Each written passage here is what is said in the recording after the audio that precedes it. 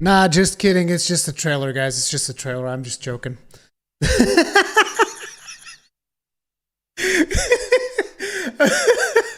Here come the dislikes. Here come all of the dislikes. Shields up, Iron Break. I couldn't resist. You guys were just like, everyone in this chat was going like, oh, Elden Ring, today's the day. It's Elden Ring. Elden Ring's got... I couldn't help myself, dude. I had to do it. I had to do it, man. And at least I cut it off fast so that I wouldn't get your hopes up too much, right? At least I didn't get your hopes up too much. Okay? How's everybody doing? You guys ready? Let me actually put some of this. A little bit of this so that we chill off a little bit. I know you guys are mad. I know you guys are mad at me. It's just I couldn't help myself. Shields up, Iron Breakers. What's everybody up to today?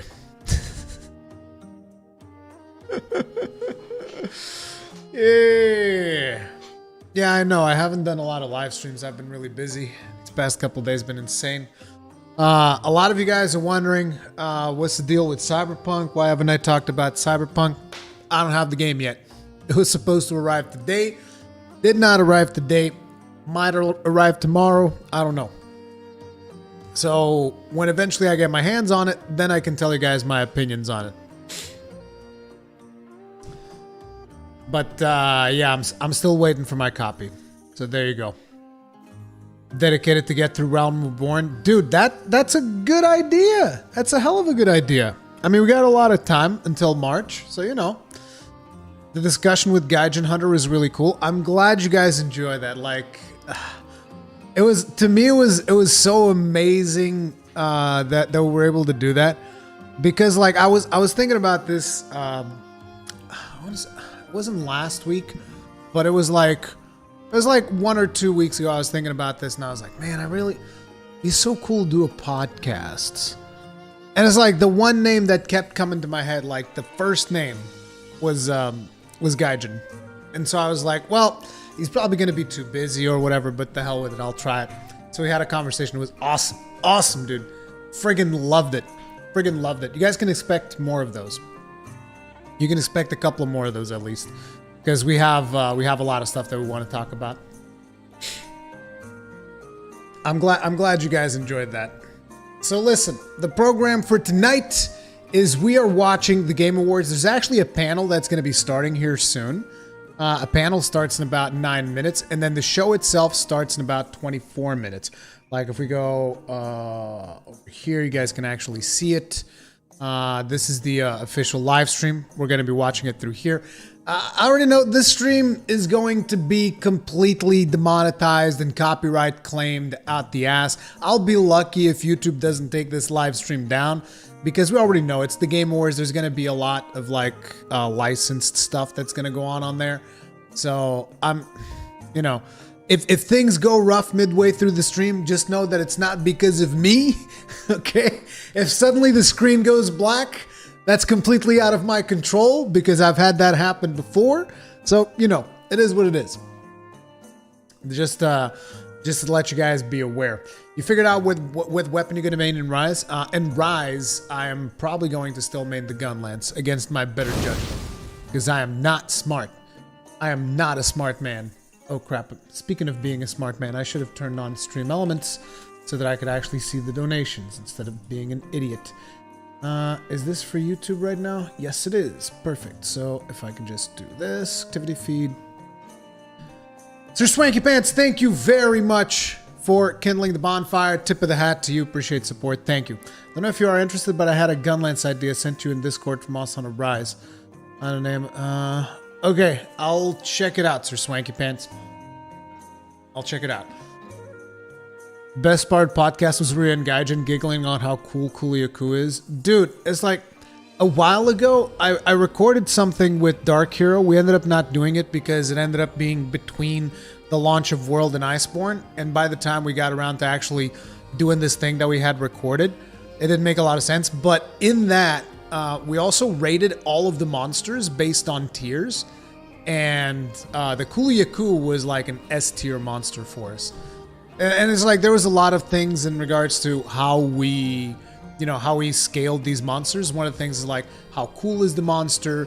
How fun is it to fight? How interesting is the monster? It's like, and Kuliaku is an S tier monster. So yeah, S tier. Why? Because it's an amazingly creative monster, dude. Are you kidding me? Literally picks up a rock and smacks you upside the head with it. Like, what's not cool about that?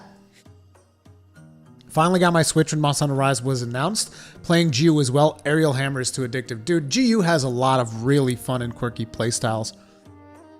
A lot of really fun and quirky spell. Oh, look, there he is, Dark Hero. How you doing, dude? Dark Hero, you want to tell everyone that you're doing okay? I have so many people that message me asking, hey, Rui, you know if Dark Hero's okay, man? I don't see him doing a lot of videos. Is everything okay with him?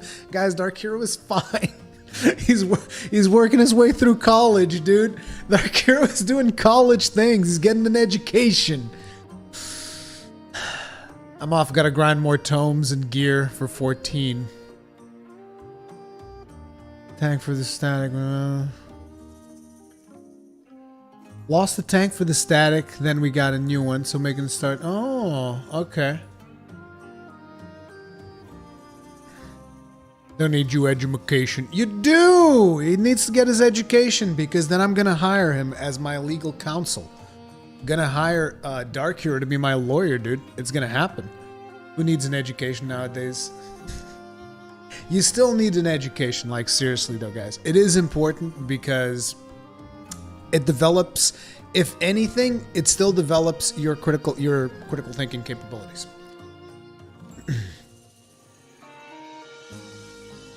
Yeah, Cosbuzz, I'm sure you would. I'm sure you would. It's false ID.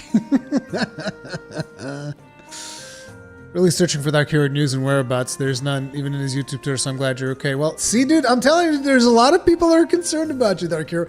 He's fine. Look, you got to do a video just telling people, look, guys, I'm alive, okay? I'm still alive. Okay, maybe I'll just put a video on my channel. Hey guys, you want to know where Dark Hero is? And then you can film yourself like in a dark corner in your house. Get everybody concerned. Bets on Sony unveils? I don't know. Gaijin suspects that we're going to get a new trailer tonight. Gaijin suspects a new Rise trailer tonight. I can tell you guys that much.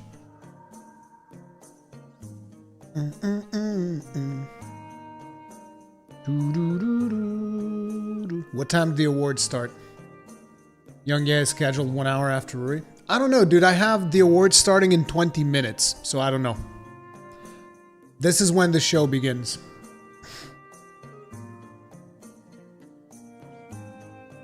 Bloodborne PS5 patch 60 FPS.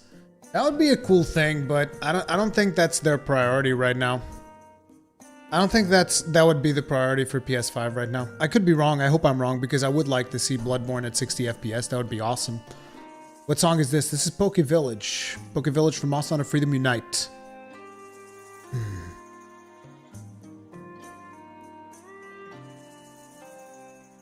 More interested in Elden Ring trailer? Yeah, that's why I had the Elden Ring trailer right at the start of this video. Omega troll, dude. Are you going to play Cyberpunk 2077? I will when my copy gets here. I was expecting to get the copy today, but it ended up not happening. So, yeah. We'll hope they announced Viva Pinata. What the hell, Sir Swanky Pants? Thank you very much for kindling the bonfire. Tip of the hat. Appreciate support, dude. Sony have neglected Bloodborne. It's shameful. Or maybe they're doing something more than just the 60 FPS patch. Maybe they're doing more to it than that. Who knows? Maybe there'll be an optimized version of Rise, kind of like the Series S X. If a new Switch comes out next year, give us 60 FPS. Yeah, dude, it's like, I really think there's going to be a Pro Switch next year. Like, I really think so. And you guys want to know what? One of the things that kind of makes me suspect that even more. If any of you guys played Age of Calamity on Switch, like, Nintendo sent me a copy because I was curious to check it out. And that game is a lot of fun, by the way. Age of Calamity, a lot of fun, really enjoyed it. But the performance on it It really, ooh, that game chugs, dude. That game chugs hard. And I kind of suspect that that game is already aimed at superior hardware. Because otherwise, it's very rough. Let's put it like that in terms of frame rate. It felt very rough. So that's one of the things that also points me like, you know, we might just get one. We might just get one. Picturing Jonesy from Fortnite fighting Rathalos in Smash Ultimate is probably one of my most cursed things I've heard of. Who the hell is Jonesy? I don't even know who that is. Sorry. Be funnier if we get a PlayStation 5 Pro next year. It's not happening. Dude, there's no way that happens, dude. Like, can you imagine the marketing disaster it would be to like try to promote a PlayStation Pro 5 next year? People still haven't been able to buy the PlayStation 5. Imagine trying to get people hyped up about a PlayStation 5 Pro. You're crazy, dude. There's no way. There's no way. The demo crashed several times. I didn't have crashes on the demo. Age of Calamity was unplayable because the FPS dropped for me. Yeah, exactly. There's a lot of situations in that game where FPS drops significantly, dude. Have you heard of the controversy going on with the quartering? If so, what's your opinion on how people are going after his channel for giving his opinion on Lay's reviews of Cyberpunk? Dude, it's like this. Look, me and Jeremy don't always see eye to eye on a lot of topics, but let's just put it like this. I will go to bat for anyone that is being threatened of being deplatformed. I do not agree with that type of shit. I don't agree with it at all. So, yeah, I think it's actually disgusting that people are basically dogpiling on top of him and actually asking people to go and report him and whatnot. I mean, come on, dude, grow up. Not to mention that a lot of mainstream media also, in my opinion, and again, this is my opinion, I could be completely wrong, I'm not making any claims, but in my opinion, it's almost like I haven't played the game yet, so I know nothing about Cyberpunk at this point besides what I've seen from like a couple of trailers here and there.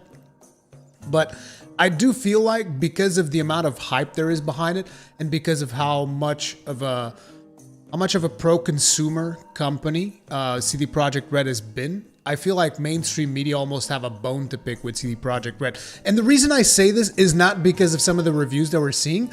It's because of everything they've done, every step of the way whenever CD Projekt Red releases new information about Cyberpunk.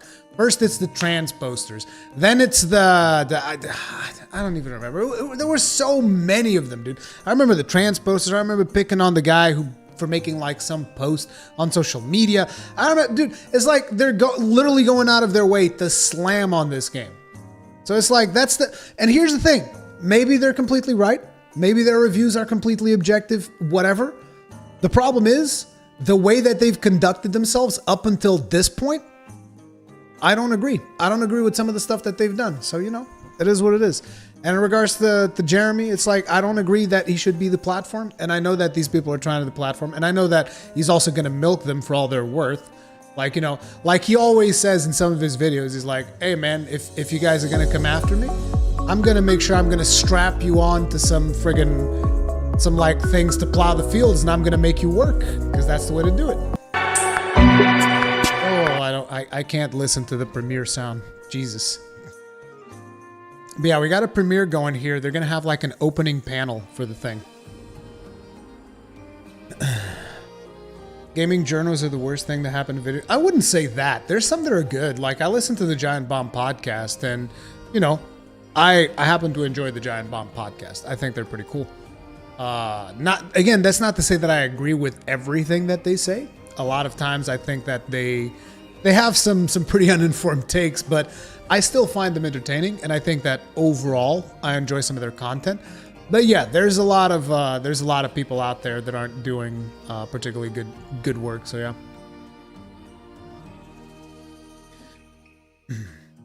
See, there you go. Like for instance, I also really like some of the skill up stuff, but there's also a lot of things that I don't necessarily agree with him. So you know, it is what it is. You're not always going to agree with everyone. Do you think we'll hear or see anything on the new God of War? Look, there's potential for just about everything. It's like I have no idea what to expect at this point. Yeah, I wasn't a particularly big fan of Druckmann's tweet, like fanning the flames. But hey, man, people are going to do what people are going to do. Did I miss your Cyberpunk opinions? No, Ked, I haven't talked about Cyberpunk. I was just talking about what is happening right now in games media around Cyberpunk. That was most. By the way, this that we're about to watch, this is not live. This is pre-recorded because it's a premiere. So it is live on YouTube, but it is not live content. So it's something that they pre-recorded to host before the show. Oh, really? We're gonna start off with copyrighted music. Okay, so we'll just mute the music until we see the rest of this. Xbox Series X.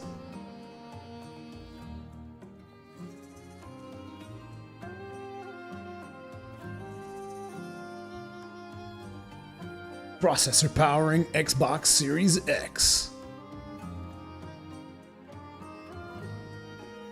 All right, the pre-show is AMD. Let's actually turn on the thing. It's a pre-show panel, gaming's next decade. Every year at the Game Awards, we get to showcase lots of great games and celebrate incredible developers, but we don't get to do a lot of talking. The show is super fast-paced and filled with trailers and announcements.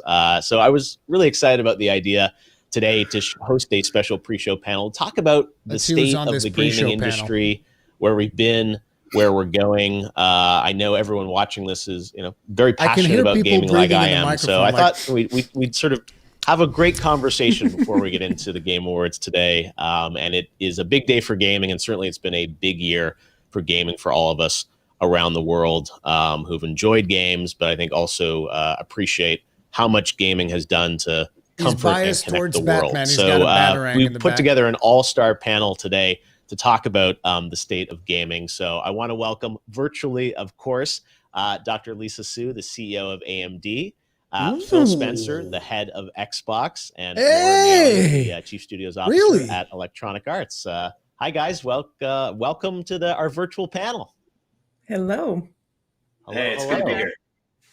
Microsoft always with the worst microphones, dude. The Game Awards, dude. And every single time, Microsoft can't get one good microphone, dude. It's Phil friggin' Spencer. Someone give this man a microphone. Someone go donate and donate $100. Buy this man a microphone. Jesus Christ. So before we get into future casting on where games are going to go and whatnot, I really just wanted to open this with just sort of hearing from all of you guys about reflecting back on 2020 and gaming, what I think is, increasing sort of prominence and role and relevance in culture in 2020. Maybe Phil, we'll start with you. Like, what is your perspective on how this year has been different than other years for this industry? Jeff, I think you said it right when you talked about listen to that microphone, dude. What the hell? Culture, and what does that mean for our industry? What responsibilities do we take on? What are we as an industry? What's our makeup as teams? What voices do we empower through the art form of video games? It's been an incredibly stressful year for teams trying to get work done in new ways, and incredible kudos to all the developers who are both at the Game Awards, but did such incredible work under amazing circumstance to get some incredible things done. But I think your point about culture and our role in community and our role as a discourse for great discussions in video games, either between our community or in the products themselves, is an incredibly important thing for the industry to really internalize. Yeah. Lisa, I wanted to ask you about, you guys have incredible story with AMD being, inside, both the new consoles launching and an exciting time for sort of technology. I want this one of those new AMD cards. What do you got to tell me about that, Lisa? Computing ecosystem. What have you seen as sort of gaming's role in 2020? Well, I think, Jeff, first of all, it's great to be here with you and Phil and Laura. And, I think 2020 has really been like a confluence. I swear that Phil looks like the most uncomfortable person in there. It was always going to be a big year for gaming with, all the new technologies, the new consoles, the new PC technologies, the new cloud technologies all coming together. But I think it's really been punctuated by the fact that, this year has been, very, very unique for all of us. And as a result, it's become even more important, to the points that Phil made about just being a medium to actually bring people together. And I think it's just a phenomenal way for people to interact when they can't be in the same room together. So I do think 2020 she makes a has good been point. a very special Gaming year for has gaming, become and like it's this just shown really the good importance social. I of, mean, it's really always bringing been the great community socially, together. right? But like particularly during and a Laura, pandemic, your teams have it really brought the best of gaming out. I shipping games and consoles being shipped. I mean, I think some of the audience doesn't fully appreciate how hard it's been, for all this content still to come out. But you have such an interesting perspective, across all of EA's games and live service titles and everything. I'm curious to get your perspective. Let's see if EA has a better microphone. I've known, in the industry for multiple decades. How has 2020 felt different for you, from your perspective? Yeah, well, hello everyone, and thank you. She Jeff has a good microphone. It's great. EA has a good microphone. Microsoft, here come together on. With everyone in such an unusual year, and in so many ways, everything has changed. Phil touched on what it means to develop games in a year like this, and of course, we're all discussing what it means to socially connect and to fight the isolation and fear that the pandemic has brought to so many people. I swear if she brings up The Sims, dude. Has played she brings in up that. The Sims. I think that in many ways, the pandemic is going to pull the future forward and how we think about innovation in social design and connection and how we bring people together in more meaningful ways. I think the expectations are going to continue to be high in that area. Yeah, I think that's such a great point, that gaming and gaming technology has been, used in so many interesting ways. And it's obviously they're the games that we love, but I look at, whether it's a concert in Fortnite or, the virtual sets that people are doing at these events, all powered by kind of games and game technology, which is exciting to see that this industry has such a leadership position and opportunity moving forward. But, at the core of it all, of course, are great games, great experiences.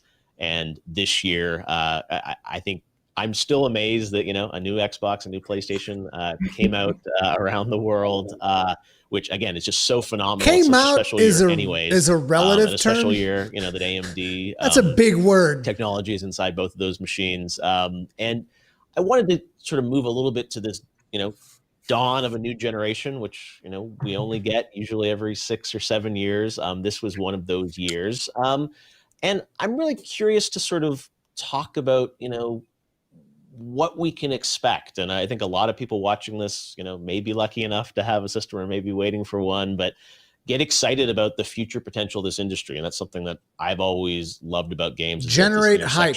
That's what he's trying to do. And technology. And that means, this year's games are great, but the ones in the future are going to, only get even better. Maybe we'll start with you on this, Laura. Like, we obviously have heard lots about, faster load times and, other, great kind of technological aspects of these games, but the pure game experience, as you look at this next generation, what excites EA and the game makers there about the types of experiences that are gonna be sort of available to players with all this incredible new technology? Money! Yeah, it is an incredible time. Whenever new hardware releases, it's always a moment. Microtransactions! It's particularly special. FIFA Ultimate Team! It's an obvious thing to say that, the graphic resolution and things like talking about ray tracing, it's incredibly exciting. And 100%, are dude. Beautiful and gorgeous, and fidelity. She's saying all this stuff, and in the back of her mind, she's like, FIFA Ultimate Team, bitch! Is about... it's about innovation and immersion. The graphics is a part of the experience. Graphics is a part of the game. Tell me about the graphics of FIFA 21, please. Worlds, audio Tell fidelity. Me about the graphics of FIFA 21. Together to connect emotionally to players in a way that we have never experienced before. And so I think that the emotional relationship and connection that players are going to have to the game content is going to be unprecedented. Not to mention the things such as the scale of games. We're playing, the DICE team is actually playing the next Battlefield. It is at a scale and size that we have never seen before. And so it is just, it's blowing our teams away about what is possible. And it's incredibly exciting. And it's almost as if the our imaginations are being unbound relative to where they have been before, thanks to the incredible technology from Phil and Lisa. The teams are really motivated and inspired by it. Unaware. Well, and this technology, I know, Lisa, I mean, you and your teams are working for years and years with these partners to talk to Phil, dude. About, Phil is so much more interesting than can, Lisa. Can be in these systems and what's possible. I'm not even an Xbox guy. I'd rather hear from Phil. I feel like Phil's the biggest gamer of this panel. Of these consoles and PCs today. Phil's probably the only guy that holds a controller every now and then. What do you think what is it going to enable moving forward? You said we know great graphics, great computing power, but the types of experiences, I know you guys think, about the emotion of it too, of what you want to bring to the end user. Maybe give us a bit of perspective from AMD of, what you're hoping the experiences will be that will come out of the technology that you're putting into these machines. Well, look, we love the fact that we can bring so much technology to so many people. I mean, if you just think, you were commenting, Jeff, just a moment ago that, in the last generation, Lisa Chu gives me Todd Howard vibes, dude. How many people that technology touched. I mean, it was like I'd like to see her on if you think about, on a new card reveal, just going like having and, like lights on her card and just going like, and it glows in the motherfucking dark.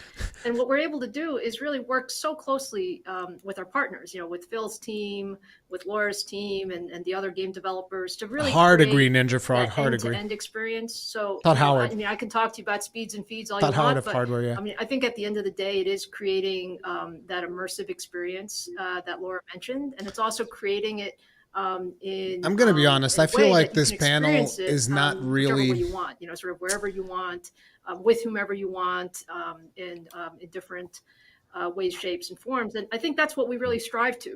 It's empowering to know. Wait, is it going to run at the same time as the Game Awards? This technology really flow through the entire ecosystem, and that's been sort of the vision of our development. Phil's biting his lip. He's like, "You're going to ask me something?" Phil, when you sit down with Lisa and her team and your team, think about the next generation and the types of experiences.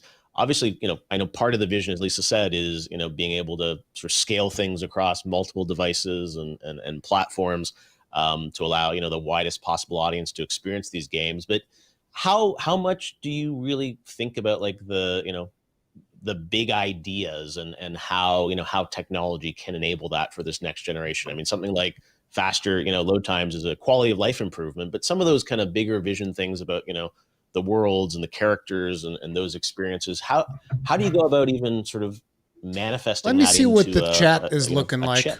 One of the cool things that people don't see, I think about Lisa and Laura's team. Like we start this journey with them probably 4 years ago, where like a hard we cut. go What and the talk hell? to Lisa and her team. It's an incredible team at AMD about the technologies they see on the horizon and how they envision these things might impact video games and the distribution of games. And then we spend that same time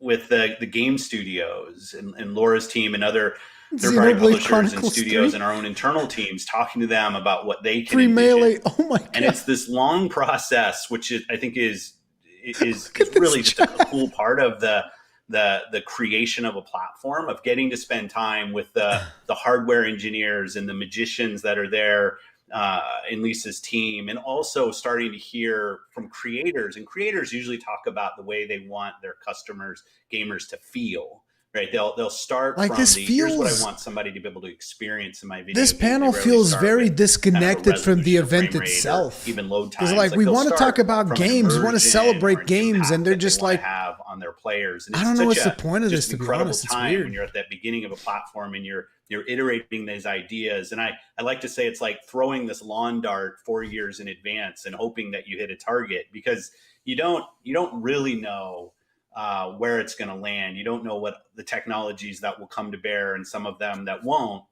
and how the I love how people are typing in here like they think this shit is live. And that's what's so exciting to me about the beginning of the like generation. Premiere in progress. Just now you're starting to see creators get their They're hands delaying on the actual Game Awards because of PlayStation, this. the new Xbox, and really start to push their ideas in what they want to push forward. But I thought the thing that Lisa was talking about of the thing about accessibility to games and how the gaming is now built around me as the player, it's a goal I think we should all have as an industry, that it should be as easy to play a video game as it is listen to a song or watch a video. This I agree with. That's a real opportunity for all of us. There's a lot of friction in video games that we're used to, whether it's downloading 100 gigabytes of video games, whether it's this I completely agree. It only runs on one piece of hardware, or any of those things. And there's still positives to that part of gaming as well, but it can't be a barrier to people getting to play the great games that Laura's teams are building. And as a platform, that's what we think about, is that intersection of opportunity for creators and technical capability of the platform to really unlock more people to be able to play. I think that should be our goal.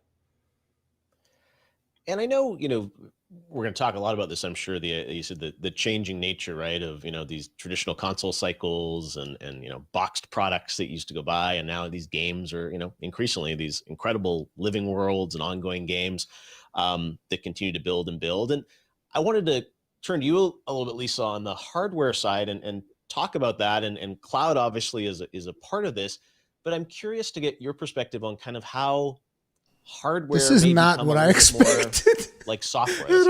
Gabe Newell talks to me a lot about is like the idea of, hardware evolving and with cloud we've seen, hardware can change behind the scenes and the game experience just, improves over time. I'm curious to get your take on, the game industry is being disrupted and changing. I'm curious on the hardware side, like how do you look at that of, compute and GPU power sort of, changing over time, and how does AMD look at that and the changing nature of that in the next decade? Well, I think. Well, let me tell you, Jeff, we make these things more powerful so that lazy developers like the teams at EA can basically slop around in their titles and not fucking optimize them properly, because it can run on our stronger hardware, so they don't have to worry about actually optimizing their video games. There you go, Jeff. This is what we do. Right. And if you look at, whether you're talking about gaming, you're talking about, work from home or school from home or any of these, types of opportunities, you need good hardware, and hardware ends up being the foundation that allows you to build these incredible experiences that, with Phil's team, with Laura's team, and with, sort of the other third-party developers. And so we actually view ourselves as an enabling and an empowering capability with hardware. And the truth is, it is, you might consume it in all different ways, right? So right now, everybody's dying to get a console. So I'm sure, Phil, it feels great to be the hottest product on the market. But there are also people upgrading PCs like they've never done before, because they want to experience, exactly. Where are those cards, Lisa? Where are they? Yes, we push the envelope on graphics, and we push the envelope on CPUs. Time for you to push the envelope on manufacturing. With, the software developers to make sure that, we can get all of the, new features like ray tracing and other capabilities. But it's all to really enable that foundation of people just experiencing what technology can do for you, whether it's for entertainment or for productivity or other use cases. And this traditional, 6 or 7 year console cycle, we obviously know in the PC space is, more iterative upgrades Jeff, over time. Lisa, with it. how do you think cloud and kind of, some of these, technologies are going to kind of change the cycle of innovation or, hardware? Like, do you have any thoughts on what that's going to look like in the future? I think we're going to continue to push the envelope, and we'll. If you say push the envelope one more time, more capability in the cloud. As well as in client devices, but the architectural capability is really important, and the ability to play not just the current games, but sort of new capabilities is very important. And so we think about that with the evolution of hardware, and that's really what helps us bring all these things together. So from that standpoint, hardware will always continue to evolve, but I think the ability to play games is such a large piece of that, and so that's part of what we look at as well. And on the game side, Laura, EA touches almost every genre out there in one way or another.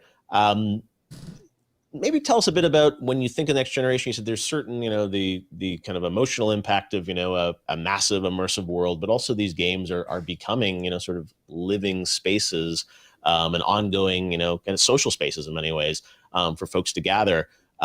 That's me, there. I know you've been involved over That'll the years. That'll probably get me flagged right there. MMOs and other types of games. What are the genres or the types of experiences that you think this new generation is going to bring forward? Like, what are the types of games that EA's game creators are most excited to build? Well, the enablement of the technology is not just about playing games. It's also about creating in games. It's about viewing and watching games interactively. What's happening before us is we're seeing secular changes around, and secular evolution, fundamental changes around how people interact with each other, how people consume media and entertainment, and the expectation that consumers in general have around having an agency or having an impact on experiences that they engage in. And so I think that this was the wrong way to start the Game Awards, dude. Forward into this new generation. Wait, is this all? We're thinking about playing, absolutely, people playing together, playing the games that we're creating. We're thinking about how players create, how they create with each other, build on each other's ideas, and then how they watch in an interactive and social way.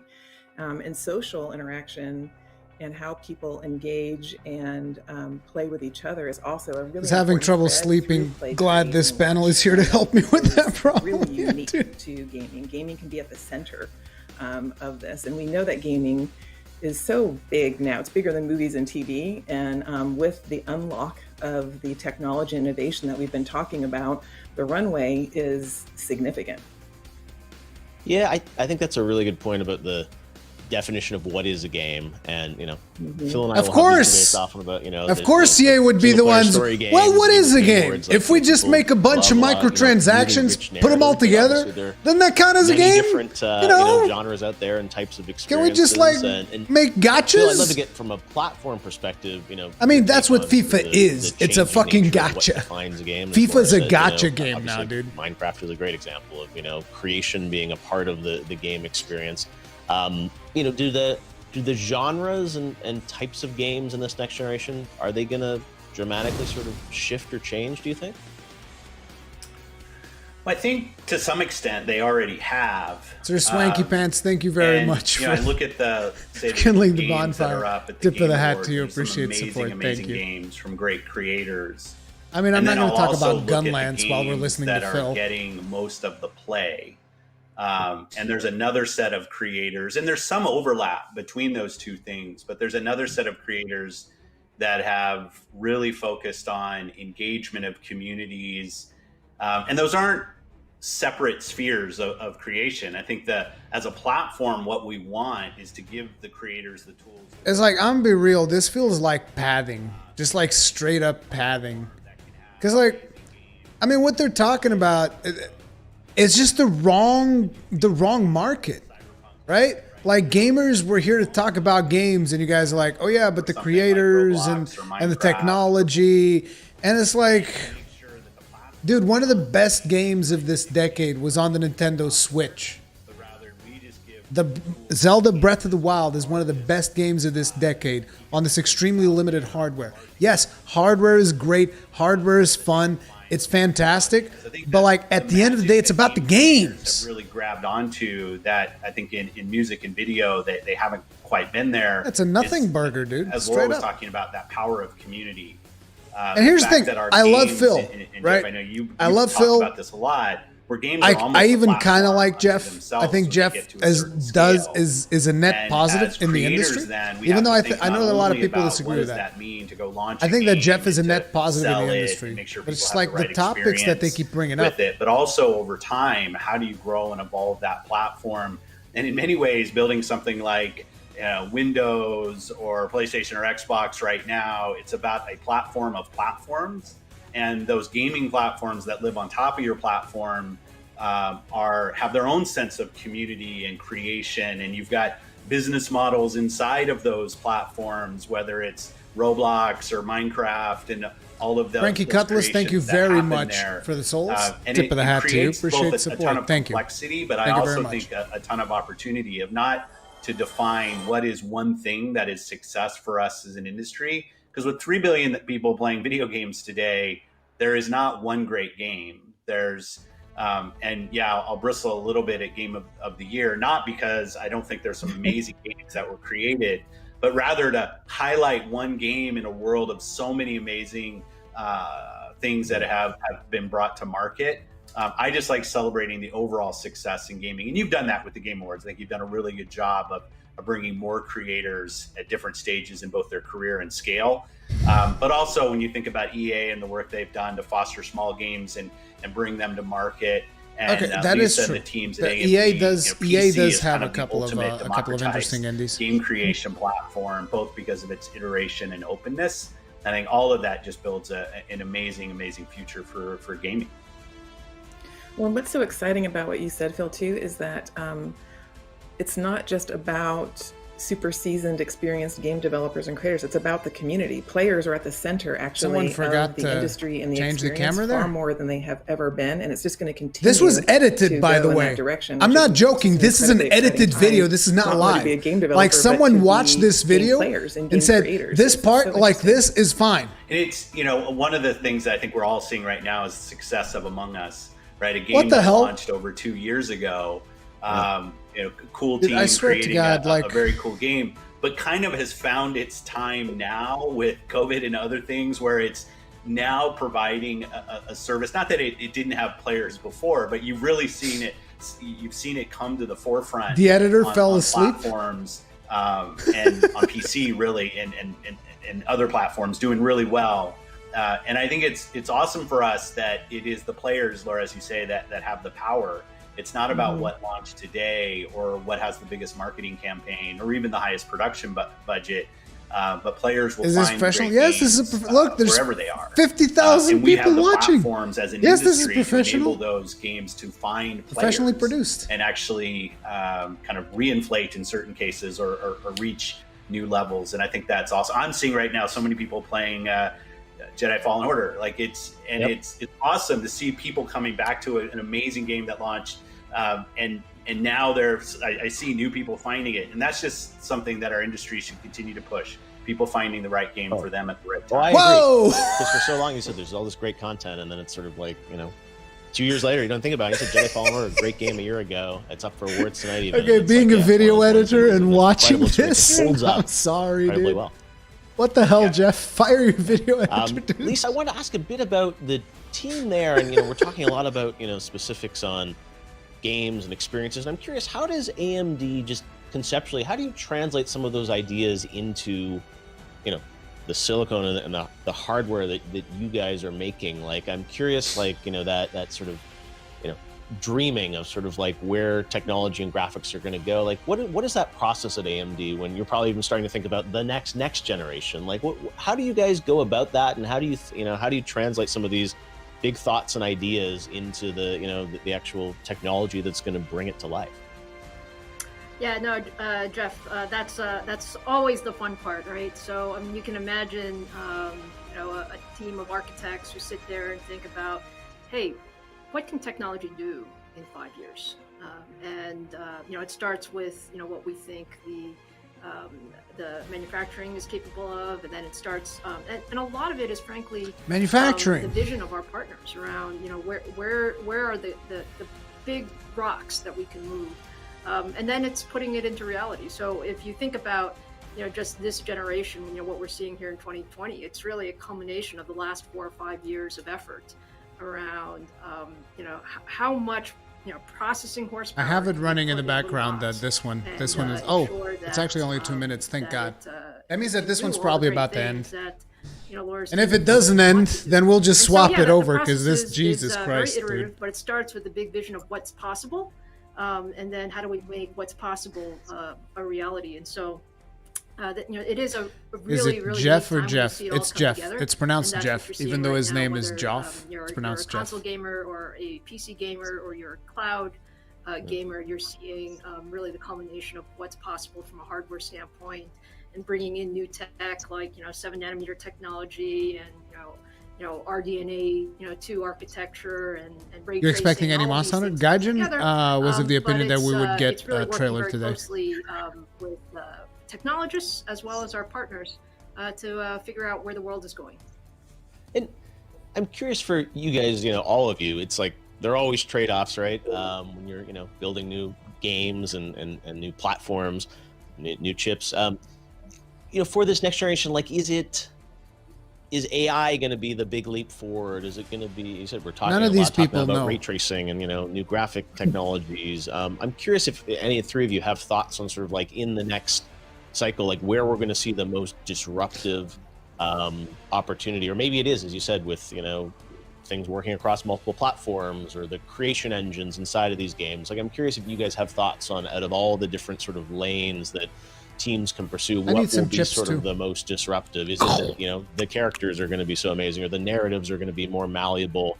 And again, different teams will approach it in different ways, but I'm curious if you guys have thoughts on sort of, the most disruptive elements once we get ray tracing is going to be the new buzzword. To be honest, I think that Demon Demon Souls on PlayStation 5 looks amazing, and it doesn't have ray tracing. So in the next 4 or 5 years, we're all just going to stare at each other.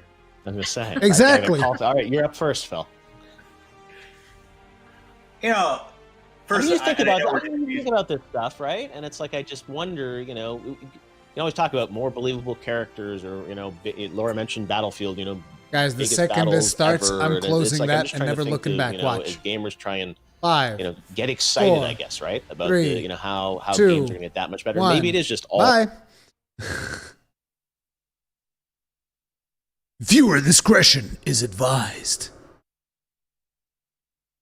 Yeah, let's go 1440p. Thank God. What's up, everyone? Sydney Goodman here, coming to you live from Los Angeles, Sydney, California. save us! Welcome to the Game Awards pre-show. And please allow me to be the first to thank you for setting down Cyberpunk for a few hours. As you can probably tell, the Game Awards are going to Are you making fun of me, Sydney? Our venue, my copy was supposed to arrive today and it's not here. Gigantic as ever. This is not funny, Sydney. World premieres won't be changing, except I guess the only people clapping will be me and probably a few crew members. Going remote this year will bring us musical performances from London Frankie and Cutlass, Tokyo. thank you very much for and the souls. one positive of tonight's mostly support. digital gathering is we'll get to see more faces in the talented teams behind this year's outstanding nominated Is that Neil games. Druckmann? As for us here in the pre-show, we'll be spending the remaining minutes before the Game Awards kick off with brand new trailers, mercifully brief integrated marketing, and Lynn will be performing a song from Persona 5 Strikers. And best of all, the big reason we're all here, awards. Our first category tonight is Best Score in Music. It's a particularly strong contest this year with 5 standout nominees that could on their own represent the best of the generation. Here are the nominees for Best Score in Music. Doom Eternal. Oh, right. Final Fantasy VII Remake. If Doom Eternal Hades. doesn't win, dude. Ori and the Will of the Wisp. Okay, Hades is also really good. And The Last of Us Part 2. Oh my God, don't you and dare. And the winner is Final Fantasy VII Remake. 今回この素晴らしい賞を受賞できて大変光栄です。このゲームをプレイしてくださった皆さん、音楽制作に参加してくれたサウンドチーム、そしてファイナルファンタジー7の原曲を作ってくれた上松さん、ありがとうございました。大変感謝しております。そして、もう一度このゲームを音楽に注目しながらプレイしていただけると大変嬉しいです。ありがとうございました。ありがとうございます。As I said earlier, you'll be seeing a variety of different world premieres throughout this pre-show, but strangely enough, we've decided to show you our most important one first. Here it is.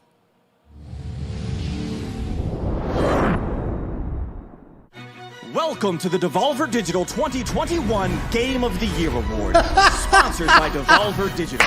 And Devolver Digital is awesome, Devolver Digital CEO, Nina Struthers. Hell yeah, dude. Okay, shush it. So yeah, tonight we are here to celebrate this year's most memorable video games. Let's not overlook the unrelenting hype, not for this, but for next year's as yet to be released games coming at you hot from what many believe to be this industry's most ridiculously overrated publisher.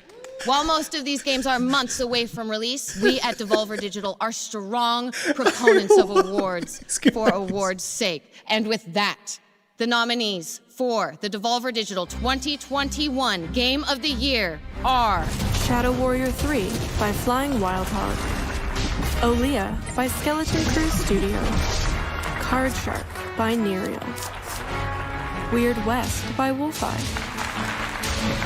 Boomerang X by Dang. And the winner is Loop Hero by developer Four Quarters. Wasn't even in the nominees. Four Quarters couldn't be here with us this evening as Loop Hero was unannounced until, well, just now, really. Let's have a look at Loop Hero. Your world has been cast into a dark spiral. Place enchanted cards along a harrowing loop. Summon monsters, build cathedrals, and remember your world. Scrounge for weapons, armor, and mystical items to level up your hero. Expand your camp. Look at that. We're talking about friggin' ray tracing and shit. Imagine ray tracing in this. Break the spiral and save your world. Loop Hero, coming in 2021. Thank you, yes. Oh, hey, thank you. We'll see you next year. Or whatever.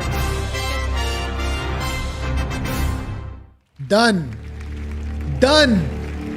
Every year, the Game Awards do our best to highlight new games from all sorts of developers, from AAA big shots like Devolver to smaller independent studios. Our next world premiere is the debut of a new game from Awaseb, a young studio started in New Caledonia. Enjoy. Really bringing out the bangers.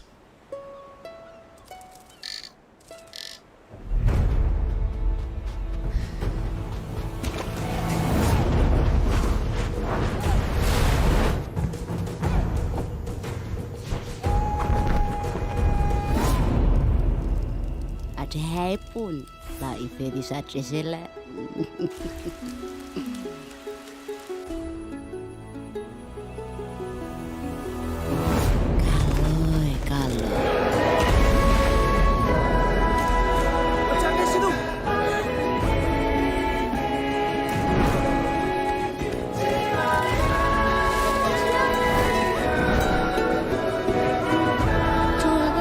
They copied The Last of Us.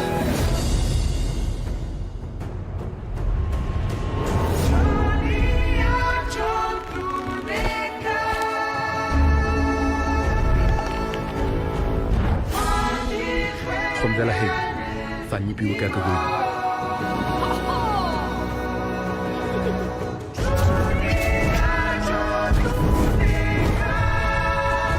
Et Piraguani?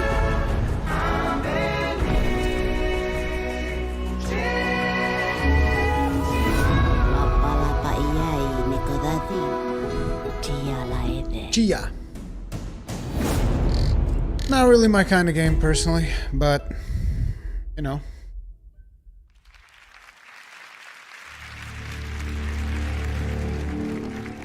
This next award category is for one of gaming's most popular genres, action-adventure. The breadth of what is considered an action-adventure game also leads to this regularly being one of our most competitive categories. Incidentally, for the past 3 years, the Game Award winner for action-adventure has gone on to win Game of the Year, so this is a big one. Here are the nominees for Best Action-Adventure Game. They're just going to reveal Best Assassin's Creed Action-Adventure Valhalla. game. Damn. Ghost of Tsushima, Marvel's Spider-Man Miles Morales, Ori and the Will of the Wisps, Star Wars Jedi Fallen Order, Tsushima, and The Last of Us Part 2. Tsushima! And the winner is... Here we go. Here we go. The Last of Us Part 2. What? I won! This is awesome. We want to thank the Game Awards for choosing us as the best action-adventure game. Oh on behalf of the directors, which is myself, God, dude! We want to thank the entire team at Naughty Dog who poured their heart and soul into this game. Really their talent that immerses you in that world and really makes you feel like you're on this journey with Ellie. I want to thank Evan Wells, our president, also everyone at Sony and our partners for really helping us put this game together and get it out the door. I can't really do it. And especially justice. to our fans who supported us and really helped make this game something special. You guys make it worth it. So thank you again. Congratulations once more to The Last of Us Part 2. We have many more awards coming up in the pre-show, but first, listen. Here's what I got to tell you about that. Hi everyone, I'm Connie. I'm the CEO and creative director of my games company called Yomai in beautiful Berlin. It was such an honor to be nominated for the Games for Impact category at last year's The Game Awards for our most important project today called Sea of Solitude. I'm very happy to announce that Sea of Solitude will be coming to Nintendo Switch this winter. But it's not just a port. We fully reworked the entire game. We're calling it the Director's Cut because it's a version that truly represents what I wanted to convey about the topics that are especially important in today's difficult times. We can't wait to share it with you. Until then, stay safe, enjoy the Game Awards, and see you soon. There you go. Sea of Solitude on Nintendo Switch. I actually think that Sea of Solitude looked pretty good. If it's the game that I remember. It's a little girl on a boat, right? She goes through islands and whatnot. My monsters. The path is full of stone. You know them too, don't you? The river comforts me no more. They're waiting for us to capsize. To drown. We'll face them. We'll chase them across the Sea of Solitude. We'll set sail and we won't stop until we reach safe harbor together.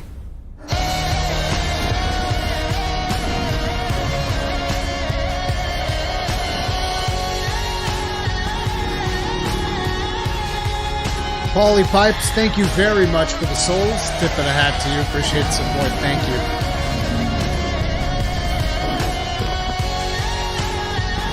This game's already come out. Are you ready? I thought it looked pretty cool when it came out, but it's not really my kind of game.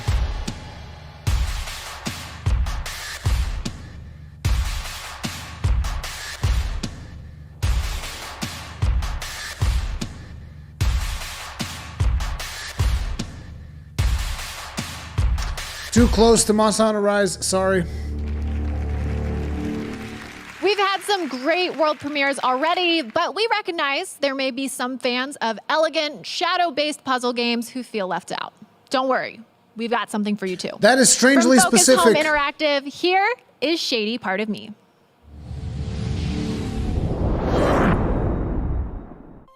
There once was a girl who was trapped in the dark, with naught but her shadow for company. A journey to escape she did embark, and her shadow followed distrustfully. Girl found no hope in light, but despair. Her shadow smiled. With me there is a way. I don't like the interlacing on this trailer. We break free from this nether. Is that an artistic choice? Step the interlacing? by step. Seems kind of weird. We will rise together.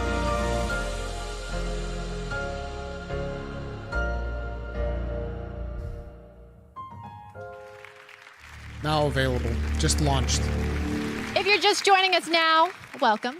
We're in the middle of what has turned out to be a jam-packed How long is the event? pre-show I have no for the idea. Game Awards. We've just premiered 2 trailers back to back, and now we'd like to take a moment to announce the winners of 3 awards. First is Best Family Game, a category that did a lot of heavy lifting this year throughout the months of what seems like endless lockdown. When pools closed and Chuck E. Cheese went bankrupt, family games were always there. The nominees are Animal Crossing: New Horizons, Crash Bandicoot 4: It's About Time, Fall Guys: Ultimate Knockout, Mario Kart Live: Home Circuit, Minecraft Dungeons, and Paper Mario: The Origami King. And the winner is Animal Crossing. Animal Crossing It's New a Horizons. popularity contest, people. Get with the times. Next, I this have is the honor all of awarding Best one Community big Support. popularity This contest. category debuted last year. This and it category represents is a the bunch games of that bullshit. truly value their player base. Where's Monster Demonstrating Hunter World? communication Where's and Final respect. Fantasy 14? Here are the nominees. Apex Legends, Destiny 2, Best community support Fall at Guys milking Ultimate people dry Knockout. their fucking money. Fortnite, No Man's Sky, and Valorant. Get the And fuck the out winner of here. is Fall Guys Ultimate Knockout. Finally, we get to acknowledge the winner for Best Debut Game. This, of course, goes to nominees. Best community support. A game that has supported its community. This game's months old. What the fuck, dude? What a The joke. nominees for Best Debut What a Game bad are joke. Carrion, Mortal Shell, Phasmophobia, Pretty sure I voted Raji, Mortal an Shell. Ancient Epic, and Roki. And the winner is Phasmophobia. Of course.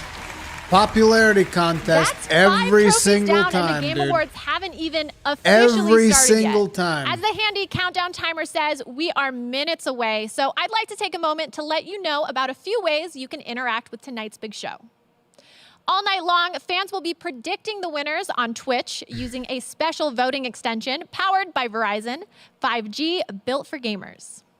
Lock in your picks throughout the night to see if you guess the right winner and whether you're watching on our official channel or from one of hundreds of co-streams. Mega Drops will be activated for Fortnite and Among Us. Over the last few days, fans have visited our At the Game Awards TikTok channel and voted on which The Last TikTok? of Us Part 2 team they support. Team Abby. Hashtag gaming on TikTok. The votes are in, and Team Ellie won the vote. Christ. Thanks Frankie for your votes, Cutlass, and be thank you sure very to much follow for the us on souls. TikTok if you Tip haven't of the yet hat to to you. catch Appreciate all support. our great gaming And you're 100% correct. Moss on We World polled Reddit's should win best r/gaming community support. community to see what their And on pick top is for of it- 2020's Game of the Year. And the winner On top of is it, 14 Ghost of should have been Tsushima. at least nominated, As if for not the Game even Award won. for Game of the But Year, then again, we 14 gets obviously won't robbed learn that every until single the end time. of the night. For now, we're about to take a super short break, but coming up on the other side, we've got winners for each of our esports awards, a Persona 5 Strikers performance, and of course, more world premieres. Like, you know what really frustrates me? Who's this? Listen, it's hard for me to believe that it was 27 years ago that my brother Robin and I watched players venture into the Ages of Mist for the first time. Anyway, Oh, today Mist. I am Okay. so excited to start a new chapter of Mist with the release of an entirely reconstructed VR version that's available now on the Oculus Quest platform. We've got something special for anyone who... But anyway, as I was saying, like real quick before we get on with the show, it's like the reason why Final Fantasy XIV is never picked for these awards is because mainstream media in general does not play MMOs. And therefore, they do not have like a wide enough breadth of gaming experience. And whenever it comes to voting for stuff like community support, what do they pick? Oh, what are the popular games? Yeah, Fortnite, Destiny, Apex, Valorant. Like, dude, a lot of these games are literally months old. Like, what the fuck? Shouldn't community support be something that's like long term? Something that's been done over the years? Like, what the am I crazy? Like, I think this is very unreasonable. Like, I'm sorry. Not sure there could be anything better to jump off with. Performing Last Surprise from the Persona 5 Strikers soundtrack from Tokyo, Japan, here is Lynn featuring the Persona Band. Game over. Ready? Sorry. Oh, shit!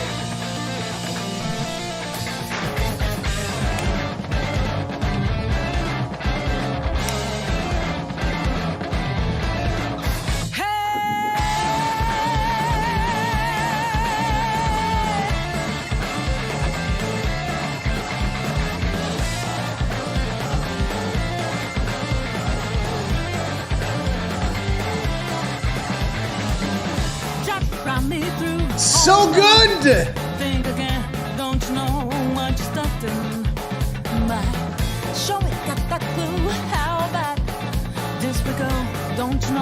no more. And as you look to the horizon, not that cloud, but it's stormy when it's got you gone. So like it crept up out of nowhere, all around you, it's not quite your portal. You never see it coming.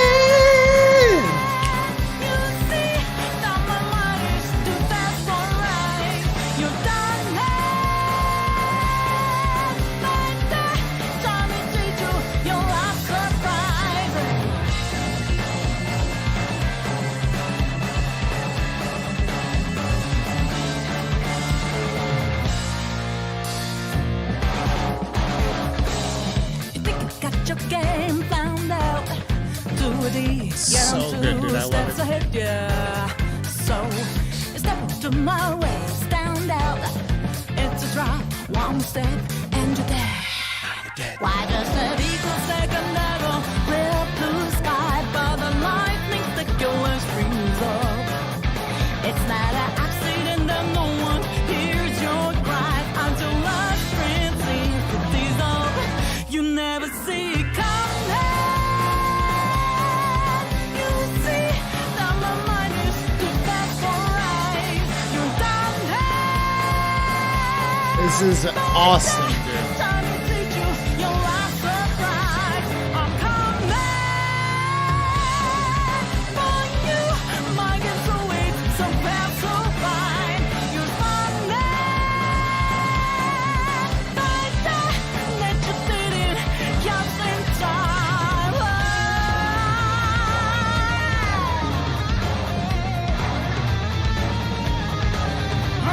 Apex has better community support than Monster Hunter World.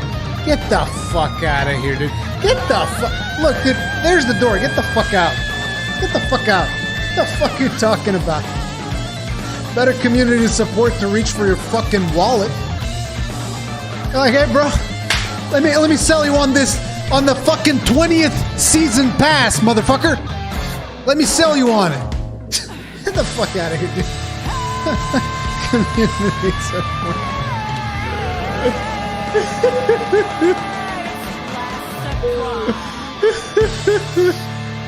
What a joke, dude.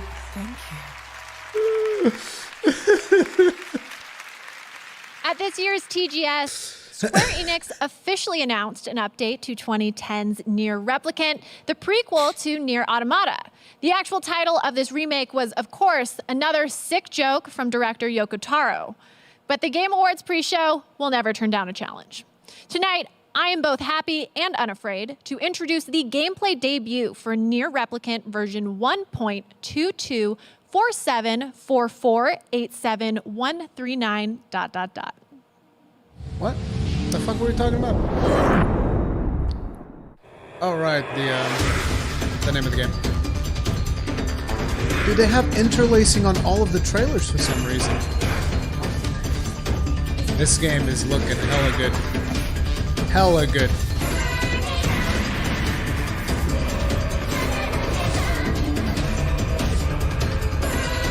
I never played the original. I only played Automata.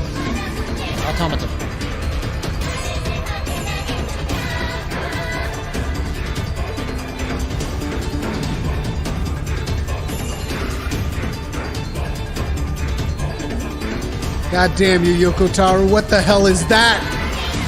What's wrong with you?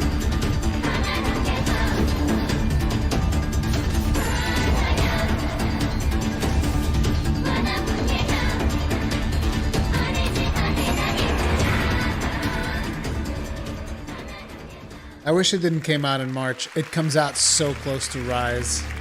It's been a special night already, and now I get to share with you another Game Awards first, the world premiere of a new band. You heard me correctly. They're playing their debut single, Follow Unfollow. Please welcome, for the first time ever, OFK. So, we can't have this. Dude, this is their plan. Like, they're gonna copyright claim everyone. Like, they're gonna play their tune and they're gonna copyright claim everyone. Like, I don't trust. I'm sorry.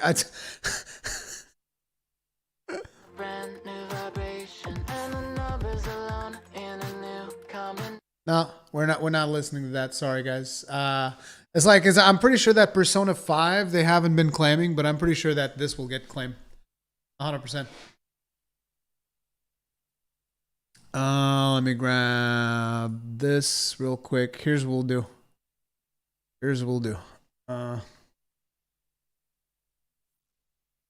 You guys were saying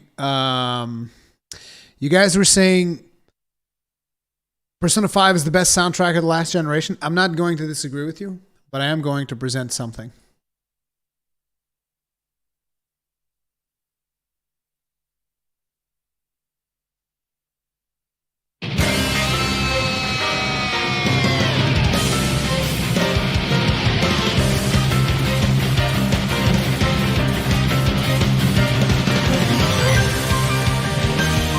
Mr. Swifty, thank you very much for the souls. Tip of the hat to you. Appreciate the support. Thank you.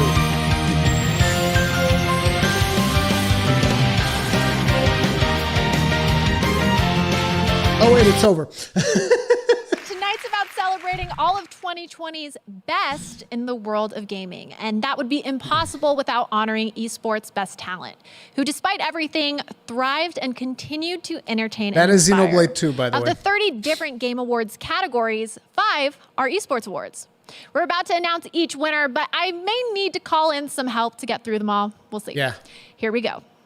For Best Esports Game, the nominees are Call of Duty Modern Warfare, Counter-Strike Global Offensive, that's actually okay. Fortnite, League of Legends, and Valorant. And the winner is League of Legends. Oh, I can't believe League of Legends For Best won. Esports Coach, the nominees are Krusty, Grabs, Rambo, Zephyr, and Zonic. And the winner is... It has to be Rambo, come on. Zonic. Oh, no, it goes fast like Xanic. For Best Esports Event, the nominees are Blast Premier Spring 2020 European Finals, Call of Duty League Championship 2020. Best coach is a thing. IEM Katowice 2020, League of Legends World Championship 2020, and Overwatch League Grand Finals 2020. And the winner is... Overwatch. League of Legends World Championship 2020. League of Legends, scooping it up. For Best with an Esports ice cream host, scoop. The nominees are Dash, Golden Boy, I only know Machine, Golden Boy.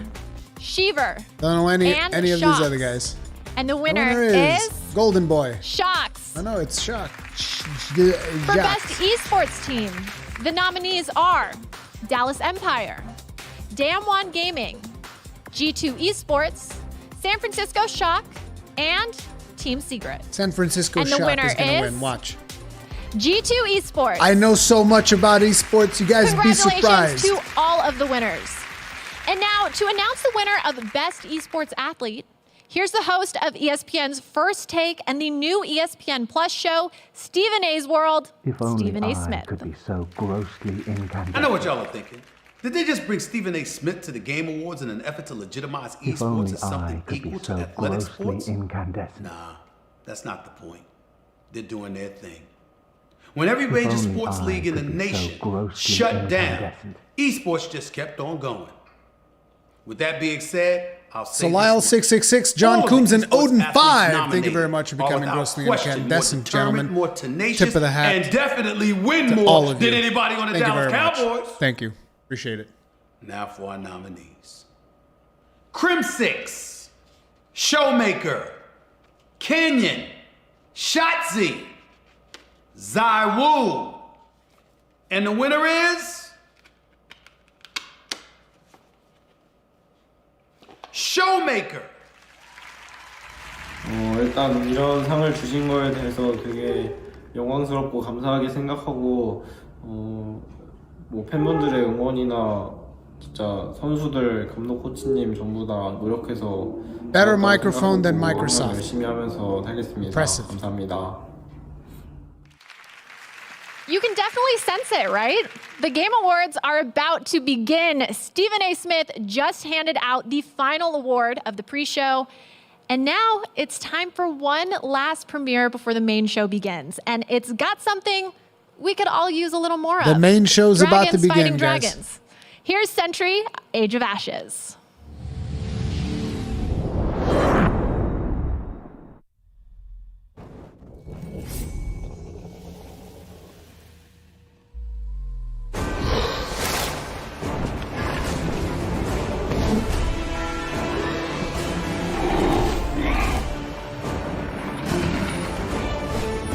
Is it a Dragon Battle Royale?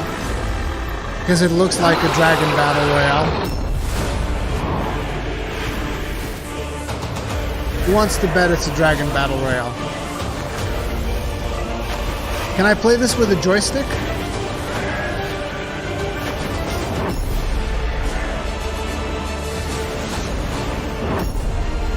Epic multiplayer battles, there you go.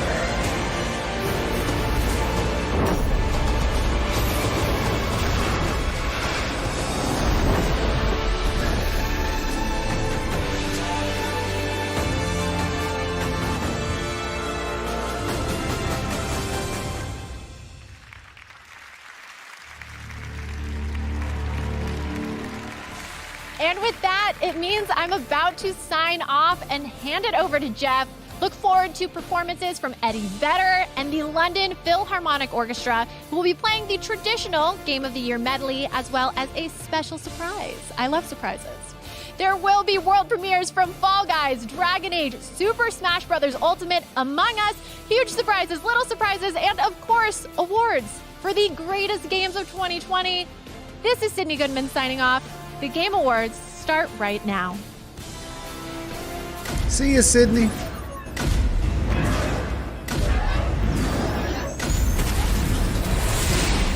Okay, now the show is actually beginning, guys. Here we go. The real thing right now.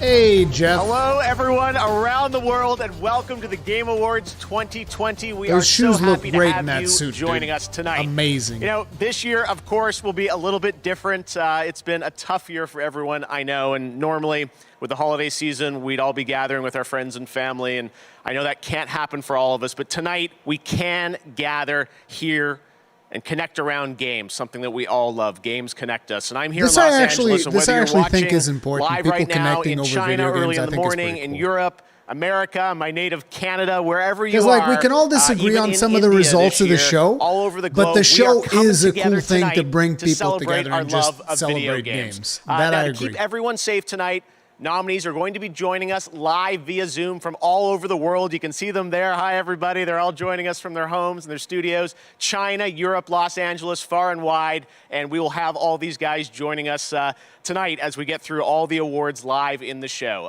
We're going to be joined also by some very special guests. Keanu Reeves, Gal Gadot, Brie Larson, Tom Holland, Christopher Nolan, John David Washington, the Swedish Chef, Reggie, and more. And we also have a very special performance by Eddie Vedder from Pearl Jam. He will be in Seattle, and the London Philharmonic Orchestra from Abbey Road Studios in London, conducted by Lauren Balfe. It is going to be an amazing show, and as always, we've got the awards, we've got first looks, we've got new game announcements. All of the things that make the Game Awards special will be here. And what I love about this show is that the entire industry comes together tonight to celebrate games.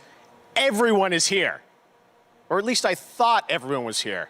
It does sound like we're still expecting someone else to arrive. Okay. There it is. New Smash Fighter.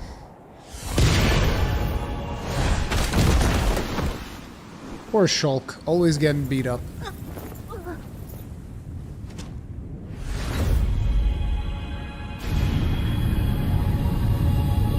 No, don't make it the final boss.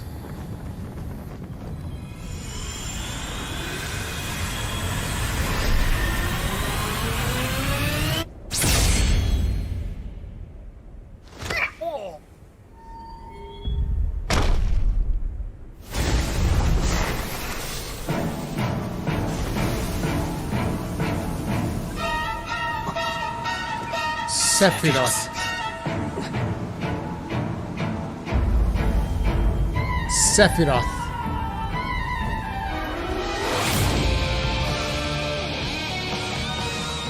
この時を待ちわびたぞ。さあ、南東に絶望を送ってやろう。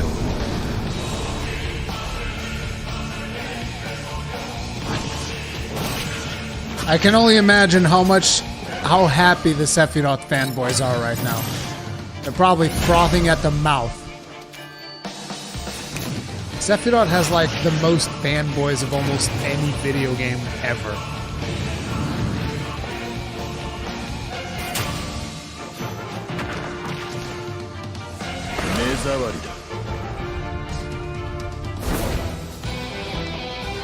Leonja Serval, thank you very much for the souls. Tip of the hat to you. Appreciate the support. Thank you. And yes, it's probably going to be the case. It doesn't deserve it at all, but...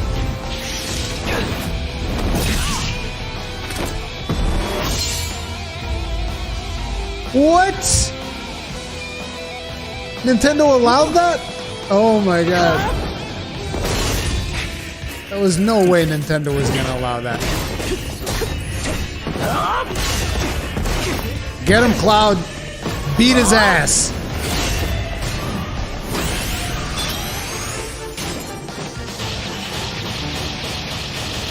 I assume that's a new move. That's a new move for Cloud as well.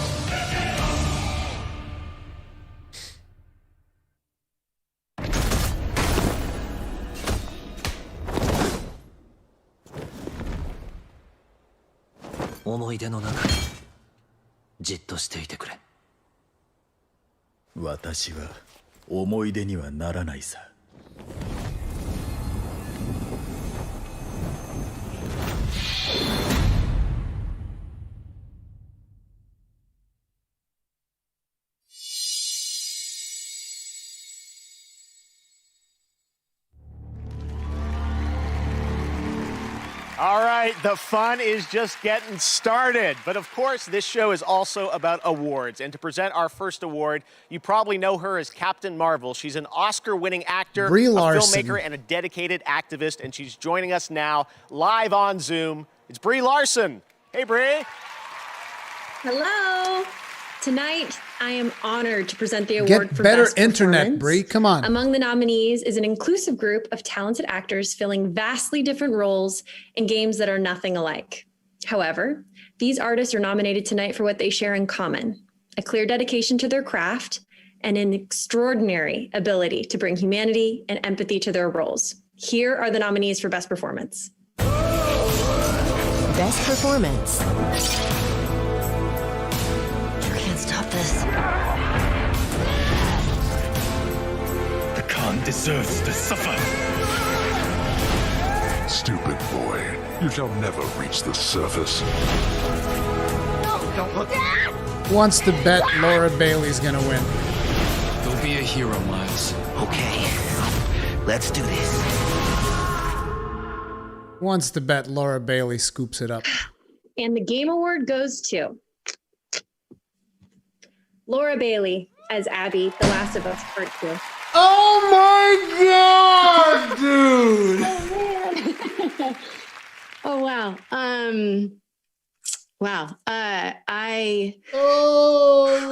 was such a fan of the original Last of Us and of Troy and Ashley's performances within it. I'm not gonna say I called it because I did. So no surprise to me that Abby's role within this story has been met with such passionate responses.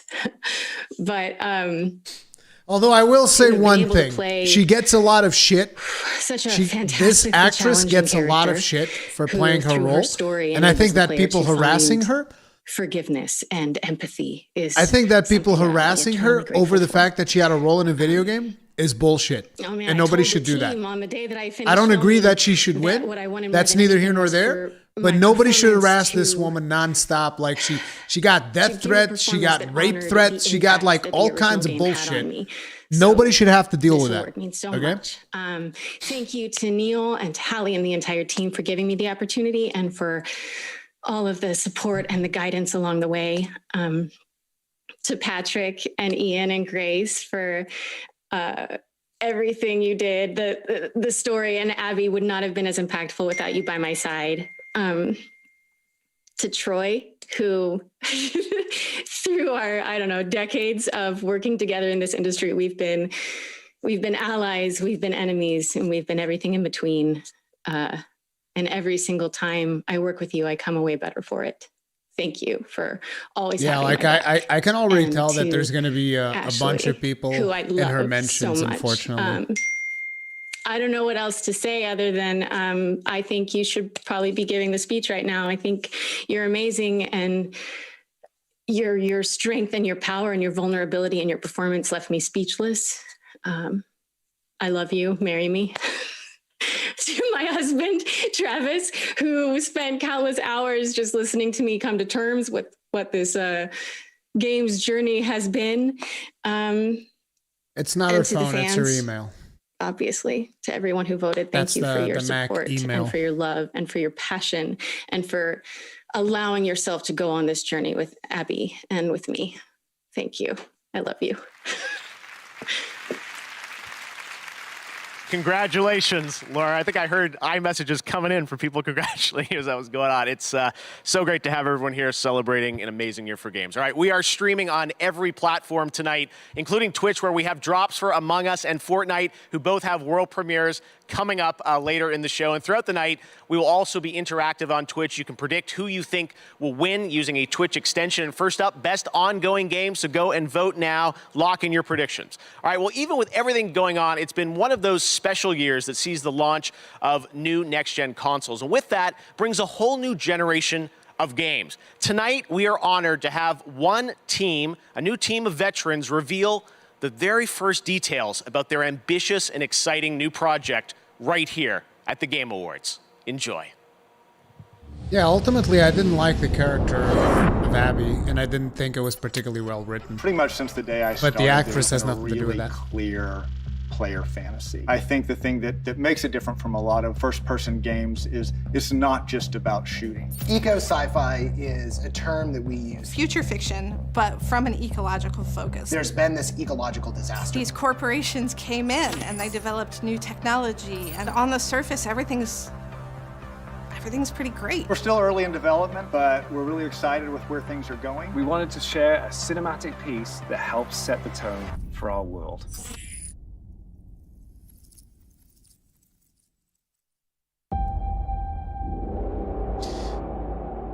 The Initiative.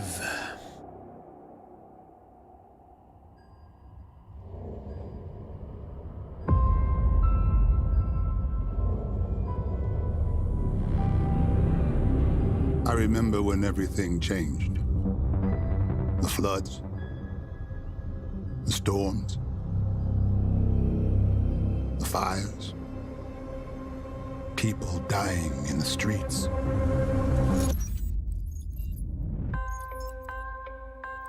The corporations gave us solutions. A better world.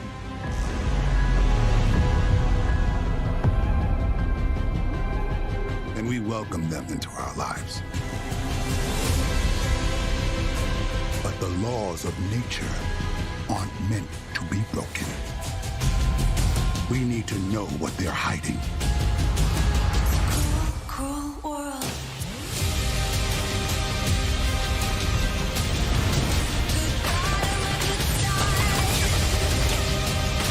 Are we going to be flying a drone?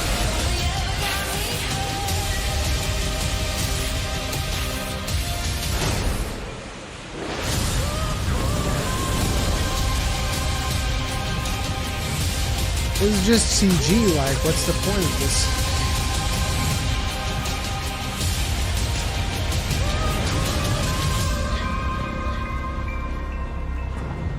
Did you find the answers you were looking for, Agent Dark? Not yet. This is just the beginning. Project Dark. Perfect Dark, even.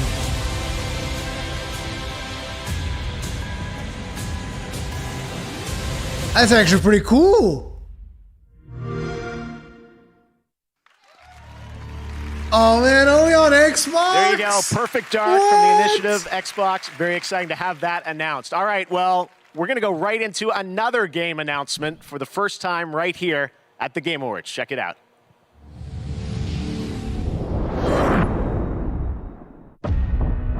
Perfect Dark was actually a lot of fun. Like, I only played it at a friend's house, but I loved that game. That game was a lot of fun.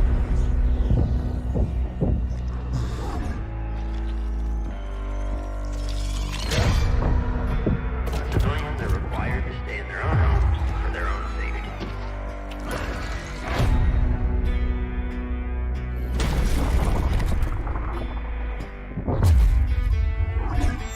Turtle Rock Studios are the guys behind Evolve. Is this Left 4 Dead? Looks like some Left 4 Dead right there. Zombie co-op shooter. It's not like there's 10 million of those or anything. There's too many! Stick together. We got a job to do. Remember? And no worm-ridden son of a bitch is gonna stop us. Buck her up, handsome.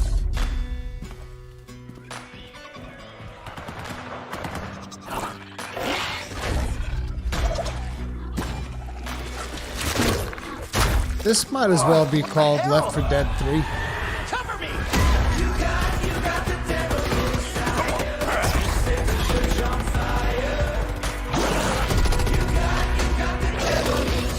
Oh, by the way, we got like... Oh man, this music's gonna get me like destroyed, dude. Oh well, I give up. Whatever. Copyright claim me. The Ironbreakers have already donated for the stream anyway. Oh man, this is my favorite. I love you guys. Thank you. Thank you all for supporting. We'll take that right out. Watch out!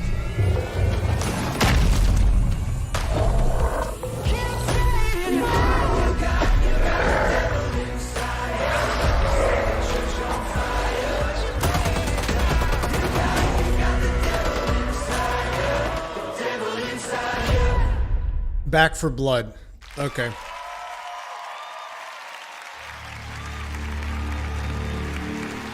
Back for Blood, and I'm now joined by Chris Ashton of Turtle Rock Studios. This is pretty exciting for all us Left 4 Dead fans. Of course, you guys are known for all the amazing work, Left 4 Dead, and now you're building building on the legacy with this new zombie co-op shooter. What's Look new? at them What can you tell us maintaining about it, social Chris? distancing. Well, we wanted to do more and bigger, right? We wanted to have more playable characters, more missions, more story, but we also wanted to have a bigger variety of zombies to fight, right? Wait, but these aren't the guys also that we wanted to evolved go at bigger. first. So now I'm we've so got stupid, these never mind. 20-foot tall zombie monstrosities that are definitely going to take, the help of your friends in order to defeat. All right, well, it's great to have this game announced, but it sounds like I think you've prepared a little surprise for everyone watching, right? Oh yeah, like movies are cool, but gameplay is king, right? So let's see some of that. Okay, here we go. Here's the gameplay reveal of Back for Blood. Thanks, Chris.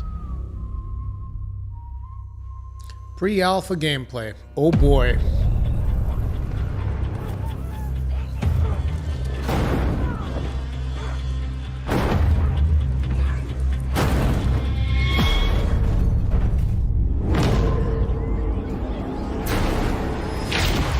Ready? Not one for speeches. So how about we just go kill some Rick? Nice pep talk. Ah, damn. Here we go.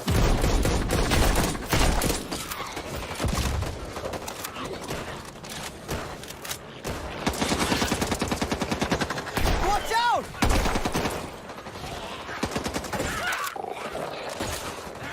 I got a bullet for you. And you. I'm definitely not the market for these type of games. And I love co-op, but...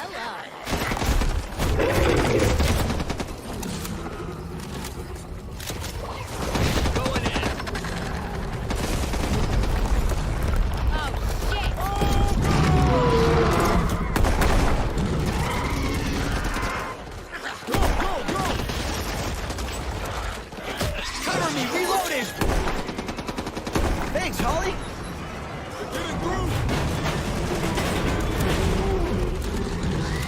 Although to be fair, Left 4 Dead had a pretty huge player base, so I guess that those players might have not gotten a decent fix in a while. But I don't know. I feel like there's Killing Floor, right? Killing Floor 2 was good, I think. I was like, I don't know, but then again, Killing Floor 2 was a while ago, so, you know, they get another one of these. Please just die already! Evangela, watch out!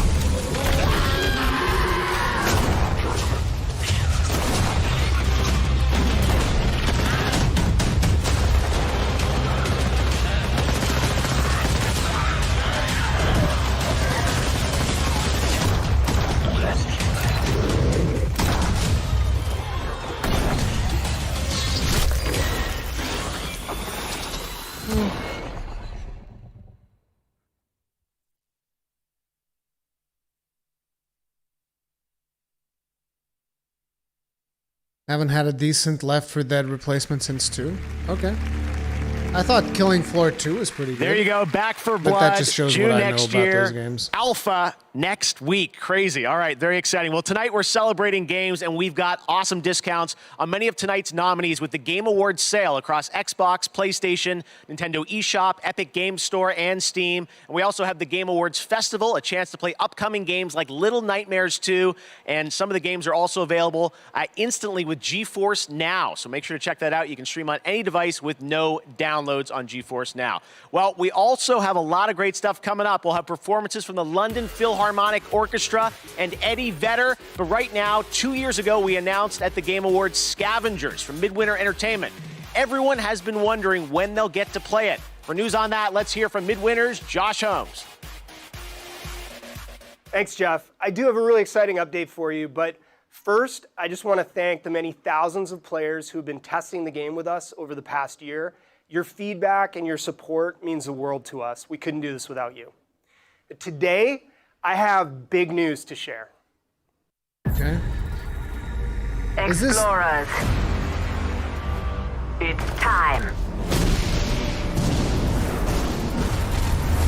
You'll face off against many others. There are countless strategies and paths to success. Find the ones that get you back alive. This is where the it's real another battle royale. I've been preparing this for years. Now, I need you. Keep up. If you Minutes. see me. Time to light the fire. Now it's going to be a good time, isn't it? Everything is in place. Your test begins now. There you go.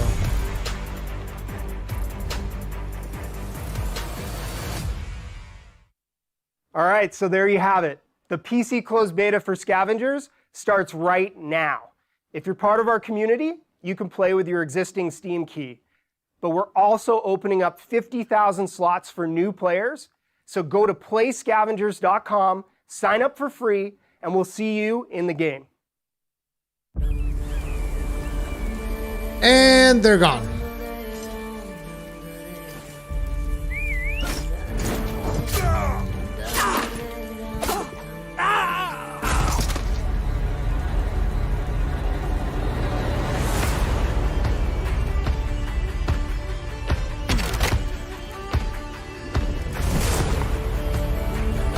Okay, this is much more interesting to me. Because, like, I remember when I played Unity with Hengist and we were trying to do it full stealth. That was actually fun.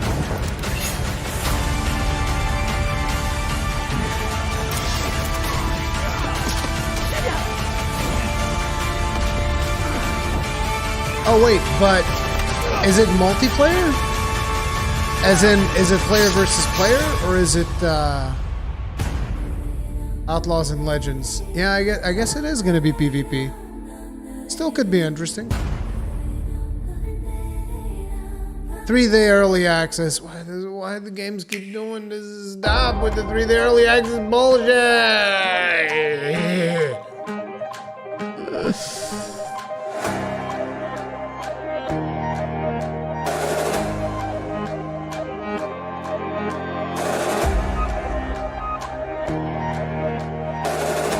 Dude, I swear. How come they...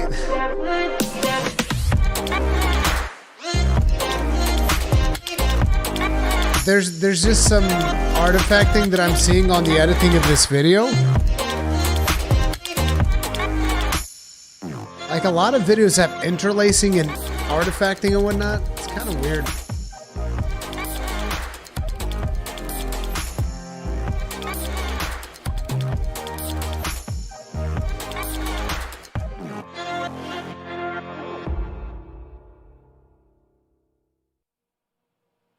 You thought you could get rid of me, but you can't. Anyways, Instagram and the Game Awards have teamed up for 6 new AR effects you can share to Instagram Reels. I played with them yesterday at home and posted to the Game Awards profile. Check it out. You can transport yourself to Final Fantasy VII's train station, transform into the Doomslayer, don the mask of the Ghost of Tsushima, sneak through The Last of Us, or even become Zagreus from Hades. To create your own, just head over to the Game Awards on Instagram, click on the effect icon, and share to Instagram Reels. And I'll be back later to show off some of your— It's all about that social media, people. Getting you to do the marketing for them. That's what it's all about. Please don't. Is that a crossover with Cyberpunk? Yep, it is. Cyberpunk crossover on Forza Horizon 4.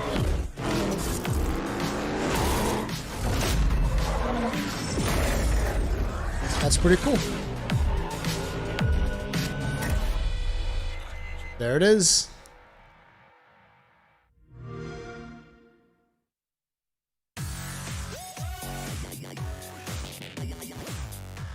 There you go, Forza, cross Cyberpunk, and later Keanu Reeves, Johnny Silverhand himself, will be joining us to present the Best Direction Award, so stay tuned for that. But welcome back. Now, coming up next, we're going to present the Best Ongoing Game Award, and the Twitch community thinks Fortnite is going to win that with 47% of the votes. Well, let's find out the Twitch community is right. We're going to present the Best Ongoing Game, which recognizes 5 outstanding titles that continue to deliver for fans. Here, this is another one of those where Final Fantasy XIV should definitely be nominated, but nobody in the mainstream media plays it! All they play is this bullshit. Good God. What's mainstream right now? Let's play an ongoing game. Games are literally months old.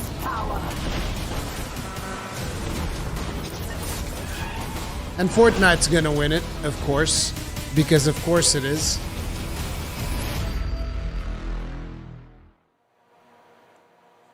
All right, well, now it's time to reveal the winner. The nominees are joining us here. Hi, guys. All right, here we go. And the winner is... The Game Award goes to No Man's Sky. Look at him drinking beer! What a fucking boss, just sitting there like, woo! What's up? I was not expecting that. Amazing. Hey, Sean Murray. What's up, bro? It's normally, Twitch is right, Jeff. It's normally Fortnite. It's always Fortnite that beats us. Thank you so much. Well, out of all the games nominated, I'll take No Man's Sky. We're lucky. You know, we get to come to work every day and make games. No Man's Sky is such a wonderful game to work on, you know. It's not always easy, though. So moments like this, they mean a lot. You know, this means a lot to me, means a lot to the team. Thank you so much. Thank you to the community for continuing to support us. Thanks. Congratulations, Sean Murray, No Man's Sky, Best Ongoing Game. Now, every year leading into the show, there's always a lot of speculation, a lot of games that you might be anticipating, but there are always a few you're not expecting. Like this one. Check out this world premiere. Callisto Protocol.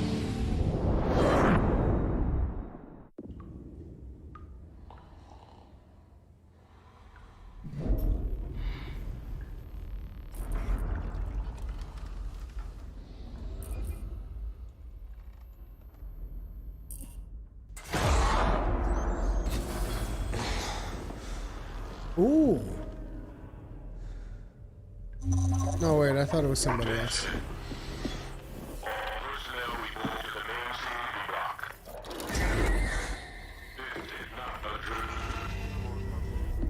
Alright, man, get up.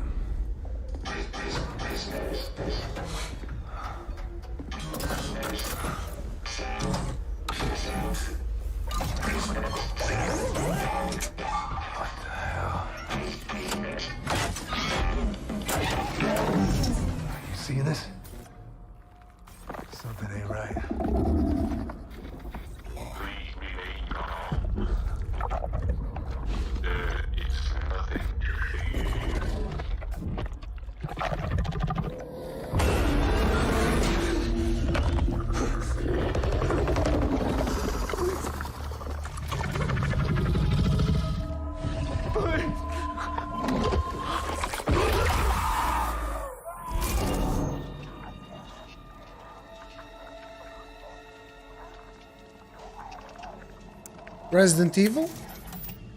This is Black Irons to transport ship Charon. You are cleared for landing.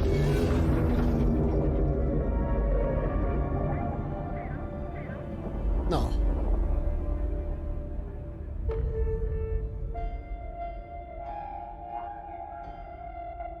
It almost looked like Resident Evil.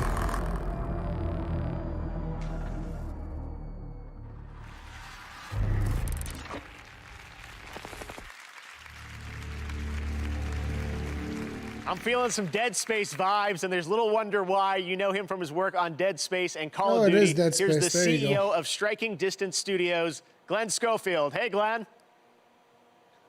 Hey, thanks, Jeff. Well, the Callisto Protocol has been in development for over a year and a half with a team of well over 100 people on it. It's a single-player, third-person, story-driven survival horror game set in the year 2320 on Jupiter's moon of Callisto. Our goal is to make the single most scariest game for PC and consoles. Is he okay? And we're so excited to be able to show it here Is tonight. he cracked up on cocaine or something? Awesome. Thank you It very seemed much, like he Glenn. was- We're looking forward to hearing more about that I'm serious, next look at year. his- All right, his announced back head in was July, like- Warhammer 40k Darktide is a 4-player co-op game from Fat Shark, the developers behind Warhammer Vermintide 2. Ooh. Well, tonight, they're sharing a first look at the gameplay. Check this out.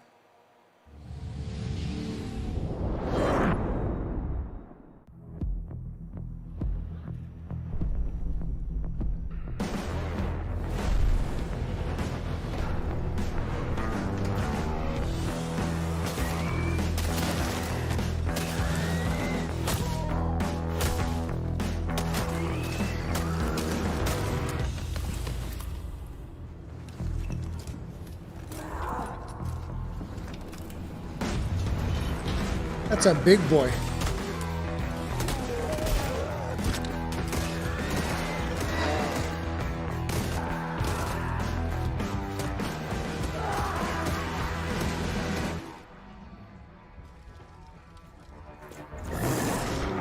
Inquisitor.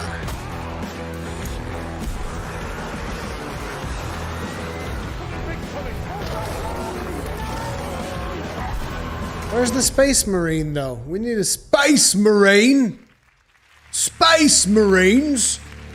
Now it is time to recognize some other winners. In the category of Best Art Direction, the nominees are Final Fantasy VII Remake, Ghost of Tsushima, Hades, Ori and the Will of the Wisps, and The Last of Us Part 2.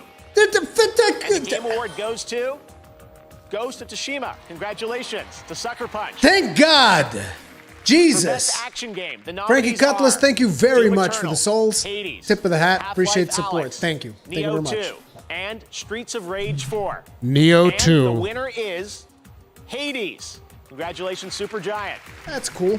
In the category of Best VR AR, the nominees are Dreams, Half-Life Alyx, Marvel's Iron Man VR, Star Wars Squadrons, and The Dude, Walking Star Dead Wars Saints Squadrons and is Sinners. really And good. the Game Award goes to Half-Life Alyx. Half-Life Alyx. Congratulations to So Valve. easy to predict.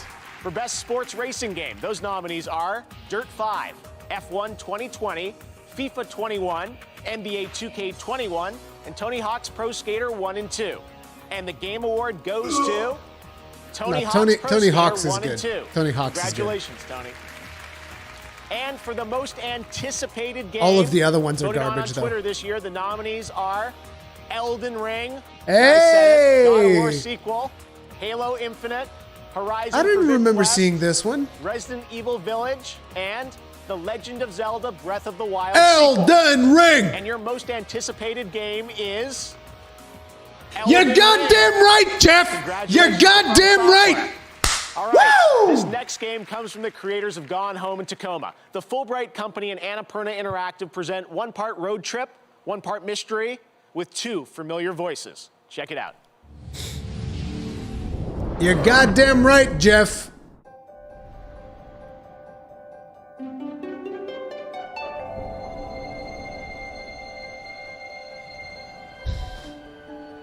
My name is Tess Devine, and the world is passing me by. I guess as I get a little older, I'm starting to feel how things change. They decline and go away. That's how it was with my grandma. I loved her so much. I thought I knew her better than anyone. But looking through her old things, we found hints of something she never told us about. Interesting art A style. man who wasn't my grandfather. Needs more frames though. A burglary ring. Some sort of lost fortune? We can't ask her about these things anymore, so we have to go looking It's for gonna be the a answers point-and-click ourselves. adventure game. My mom and I are out on the road, searching. I don't know what we'll find, but whatever it is, I know we'll find it together. It's a very interesting art style though.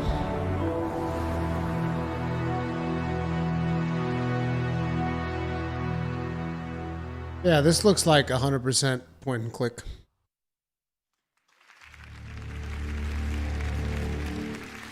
All right, once again this year, we're excited to share some stories about people around the world who are making a positive impact on the gaming community.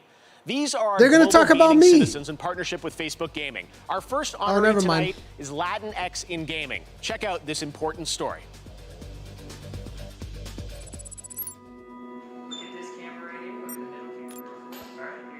When I was starting in the games industry as a Latinx person, I felt quite invisible. It still feels like I'm the odd one out. I felt alone. I was often the only woman and the only Latina woman in the room. I think about how hard it was for me to get where I am today, and I don't want anyone to go through that anymore. And welcome to Latinx in Gaming. Our content, our voices. Latinx in Gaming is a group of people that are dedicated to supporting other people of Latinx descent in the gaming space. The past 3 years, we've just grown from a really small group into thousands. This was no longer just about game developers. This is about streamers and students and journalists and marketing and fans. Paved the way for people like me, paved the way for people in our community. Just knowing that there's somebody out there doing what you want to do empowers you to chase it. It's a really beautiful thing. I'm trying not to cry, I was this close. Oh, okay. Hey everyone, my name is Anna Donlin. I am the executive producer of Valorant, and I cannot believe that it has been only half a year since we launched this game. Our Valorant community has shown up in such a huge way, helping us take this tac shooter from an idea to a home for tens of millions of players around the world. To celebrate this, we've teamed up with the Game Better Awards microphone than to highlight one of the Microsoft. most vital pieces Hey, of our Phil, community. you taking notes? Honestly, the ones that got She's us got a started better in the first microphone than place you, Phil. Are Valorant streamers. Just saying. Together, we ran a fan vote to name the best emerging Valorant streamer from our global community list. We'll announce the winner before the end of the show. Another and then we'll all popularity rate their stream contest. together. Again, I want to thank you all for playing Valorant, and I'll leave you with just a taste of what we've all done together this year. The potential of Valorant, I love it. Let's go, baby! Oh my goodness! Summit 1G.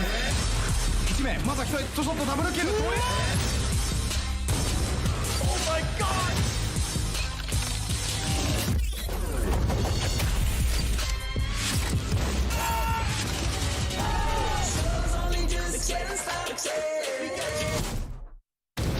The Slayer's time is now.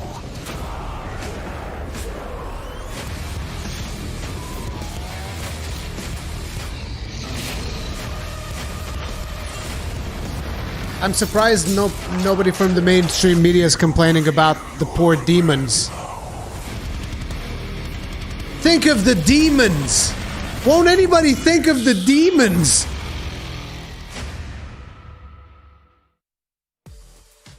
Earlier today, we tweeted out that there is a special event happening right now in Pokemon Go. Well, now's the time to bring out your phones and start catching because we're officially on a Wooper Watch. And they are so cute. We've partnered with our friends at Pokemon Go to keep an eye on the waterfish Pokemon, and throughout the night, we'll let you know when large numbers of Wooper will appear in the wild. We've also been told you could encounter a shiny Wooper if you're lucky, so open up Pokemon Go and catch some Wooper while you watch this evening.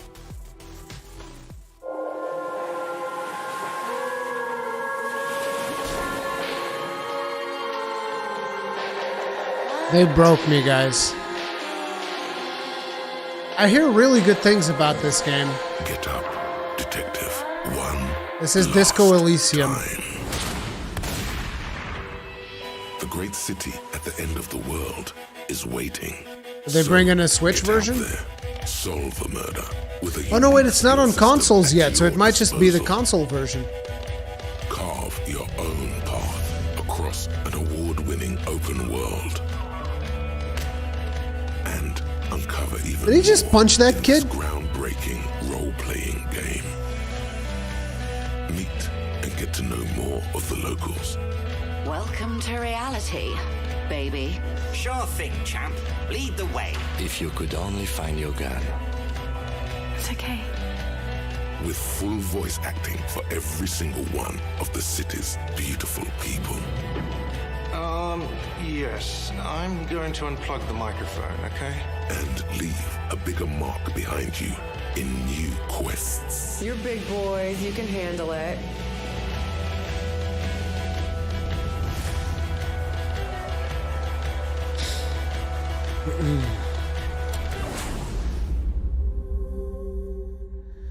Enjoy the definitive edition of this hit RPG, Disco Elysium. PlayStation the 5. Final Cut. A free upgrade for all players. See, that's the way to do it. That's the way to do it. Free upgrade for all players. No ifs, ands, or buts about it.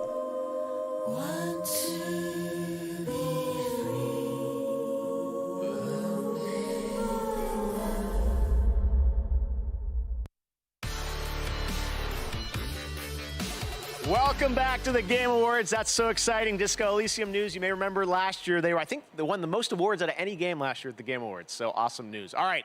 Well, now we're going to talk about BioWare's Dragon Age franchise. It is known for its story and its characters. And right now, the team at BioWare wanted to give you a little sneak preview of what to expect in the next game and where it will take us. Enjoy. I'm not even going to say anything. I'm not even going to say anything. Well, let's take a look. I've faced tyrants and would-be gods. Seen friends lose life and limb. But there's always someone bent on breaking the world.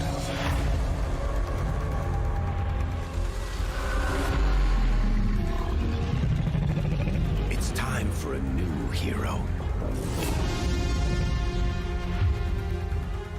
No magic hand. No ancient prophecy. The kind of person they'll never see coming.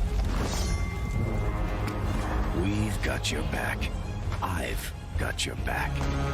Demons, dragons, darkspawn. Even the Dreadwolf.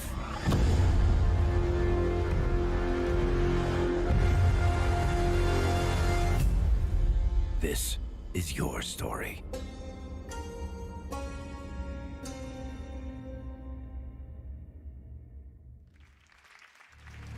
It's just called Dragon Age? All right, we're back, and I'm trapped in our set now. I don't know what's going on. All right, well, next we'll have a look at an exciting new tactical squad-based roguelite game set in the Endless universe. Here is another new game announcement.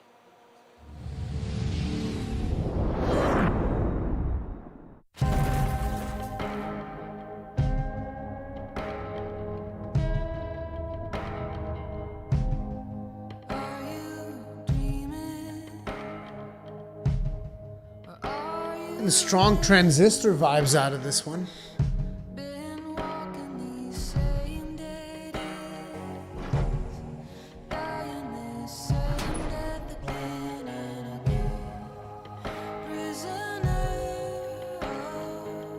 This looks interesting.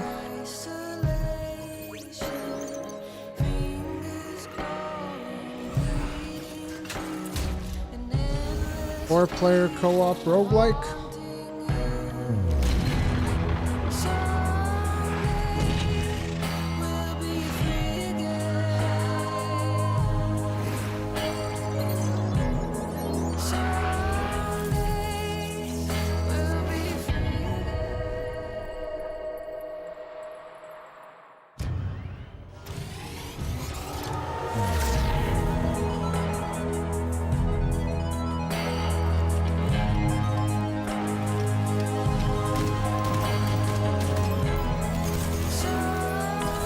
The animation's hella good.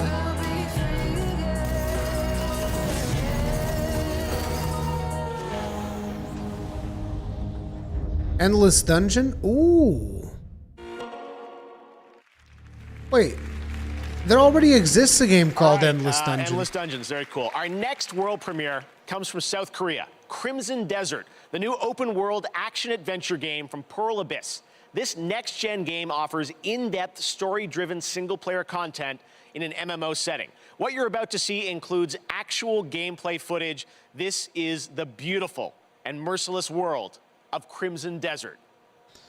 It's like the single player, not really single player, but the more story-driven version of Black Desert Online. Actual in-game footage.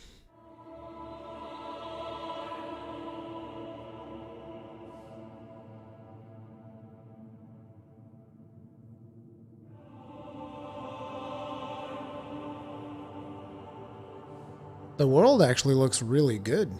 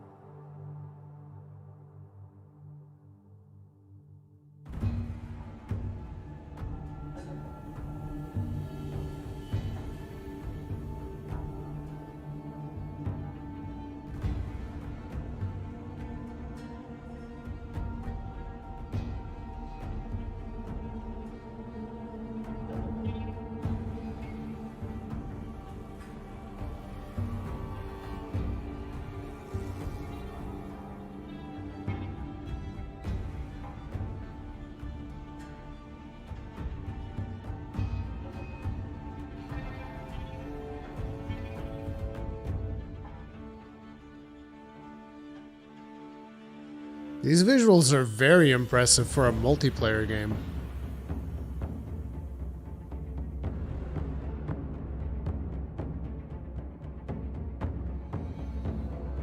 Assuming this is even multiplayer. Is this multiplayer?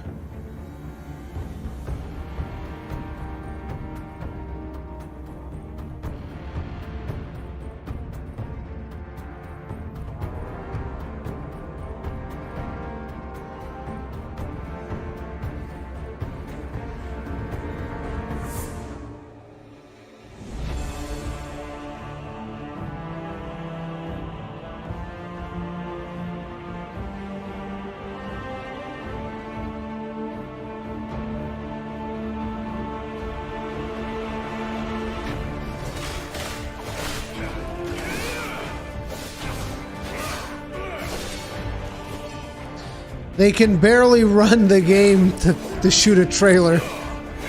They can barely run it, guys.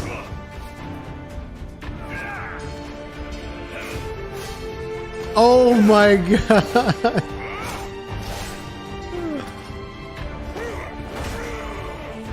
Too ambitious for your own good.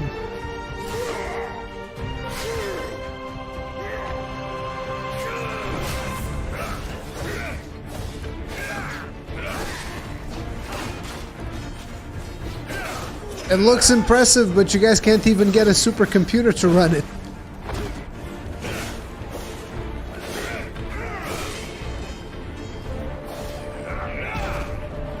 "15 FPS, you're being a little bit too generous there. It's looking more like 10.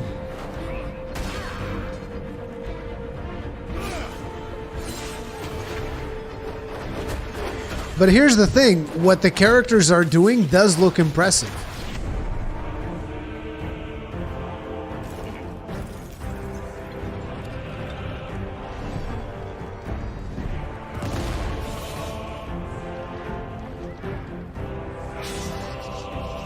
But that frame rate.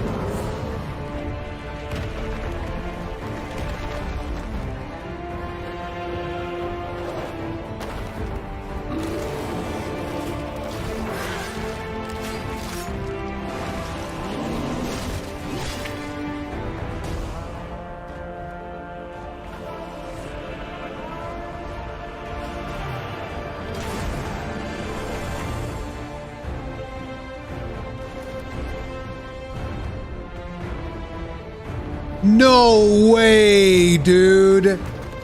No way you got that level of destruction in your game. No way, can't be done.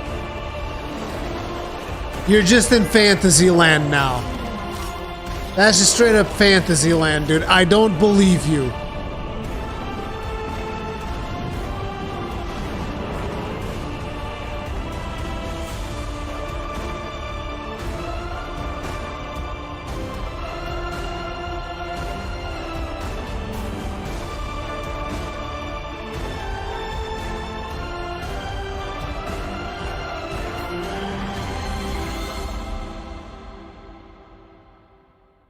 Crimson Desert. Winter 2021. Make it like 2023 or whenever AMD and Nvidia is coming up with their new GPUs, and maybe then this game can run. Because right now, I wouldn't call what was happening there the game running. I love having new IP and new teams on stage. South Korea, that's fantastic. Crimson Desert. All right, now to present our next award. He joined me in Fortnite earlier this year, the star of Tenet, John David Washington. Hey, John. Hey, Jeff. Thanks for inviting me to the Game Awards. As you know, in Christopher Nolan's latest film, Tenet, I played a character called the protagonist. Very literally named narrative, and I thought that was a cool name for a character. It reminded me a little bit of playing video games where we're all the protagonists, helping to tell the story of the game with our choices. Great narratives in games are the perfect balance of that feeling of being in control, but also being guided by brilliant storytellers. And so, these are the nominees for Best Narrative. Best Narrative. I told you nobody gets out of here.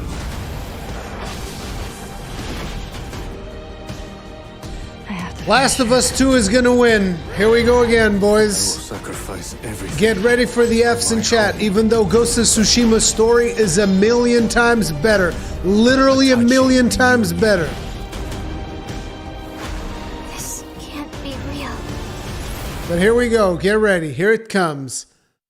And the Game The Last of Us 2. The Last of Us, Part 2.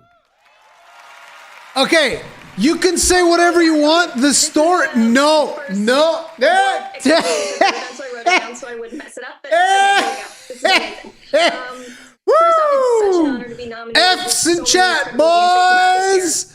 Here come the F's. Of course, F's in chat. Co-writer and the director of the There they are. Yeah, buddy. To tell such a ballsy story. You had Ghost of Tsushima, which is an amazing fucking story. And Ryan James, and of course the entire Naughty Dog studio.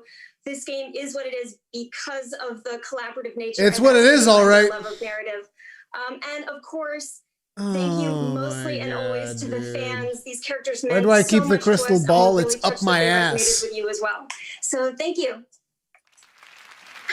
Right now, we've got a very special guest who has some exciting news for all you virtual chefs out there. Joining us all the way from his kitchen, it's the Swedish chef. Chef, are you there?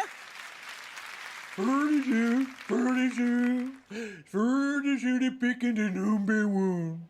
I'm so sad, dude.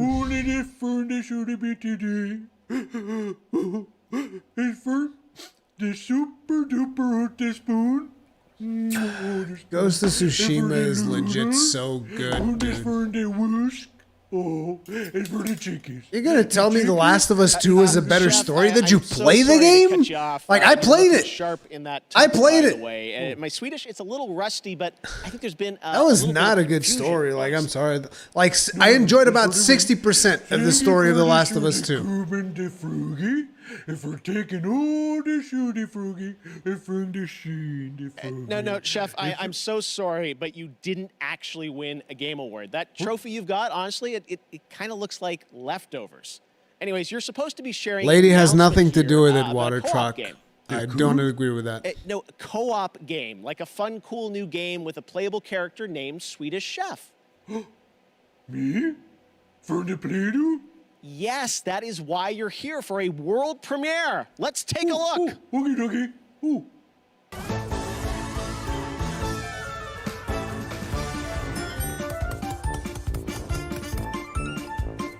This looks just like Overcooked. Please tell me it's from the same developers at least. It's just straight up Overcooked. Yeah, it is. And there you have it. What do you think, Chef? Furniture, for the picking the number one, oh, for the movie, and for the poopy. If only the pizza, Ruri hates a lady who is strong during an apocalypse. No, I don't. Congratulations to the Swedish chef. This time I have nothing against the lady herself. I just didn't like the story. On PS5 and Xbox Series X, and he's available right now. Coming up, Gal Gadot is presenting our Games for Impact Award, and we'll head to Abbey Road Studios to celebrate Mario's 35th anniversary with the world-famous London Philharmonic Orchestra. But right now, let's hear from Dr. Lupo about a new initiative at the Game Awards, Future Class.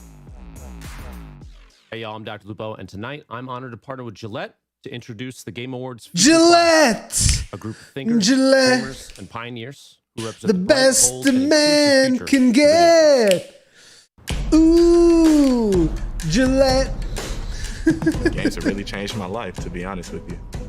My name is Royce Payne. I'm a senior computer science major at Morehouse College, and I'm currently playing on the Morehouse Maroon Tiger gaming team. We see other was the big writing colleges bad? able It was to great. have What, these Last of gaming Us 2? teams, and they're winning scholarships. For us not to have it, we were like, this is a lack. We need to get rid of this lack. Look, I've made like We're just 3 a videos collection talking about of it. You can go watch HBCUs those. Who have different passionate gamers who want to compete against one another. We played against some good competition so far. Just being able to really break into that space and open the door for others to come behind me, that's huge for me.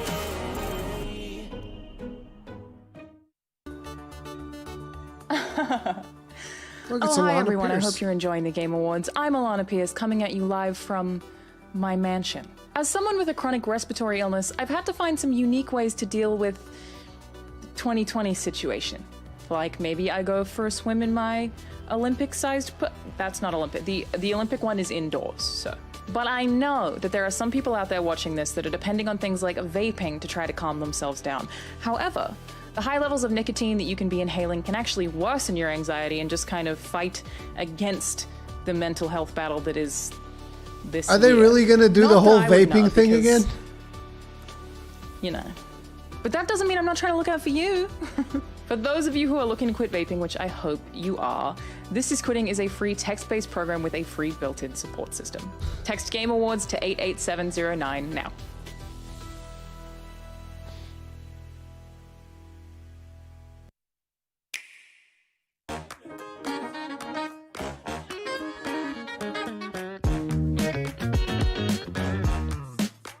This game is really good.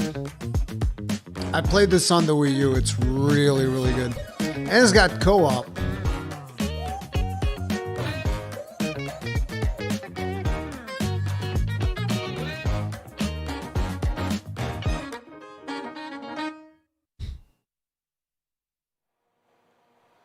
I want that Mario music back. That was fun. All right, back in 1997, I wrote a story about 2 game developers coming together to make an Unreal franchise. Tonight, they're teaming up again for this epic game store world reveal, which you can play right now. Blood and gore and violence. Operator, our odds of dominating, possessing a tactical advantage have increased. Test those weapons.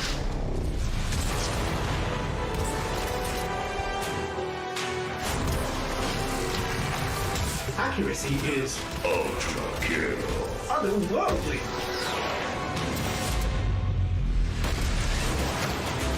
It's the Unreal weapons.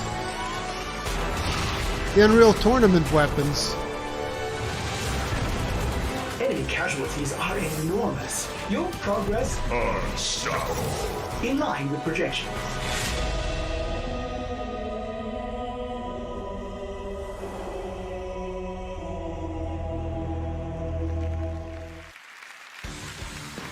Welcome back to the Game Awards. Earlier, I asked you to head over to Instagram to post our Game of the Year AR effects to your reel. Let's check out a couple of your creations.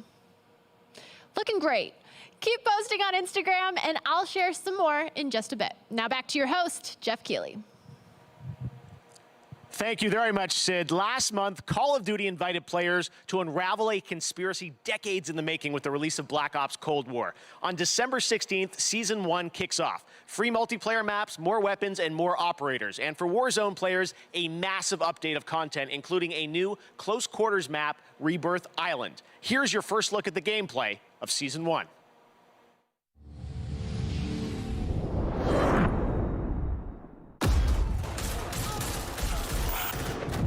Adler's chasing ghosts. He has some pieces of the puzzle, but doesn't know he's a piece himself. He won't live long enough to work that out.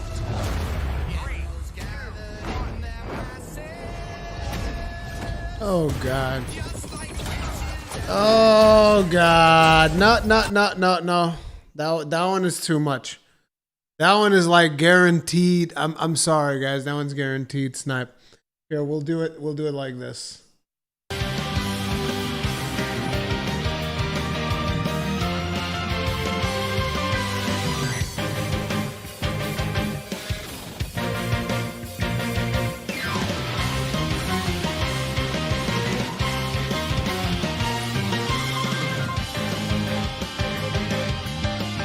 I got nothing against Ozzy.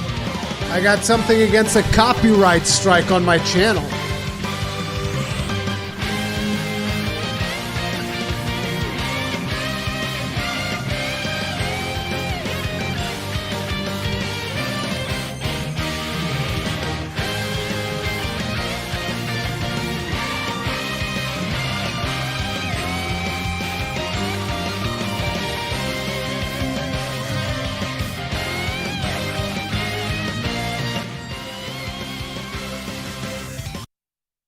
It should be safe now. We knew this year that the Game Awards orchestra wasn't going to be easy to pull off, but we had to try. I know how much we all love video game music. Well, I'm really proud of what we've got for you right now.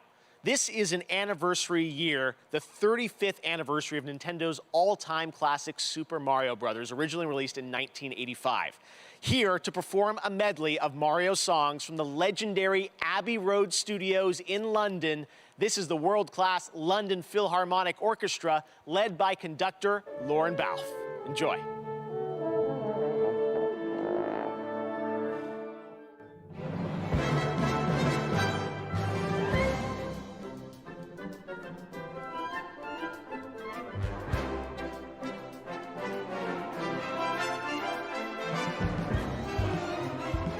This is actually awesome, all right? Nah, you're not gonna get copyrighted for Mario music. Then again, since it's played by the Philharmonic Orchestra, who knows?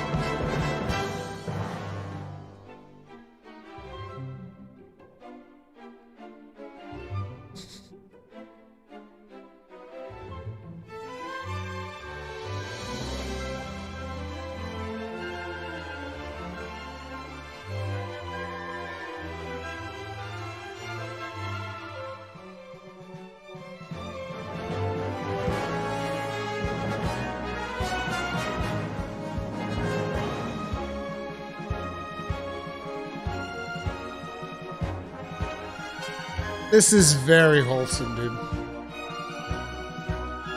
I mean, come on, it's Super Mario, guys. What the hell? Are you kidding me? Come on.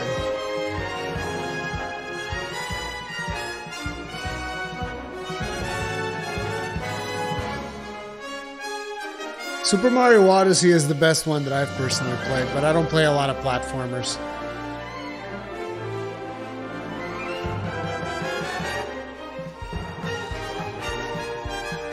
Na, na, na, na.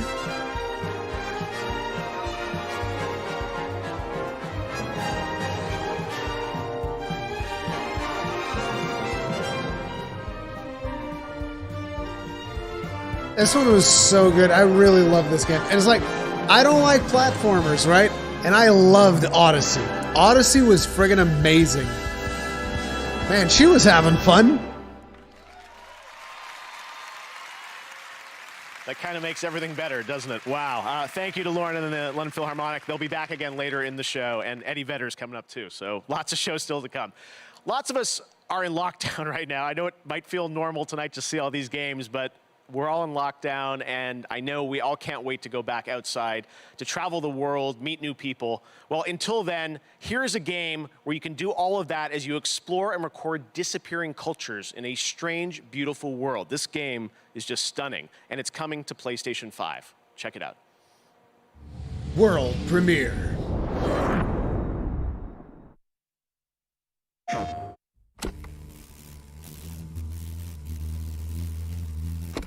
Hate that noise.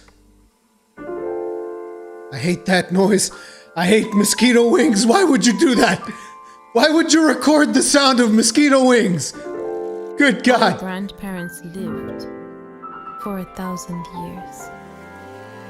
And our parents had a century to themselves.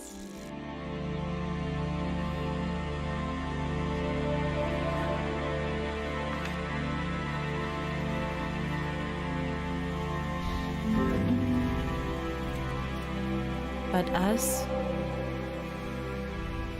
we have one season.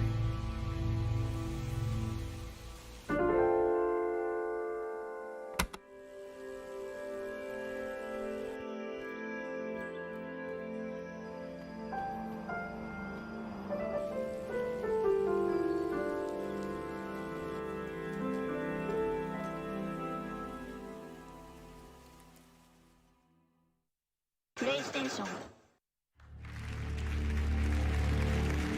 Beautiful. That's Seasons. All right. Well, now it's time to present another Game Award. She's the star of the upcoming film Wonder Woman 1984. Here is Gal Gadot.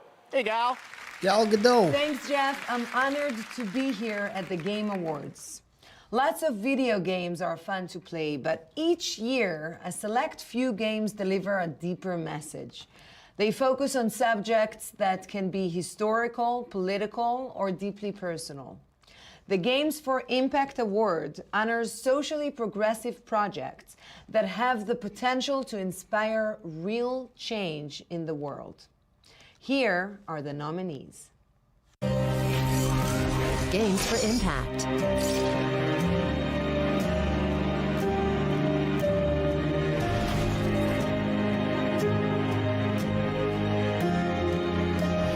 Nothing good comes from stirring up old memories. We don't really have a choice about that.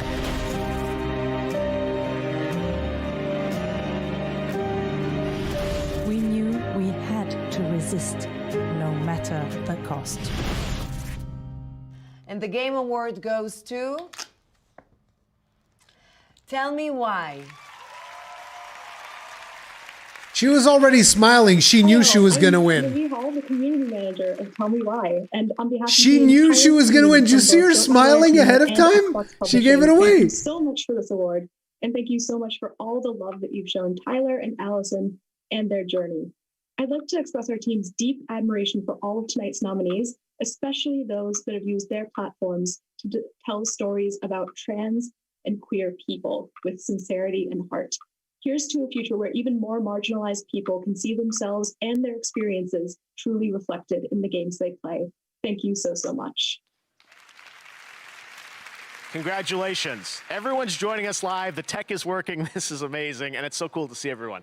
All right, well, right now we've got another brand new game announcement for you. Check this out. Unexpected. Unexpected?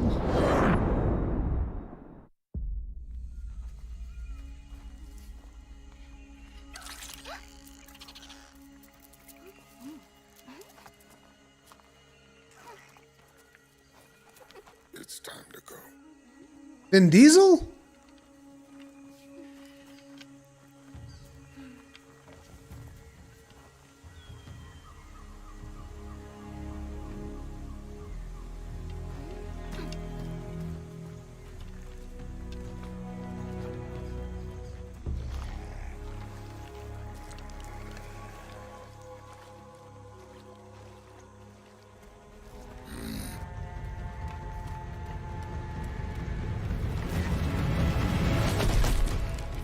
Vin Diesel gonna have to whoop some bitches. Watch him pull out a car.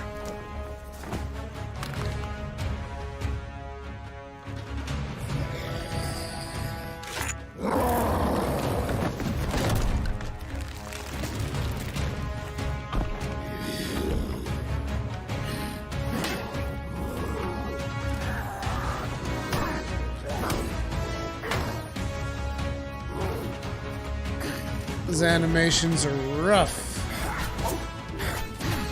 Very rough.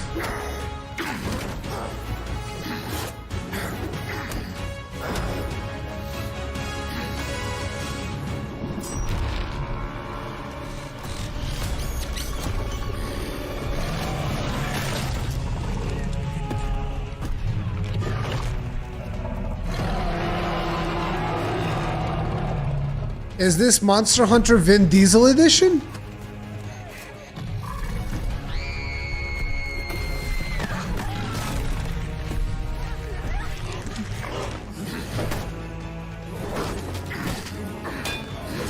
Man, those animations look rough.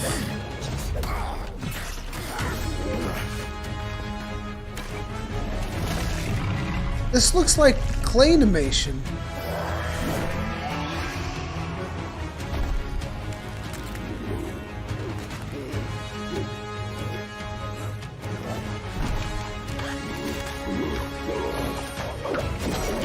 What a weird choice.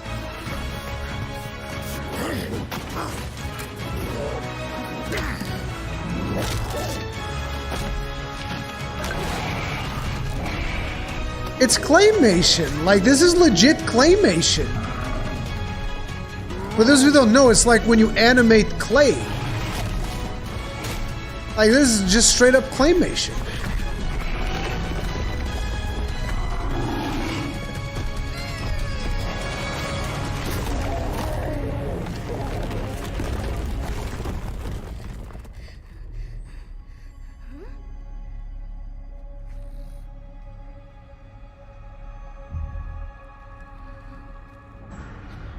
Wait, was that Ark? Is this really Ark? Please tell me it's not. Oh my god, is that Ark? Oh my god! Get the oh my, okay. Zero respect right there for me. Jesus Christ, dude. Oh my god. Yorick, thank you very much for becoming grossly incandescent. Tip of the hat to you. Appreciate the support. Thank you. Thank you very much. Lights out, old friend.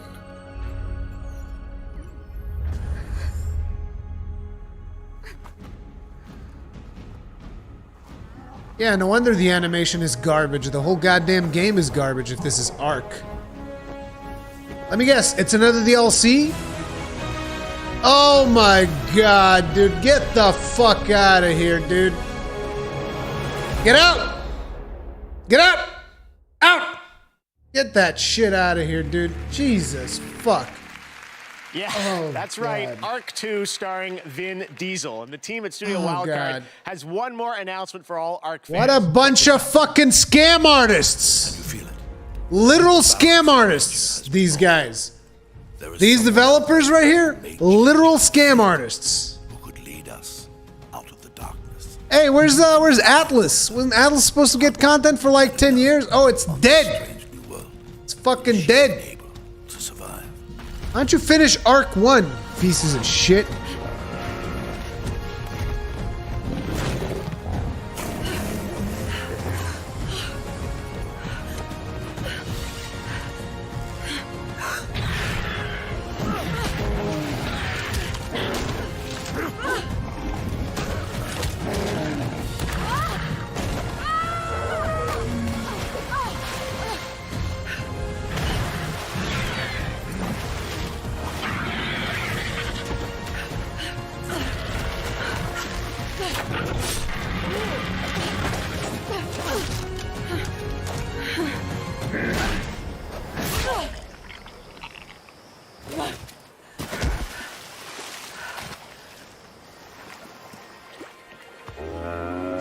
Good boy.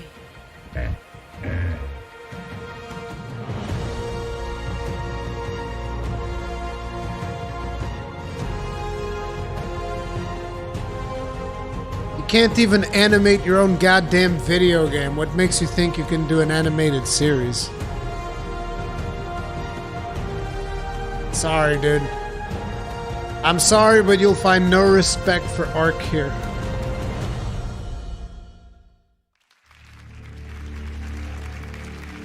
It has been a crazy year for Fall Guys. It became a massive phenomenon, and we all had fun with it this summer, especially when we were all in lockdown. This holiday season, Fall Guys is back with a winter wonderland for Season 3. Here's your first look.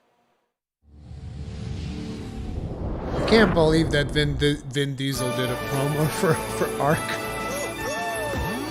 You want to know where all the money went from like their Kickstarters and shit? It went to hire Vin Diesel to promote Ark 2.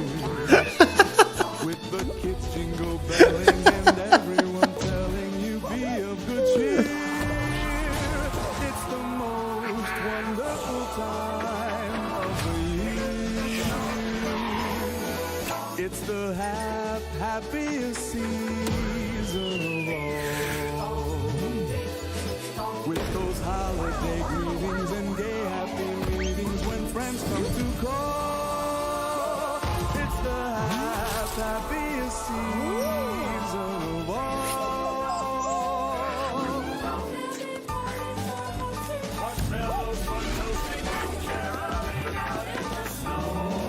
There'll be scary ghost stories and tales of the glories of Christmas. Actually, this is probably I don't even know if this is I'm wondering if this is, yeah, this is definitely also copyright. Oh my god, dude, I'm gonna get a strike in my channel because of Fall Guys. Just end me.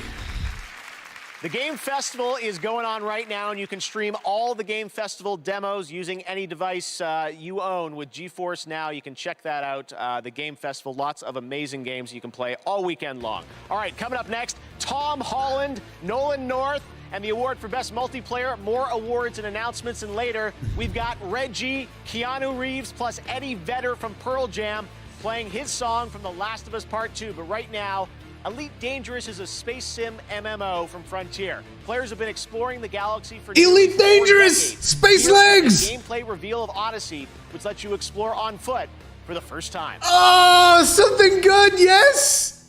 Show me!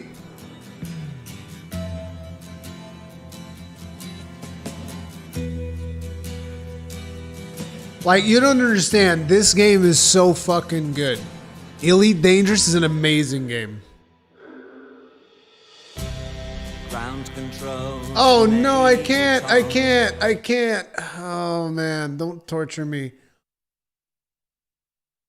Why do they have to put licensed track on it? Oh my god, that looks so good. Oh my god, look at that anaconda taken off.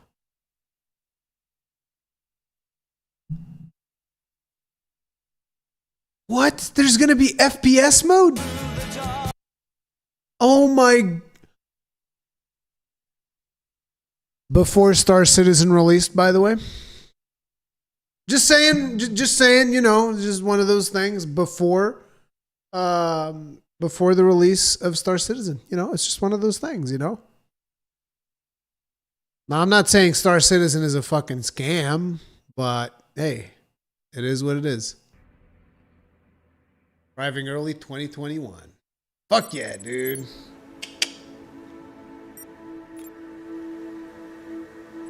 We all need a way of coping with what's going on in the world. Games is an incredible way of doing that. I'm Jennifer Hazel. I'm a medical doctor. When I started specializing in mental health specifically, something clicked. I realized that all my life I'd been using video games as a way of nurturing my own well-being, and I wondered if other people could do that too. Hi, this is Dr. And so I established Checkpoint to bring mental health resources to the gaming community. What is mental health? We use games as a medium to raise awareness and to reduce stigma and to provide real tangible resources to people who are struggling that they can use in their everyday life. Above all else, I want people to know that it's okay to be struggling at the moment. There are resources out there, and it will help and it will get better. Welcome to Enoch. hellhole of madness and misery. I'm curious about this You game. don't want to end up as worms. This is Outriders. What worked for you in the old world won't work here. But then again, you know, running and hiding are simply not viable options. we've had so many disappointments with looters that I don't know. Should I play this, guys? First, cover is for cowards. Yeah, that's right. You can use cover. Nobody's stopping. But you're a biological sledgehammer. Act like one. Chuck yourself into the fray. 2, your powers are on tap. Feel that tingling in your fingertips? Your powers are ready to be unleashed. Don't keep them waiting. 3, you've got to kill to heal. There's no use licking your wounds. Want your health back? Get out there and take it. Violence breeds vitality. And finally, guiding philosophy to end. You have to think aggressive.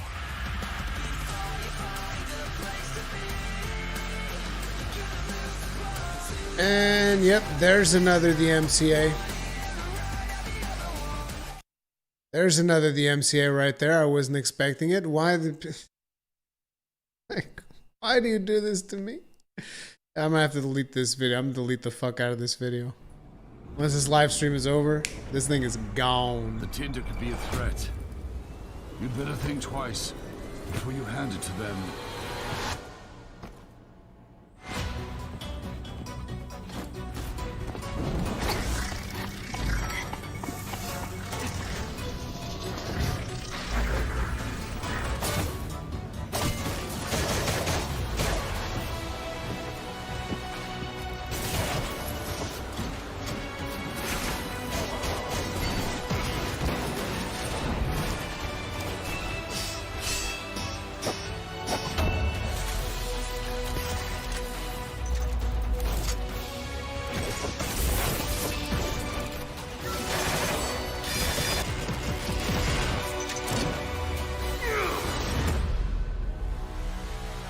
Fists. Forged in Shadow Torch. I've got you. And there's another content ID. Like, I'm sorry that I have to keep doing this, guys, but hey, we can always we can bring out good old Xenoblade.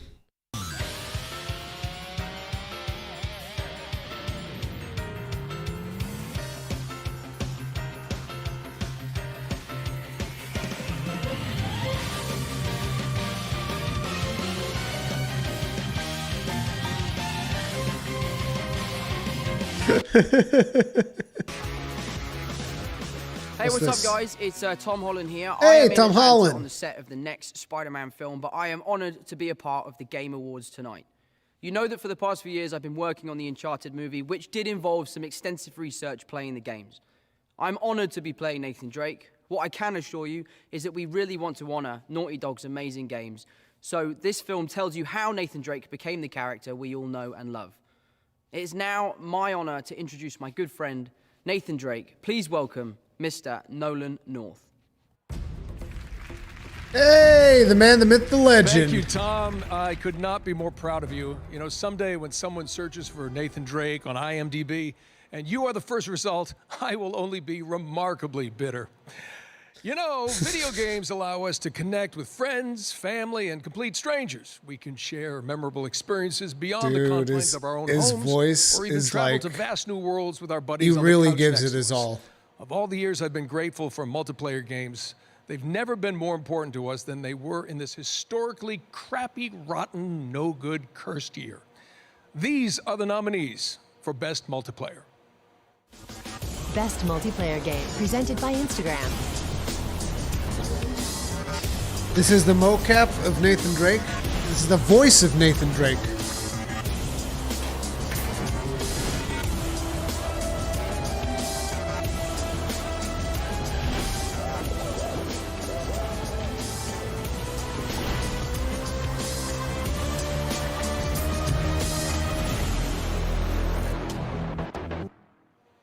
And the Game Award goes to Fall Guys.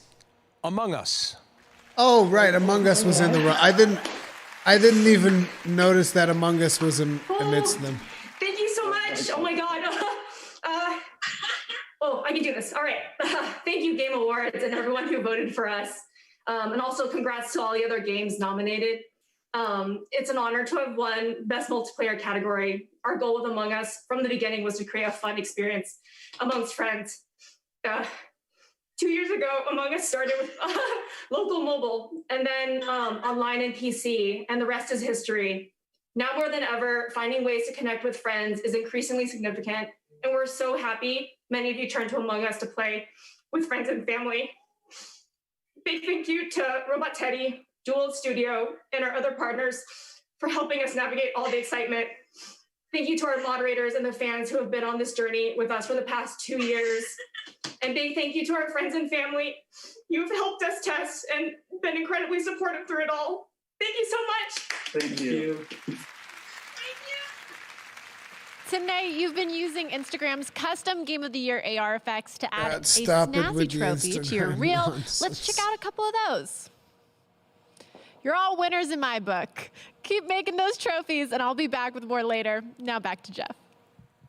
All right, thanks very much, Sydney. And congratulations to Intersloth later, Among Us, the new map reveal. All right, now we've got another brand new game announcement. This one is fun. It's one of your favorite supernatural horror franchises, and it looks like a bloody good time. Check it out.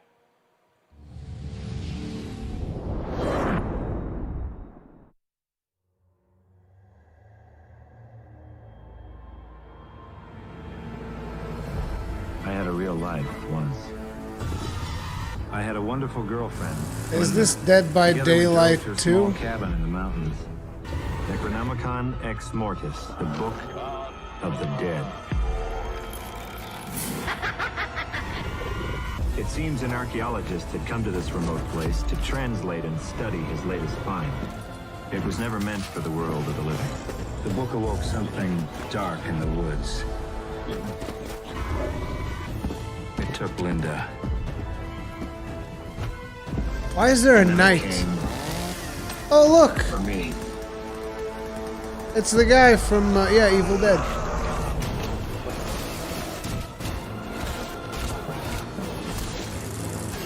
It's Dead by Daylight, isn't it? No, it's just Evil Dead the game. I'm like half asleep at this Evil point, I'll be Dead, honest. the game. Next up, a classic game franchise is being remade. Take a look at this announcement.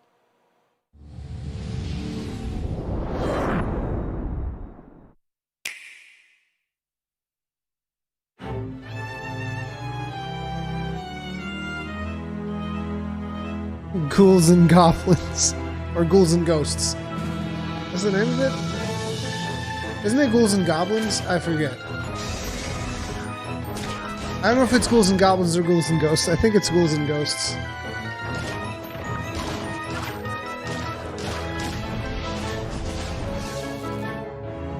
Ghosts and Goblins. What? I thought it was ghouls.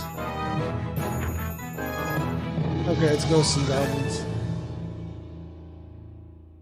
That's cool.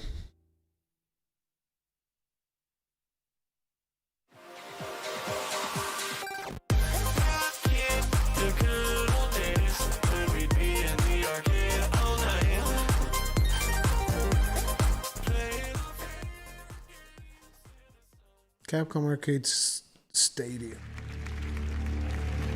We love ourselves some Capcom Arcade classics.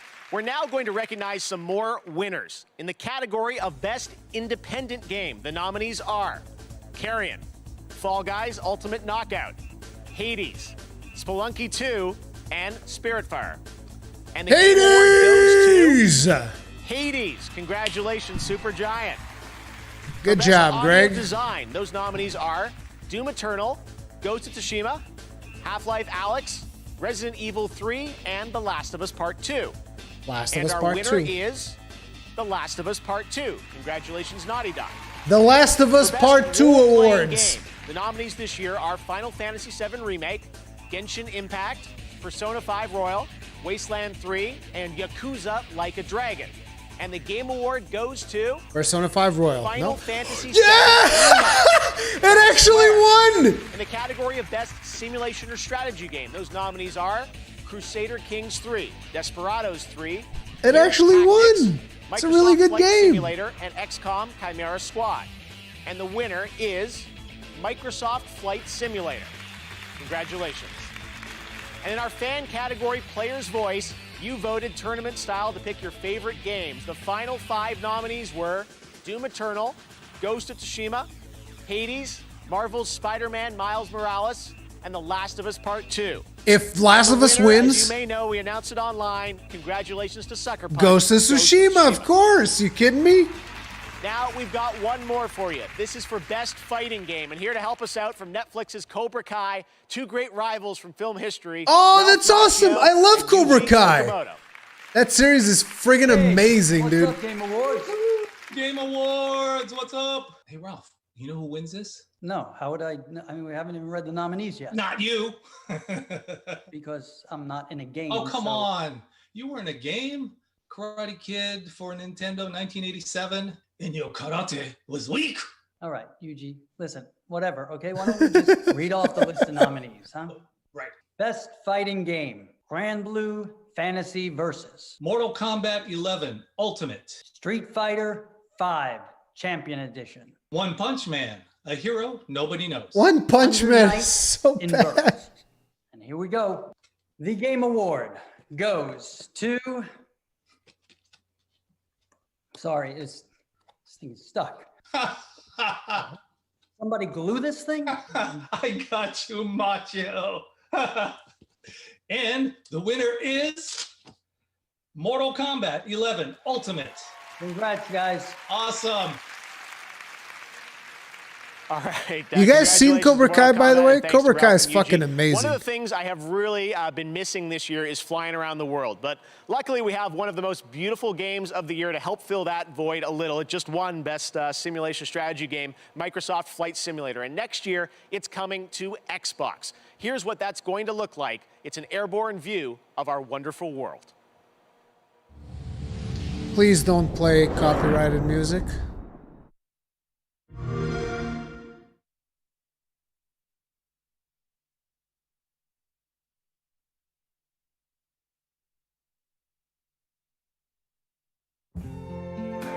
There it is. Oh, I didn't expect that at all. Here, let's go.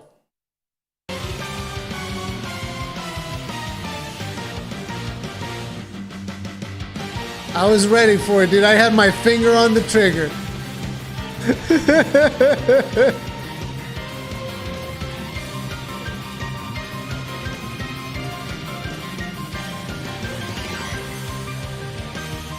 It does look pretty impressive, though.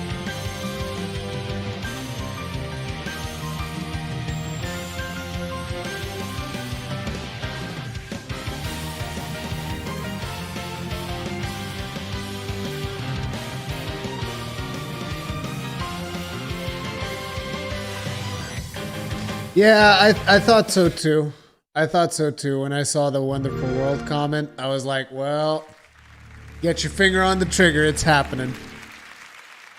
All right, Microsoft Flight Simulator looks amazing, coming next summer to Xbox. And now it's time to take a look. There's at joysticks on another game coming Xboxes, to by the way. PlayStation 5. Check it out. Ooh.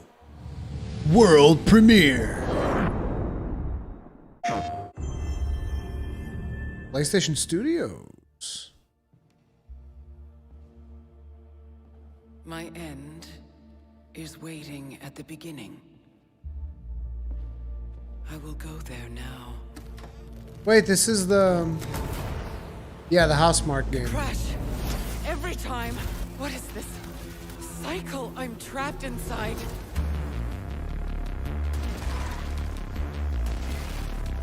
This actually looks good.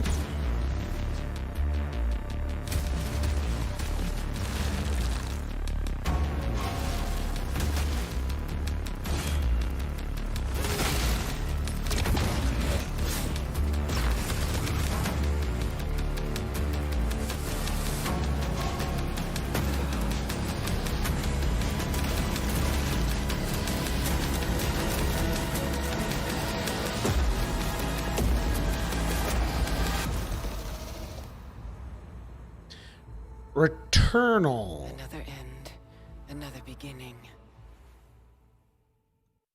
PlayStation. All right, we will be back in just a moment with a meme, a legend, Reggie. He's going to join us. A man, a meme, a legend. I'm not sure that I would like to be introduced like that. In Game Awards history, imagine being introduced like that. The man, the meme, the legend. And later, Jacksepticeye joins us from Europe to present Content Creator of the Year, presented by Adobe. Lots of great stuff coming up here on the Game Awards. We will see you right after this. What are you training for? What will you do with this strength? What My game answer is to this? question used to be simple. It's not so that I continue winning. I train so that I never lose again.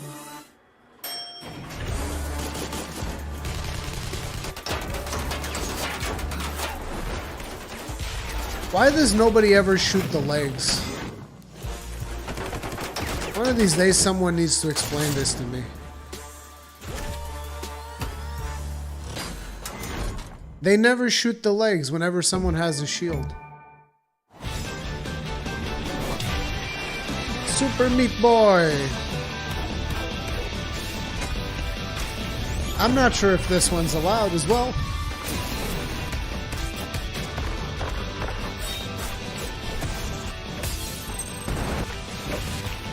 I don't know if Elden Ring's gonna be shown or not. Super Meat Boy forever!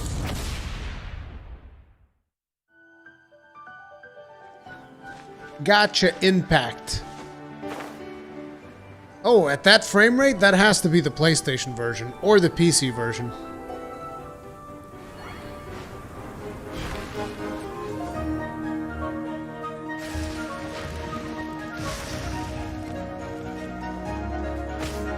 Hey, it's a free update for all the gacha addicts. There you go.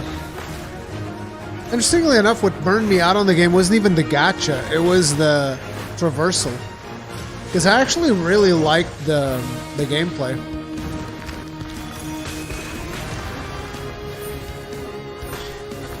I think the gameplay is legit a lot of fun, but the traversal kills it.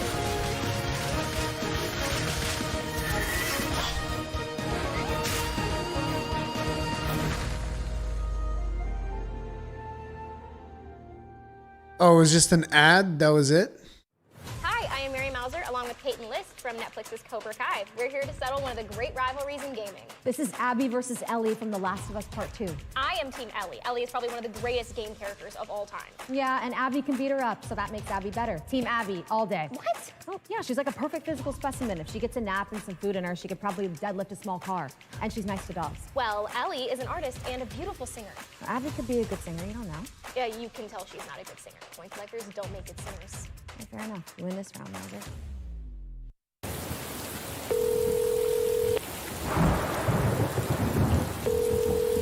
Honey, is it you?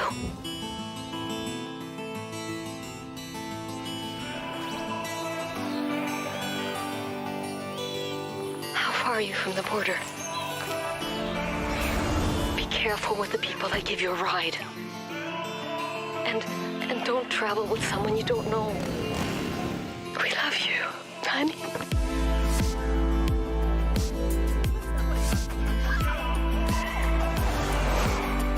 I'm still in awe from the previous segment, like I can't... What the hell was that?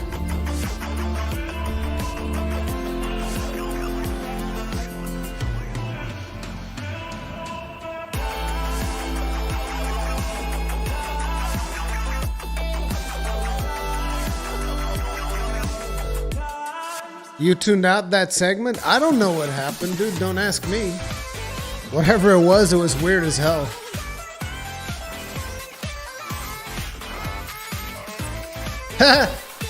Gaming laptops. What a joke.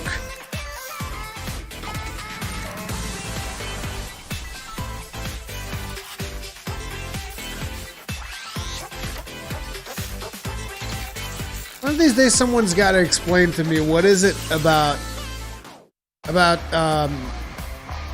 people that build PCs and RGB lighting. Before we went away there, I meant to tell you that was a look at a new road. Stardust coming to Dragon Rogue X3, Company. thank you So very make sure much to for the check that out, souls. this Tip of the holiday hat. season. Appreciate All right. support. Well, Thank you you. probably remember this next developer from a few years back. He is not a fan of the Oscars, but he is a fan of colorful Joseph language. He's in Fares. Stockholm Okay, he is the tonight. man, the He meme, wanted the to give us legend. a new look at his next game. Here is my buddy. He really is my friend, Joseph Fares. Hey, Joseph. Fuck the Oscars. It's so nice to be back at the Game Awards. As you can see, I'm in the middle of a mocap shoot, working on our next game, It Takes Two.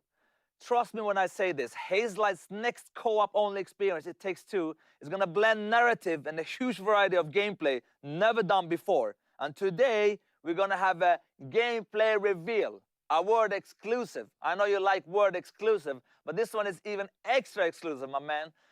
Anyway, we're also gonna have something that we had in A Way Out. We call a Friends Pass, which means you buy one copy, you get one copy for free. You know, if you play with your friend, you can play for free, I mean, with free. Anyway, it's coming out March 26th. Enjoy the trailer. Goodbye. March 26th. Bad date, dude. Bad date.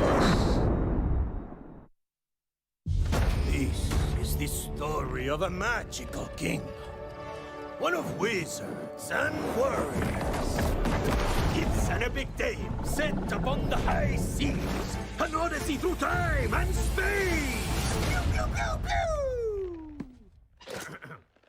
It's also a bit of a winter wonderland bobsled sort of thing, you know?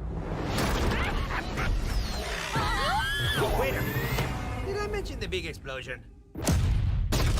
Hold it right there. Look at these dolls. Almost forgot they used to be humans. Ay, ay, ay. Do you want to know what this story is really about? Huh? This is the story of Cody and Meg. Why'd you look like a blob of clay? Wanna change back? Then you need to fix your relationship. That's actually pretty cool. This is a story of passion. I'm gonna throw up. Oh, you're a doll, Cody. You've nothing to throw up. Told you. This is a story of attraction. Do you feel it? I feel stuck.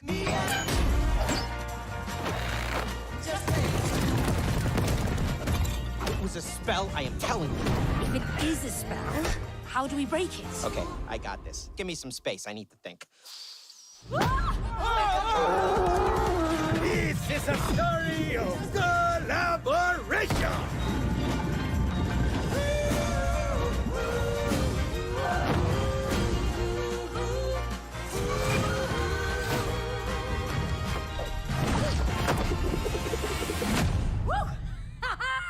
How comes you get all the cool gadgets? Because I'm cooler than you, Cody. Me and you. Just take two. Yeah, it takes two, baby. There's another copyright. Like, I've given up by now. Just me and you. Yeah. What are you doing? You're not feeling it? No. Okay. You're entitled to your own opinion.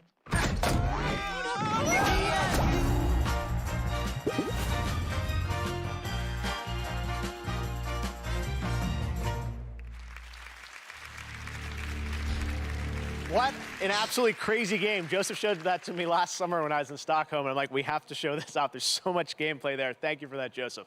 All right, now I'd like to welcome a longtime friend and supporter of the Game Awards. He was there in Vegas for our very first show back in 2014, and he's been back every year since. We weren't going to let the streak stop this year. The retired president and COO from Nintendo of America, but still a boss, Reggie Fils-Aimé. Reggie! The Reginator. How you doing? I'm doing good, Reggie. Take it away. Absolutely. You know, I'm proud to present the very first I'm award disappointed in your for microphone, innovation Reggie. in accessibility. During my time at Nintendo, we had a mantra, gaming for the masses. And we pushed that agenda with Wii, Nintendo DS, and now Nintendo Switch. But today, approximately 1 billion people around the world experience some form of disability that makes gaming challenging for them. This award was created to highlight the efforts throughout the gaming industry to make software and hardware that enables games to be played and enjoyed by the widest and most inclusive audience possible. Because gaming is for everyone. Here are the nominees. Innovation in accessibility. An award The Last of Us actually deserves. What the hell?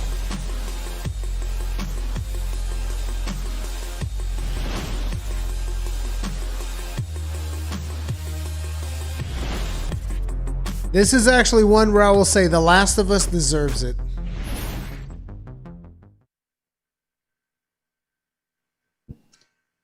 And the award goes to The Last of Us Part 2.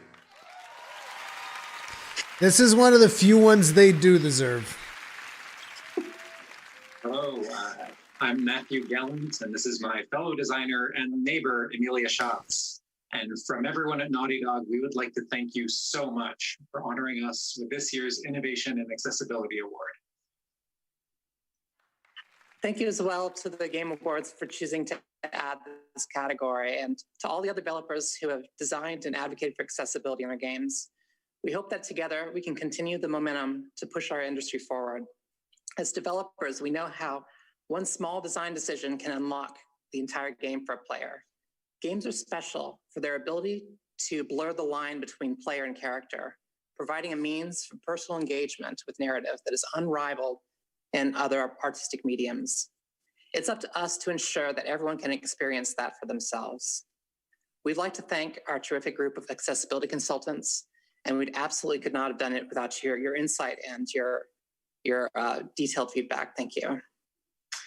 We'd also like to thank our partners at Worldwide Studios, our senior producer, Sam Thompson, the user experience research team, and our dedicated accessibility QA testers.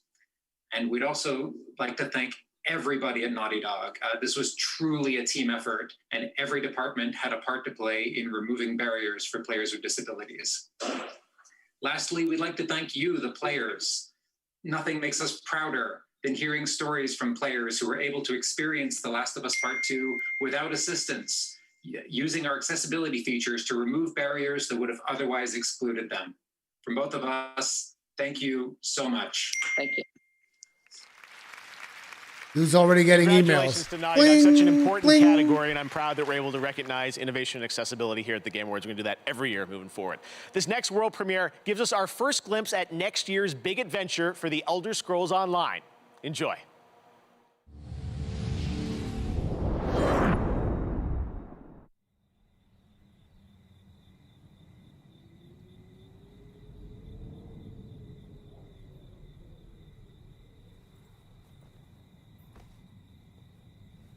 I'm so dead. I have to wake up in like 5 hours. Tomorrow's gonna be great.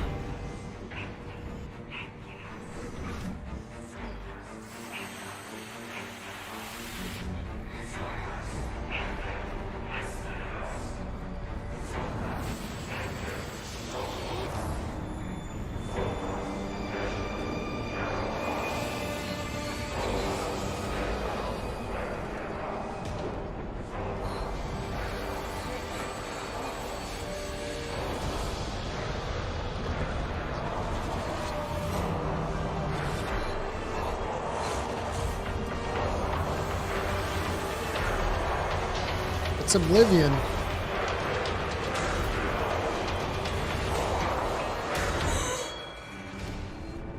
Oblivion. Gates of Oblivion. From imposters in Among Us to the visual beauty of Genshin Impact, mobile gaming has had an incredible year. Coming up, I'll be revealing the winner of Best Mobile Game presented by LG Wing, the world's first 5G swivel smartphone, powered by Qualcomm Snapdragon. And later, the first look at a brand new map from Among Us. The Game Awards will be right back.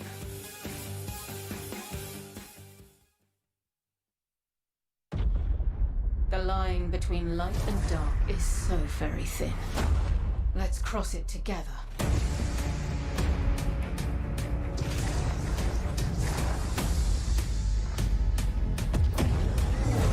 Fate comes knocking sooner or later.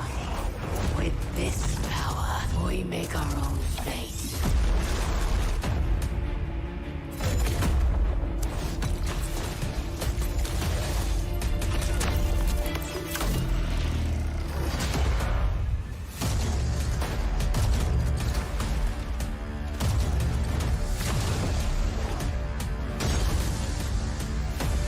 Did they finally reduce the cooldown on powers? Because the way they're showing powers in this trailer, it's like you can do powers every 10 seconds. I don't think that's the way this game is played.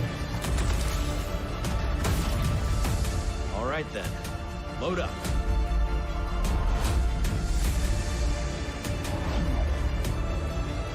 We're going back to the Cosmodrome?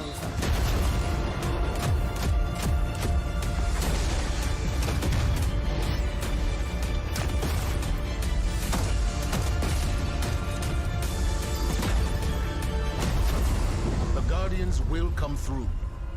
They always do.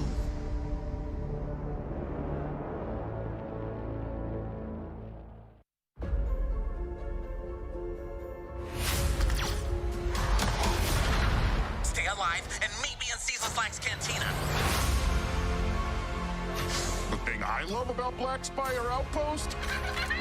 You never know who you're gonna cross paths with.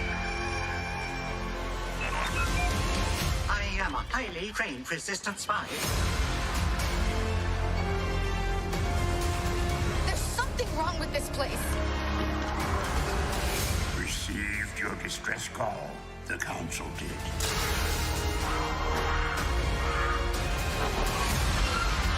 Hey, your pirate friend stopped by while you were out. Oh dear.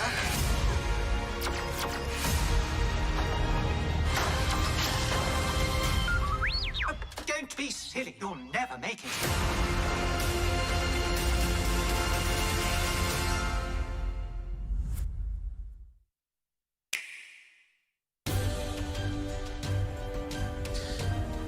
Game is a lot of fun.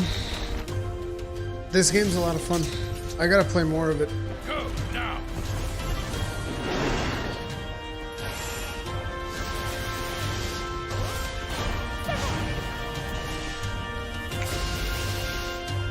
Can't believe they didn't show the Rook. Like, they show footage of all of these characters, and they don't show the Rook. Shame on you, the best character. Go to WDBlack.com to get one of the fastest internal SSDs on the market, the SN850 NVMe SSD with heatsink.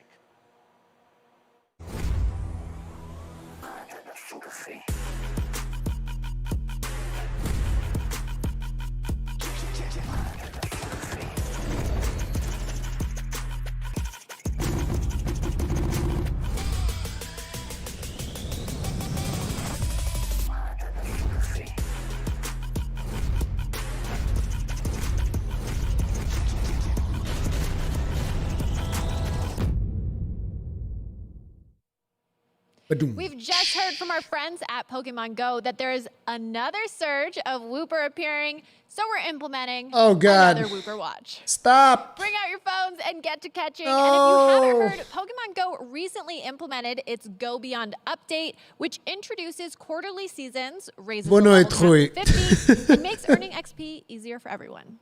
Pokemon originally discovered in the Kalos region, like it's just Fennekin, and there's been a lot of nonsense today. Debut. It's been There's friggin' also crazy. a lot of bonuses happening now, and it's never been a better time to play Pokemon Go.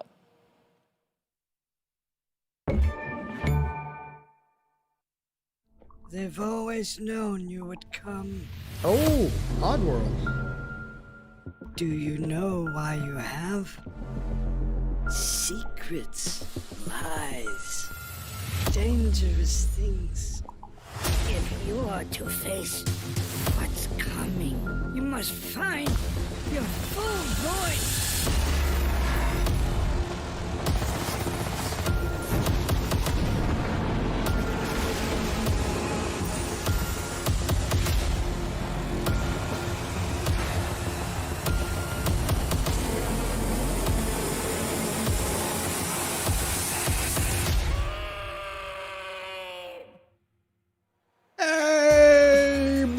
present our next award, she's a host and producer from IGN and your host for the Game Awards pre-show.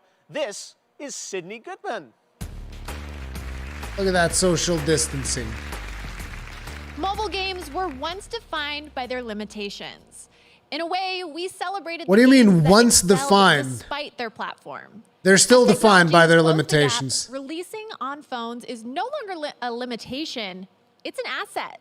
It's never been more apparent than tonight, where the nominees for Best Mobile Game have found massive audiences because of their platform. Here they are. Best Mobile Game, presented by LG Wing and Qualcomm Snapdragon. I mean, basically these have been the Last of Us 2 Game Awards. Like, there were a couple of things they deserved to win, but there were several that they didn't. Now I take to the sky.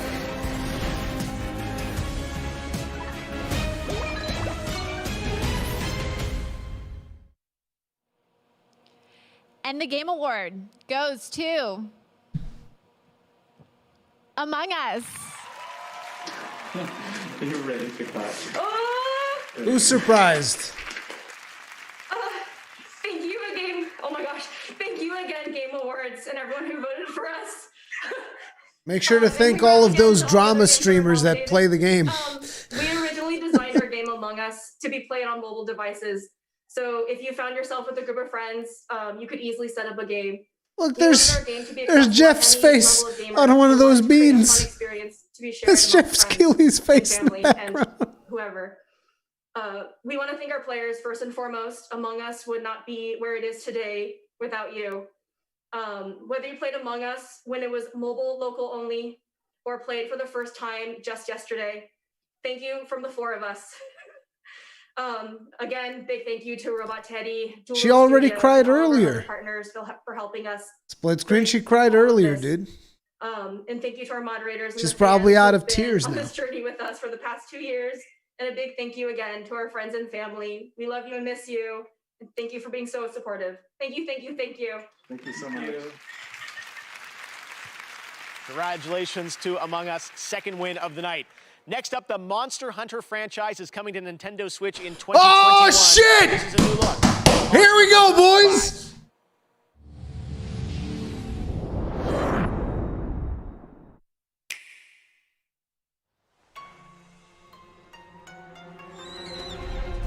A huge pack of monsters in a giant stampede.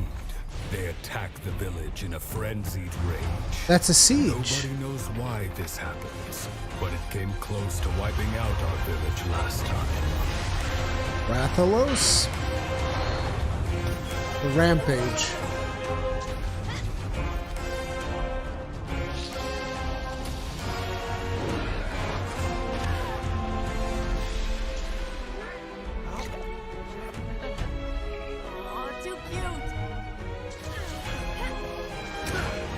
Bloodroth. All of us, everyone in Kimura, we've all been training for this moment for our entire lives. We need you to protect Kimura Village. There he is. Magmadalos. Oh, man. Gonna have to make a video about this tomorrow. January! Oh! Limited time, though. All right, over on Twitch, the next poll is for Content Creator of the Year. Vote now for who you think is going to win, and we'll find out a little bit who wins that category. It's but easy, next up, right? He's one of our industry's great performers. Vote for the and he con. plays Joel It's in The that Last simple. of Us. Here is Troy Baker. There he is. One day on the set of The Last of Us Part 1, Neil, our writer and director, asked me and Ashley what we would have been if we weren't actors. I thought about it for a second and replied that I always imagined I would have been a singer. Ashley just shrugged and, in her charming and offhanded way, said, I would have been an astronaut. Neil incorporated parts of us into Ellie and Joel. Space and music became major elements of their stories, creating touching moments between them. One of those moments, now indelible in our memories, incorporated Neil's story as well. Not as a writer, but as a father. It involved a song he would play and sing to his daughter every night. That song was Pearl Jam's Future Days. One day, Neil asked if I was comfortable playing it in a scene he was writing for The Last of Us Part 2. Now, I don't generally get nervous, but I understood what that song meant to Neil and to the game. And the truth is, Neil can play that song better than me. But nobody can play it better than the person that wrote it. From Seattle, performing Future Days, here's Eddie Vedder.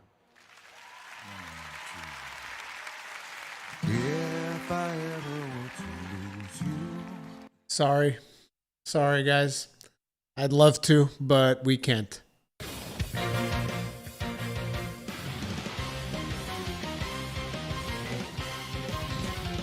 I'm so sorry. Sorry, Eddie Vedder. I can't do it. Sub couldn't find this stream without manually searching for it. Why is that? Because probably YouTube is striking me for 10 different copyright entries. But thank you very much for the souls, Dark Icarus XX5. Appreciate the support. Tip of the hat to you. Thank you. Thank you very much.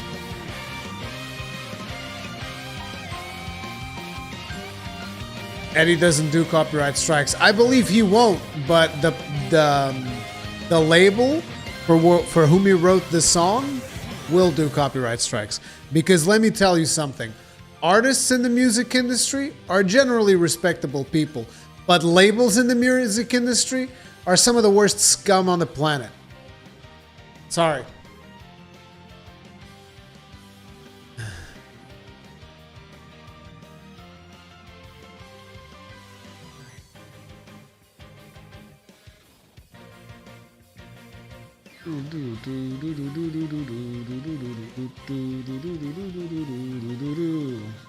Would it be funny if the Xenoblade music gets you a strike? No. Because it's an original track for Xenoblade. And Monolith Soft aren't assholes. Yeah, there's gonna be a copy. The FBI is actually calling me right now. Hello, FBI? I'm sorry. I didn't mean to play copyrighted. I'm so sorry. Please, no! No! Don't take my wife and children, FBI. I'm so sorry. They hung up.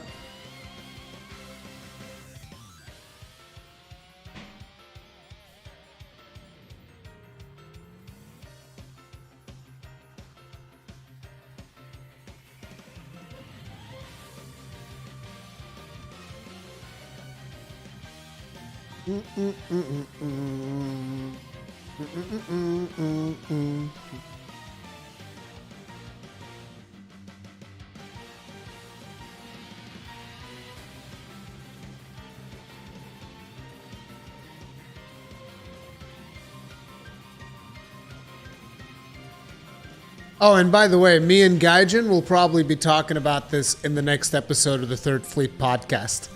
So if you guys don't know about the Third Fleet podcast yet, you guys are missing out. Me and Gaijin gonna break down that trailer like nobody's business, dude, on the next episode.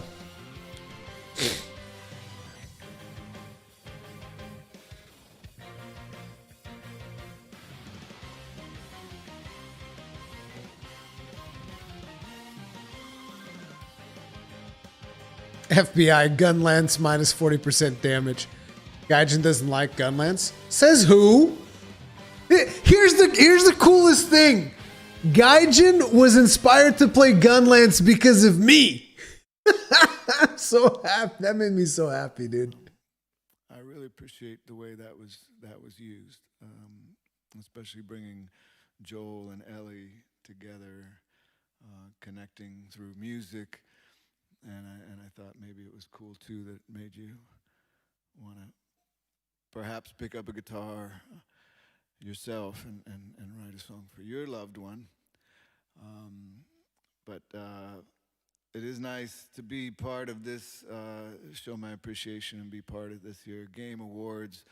And what a fascinating way tell a story. It's just getting better and better all the time, and it was cool to be part of it. So thanks for having me, and enjoy the rest of the show. Doesn't get better than that. Thank you so much, Eddie Vedder, for being here on the Game Awards. All right, now here's another brand new game to show you for the first time. Hey, world premiere.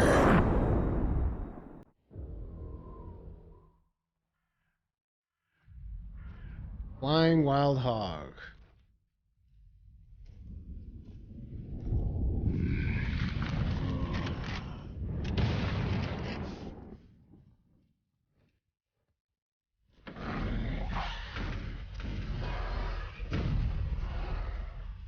I think I give up.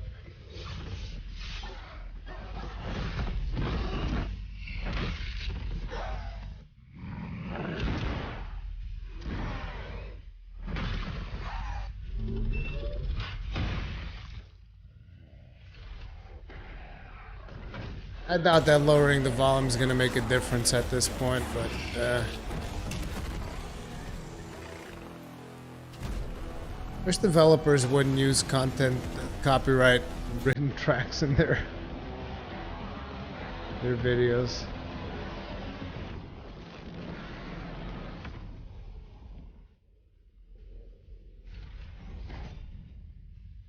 Evil West.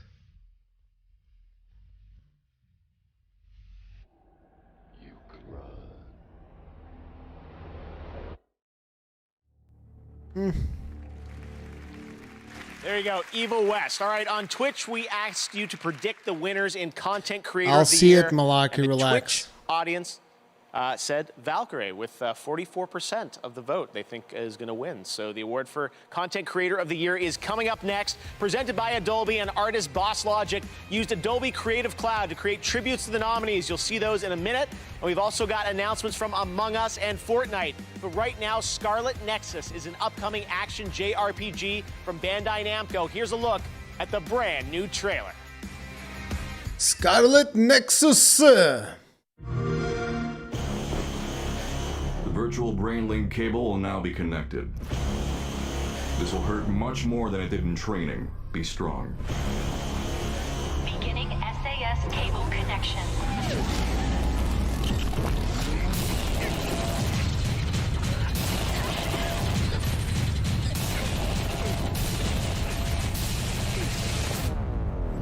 Good. Seems like you're okay.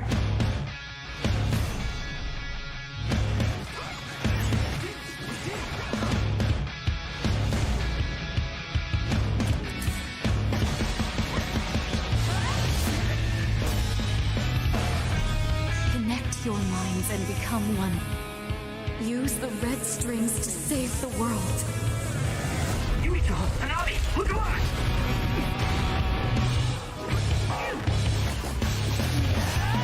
Don't underestimate me. Don't bother resisting. I will obtain the red strings. I wouldn't let that happen.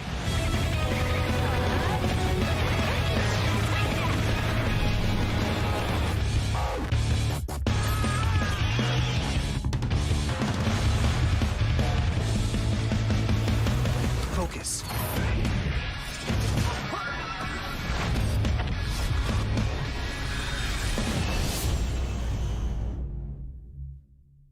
That looks interesting. Play it on the all-new Xbox. Okay, here we go. For me, I am often depressed when I look at the status of where we are in terms of depression and anxiety and inattention. We owe it to all the people that are suffering to be really creative and to try things that when you first hear it sound crazy, like a video game is medicine. My name is Adam Ghazali. I am a neuroscientist and a neurologist. It started for me 12 years ago. I became really interested in this idea of creating experiences as a way of improving brain function. And this relies on a principle called neuroplasticity, the fact that our brain reshapes itself and modifies itself in response to challenges. And so that's how it all started for me, to create a video game that was carefully designed to challenge and reward the brain in a very specific way And so what just happened a couple months ago, the FDA cleared EndeavorRx as a medical device to treat inattention in children that have ADHD. This is the first time ever that the FDA has cleared a video game for any medical condition. So what we're talking about right now is to have a video game prescribed, just like we prescribe pills for conditions, and think about this as a new type of medicine.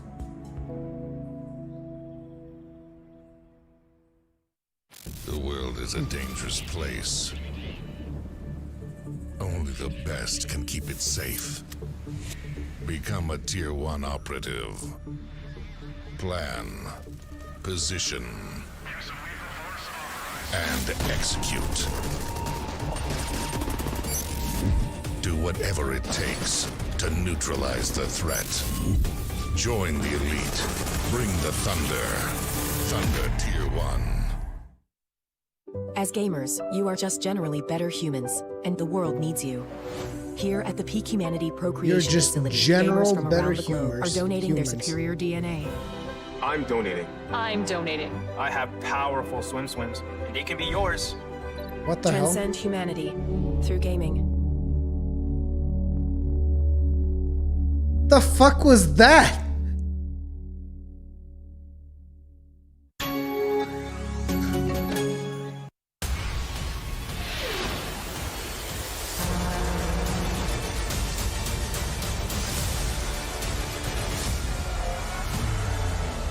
Like, what the hell is that? I have powerful swims.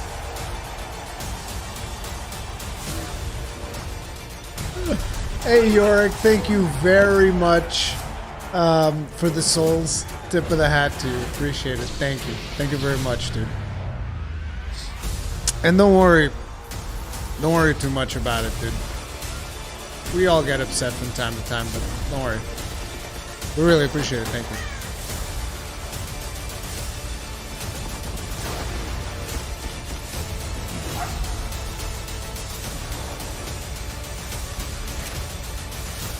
I will react to the new Monster Hunter trailer. Relax. Let's finish watching the show.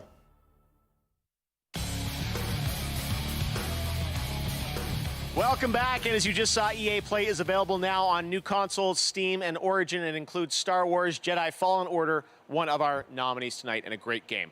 All right, now on to one of the biggest games this year. It was created by 3 developers in Seattle, now 4. You saw them. They've won 2 awards tonight. Interslot, they absolutely took over the internet with Among Us. Well, they sent us something special. This is the reveal of the brand new map for Among Us. Check it out, crewmates. Check it out, crewmates.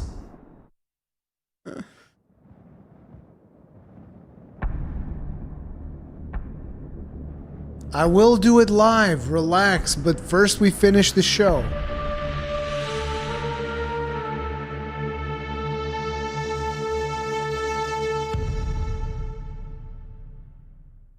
Welcome, recruit. Get yourself acquainted with the layout of the Toppat airship. Enough slacking. Go do your tasks. You may need to take a ladder to get to certain areas, or maybe just take a nice shortcut. Quit grouping up. Choose a room to start in after a meeting. Someone keeps trying to sabotage us. Stop their plan. Keep your eyes peeled. We definitely have an imposter here.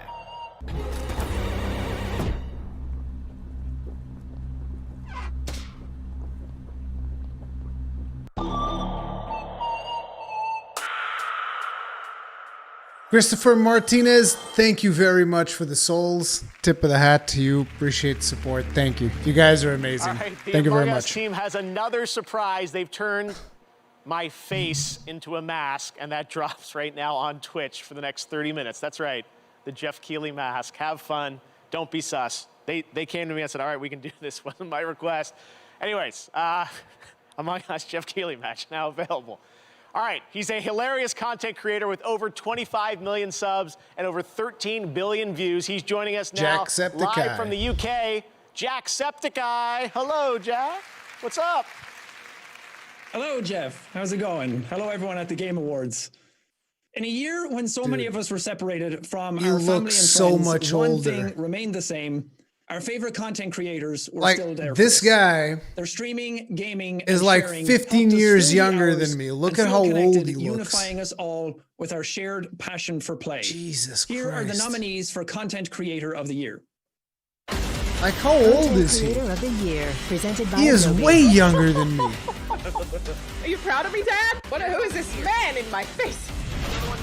That's you, baby. Nice. You look, poor guy, dude. Like, it's the stress of content. Like, a lot of people don't understand the stress of content creating. I'm telling you, it's making him older.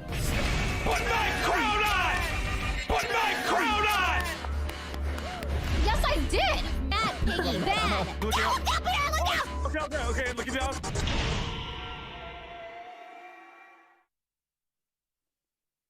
And the Game Award goes to Valkyrie. Congratulations.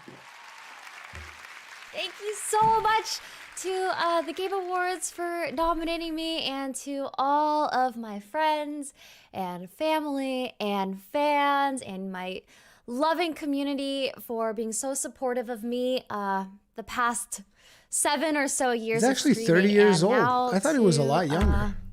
Being Creator of the Year. That's crazy because there's just so many amazing creators. I can't believe You've never heard of her? It's just Dude, she's got unbelievable. 2 million subs, and she constantly Thank you gets so much like for the support. 50,000 I'm people very watching her flattered and videos. honored Every one of her videos is over this 1 million award. views. And yeah, Over 2 million views, actually.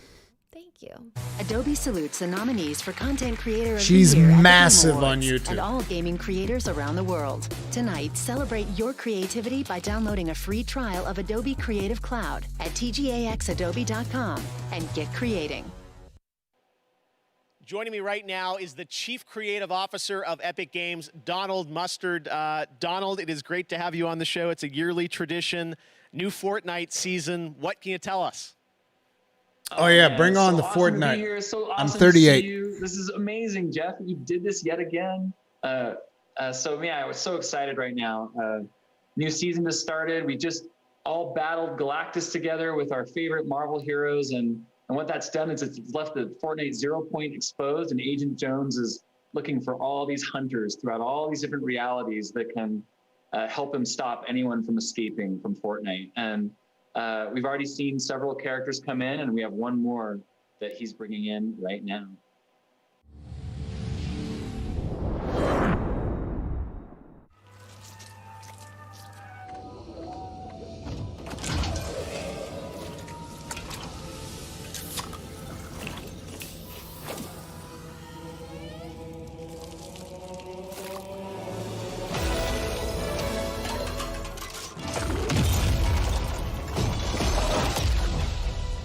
Master Chief.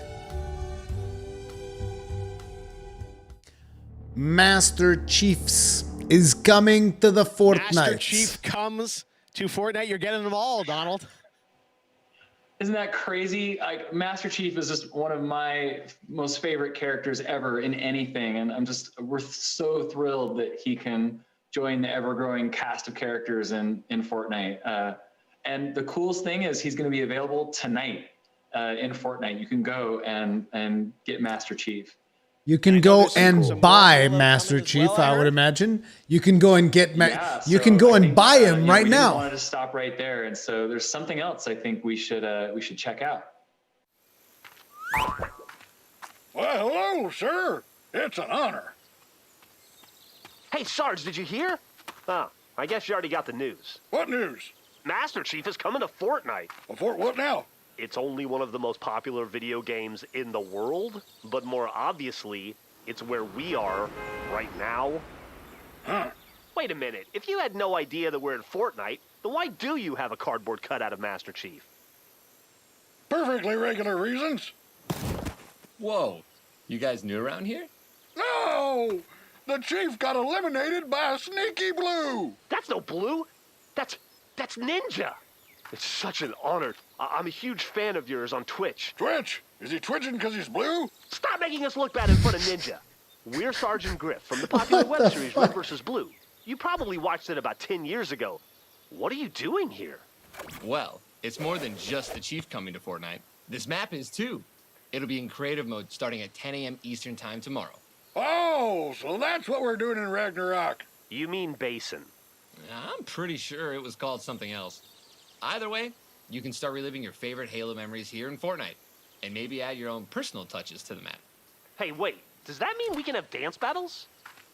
Come on, Ninja, what do you say? Save it for New Year's.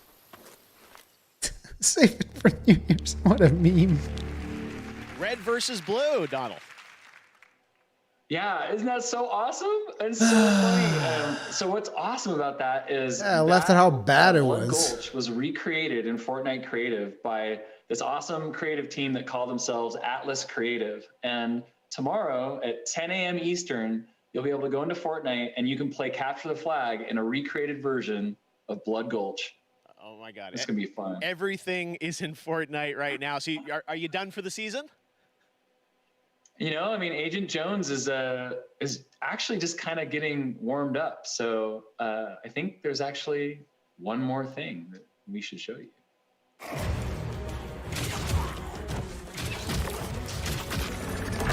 Why not? Walking Dead.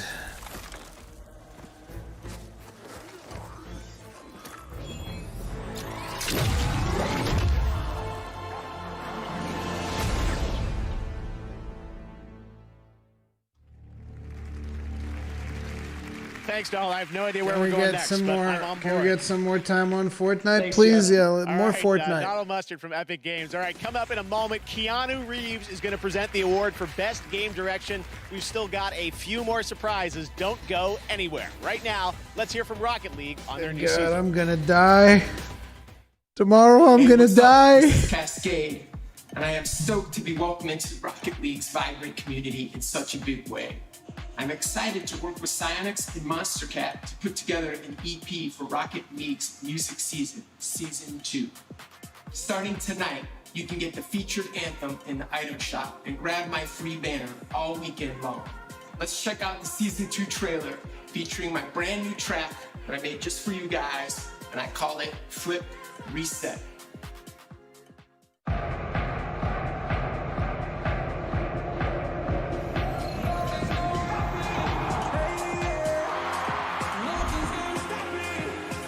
Here come the content ID matches.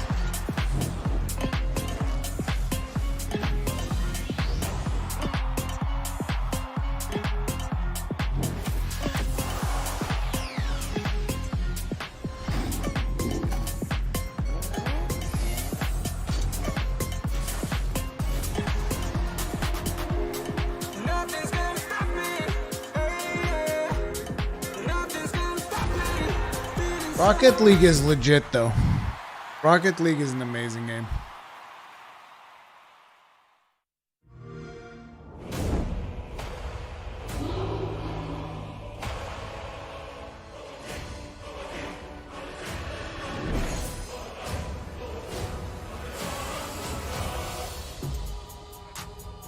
I got scared. I thought they were going to release it on something else, like maybe Apple Watch or something.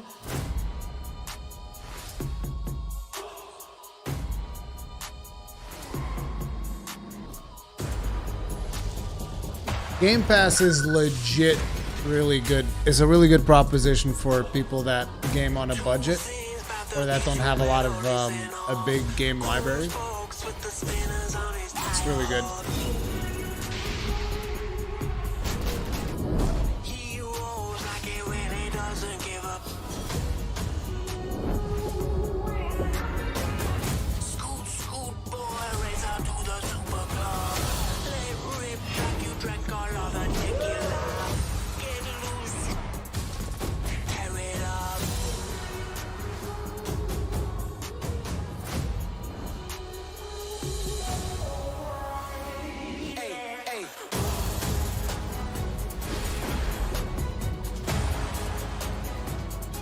By the way, guys, I hope you enjoyed this stream, because the second this stream is over, I'm deleting the bot.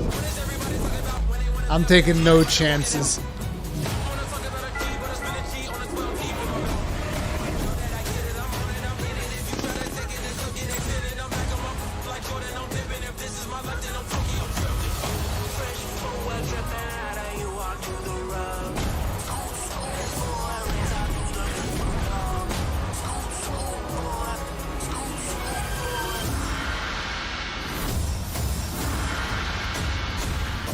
Yakuza.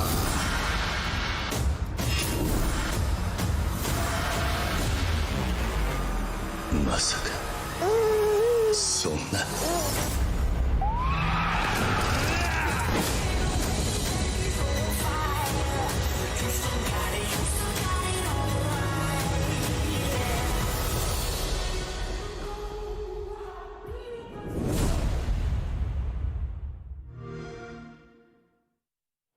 Okay.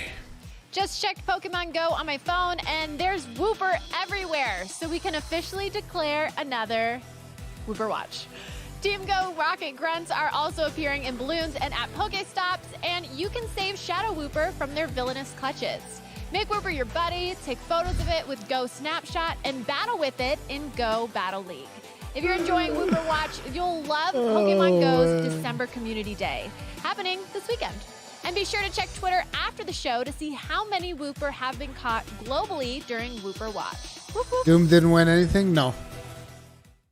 Final Fantasy VII took away the soundtrack, which I really thought that Doom Eternal would have taken.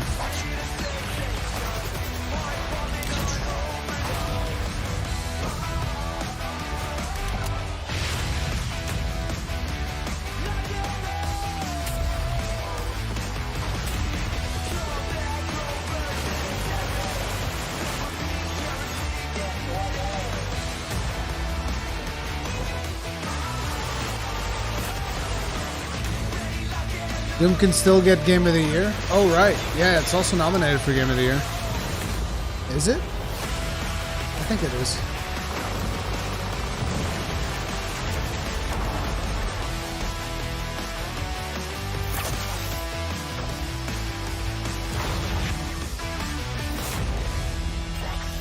Just Cause Mobile. My disappointment is immeasurable. My day is ruined. You picked the wrong time to get a drink. Oh, God.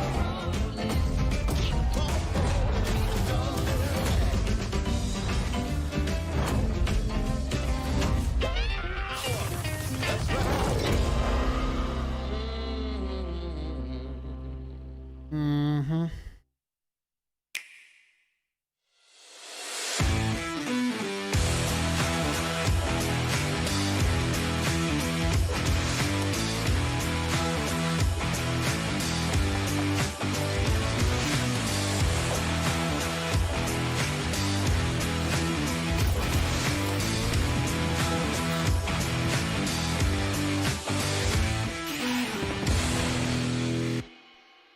Wasn't Min Min one of Etika's favorite characters?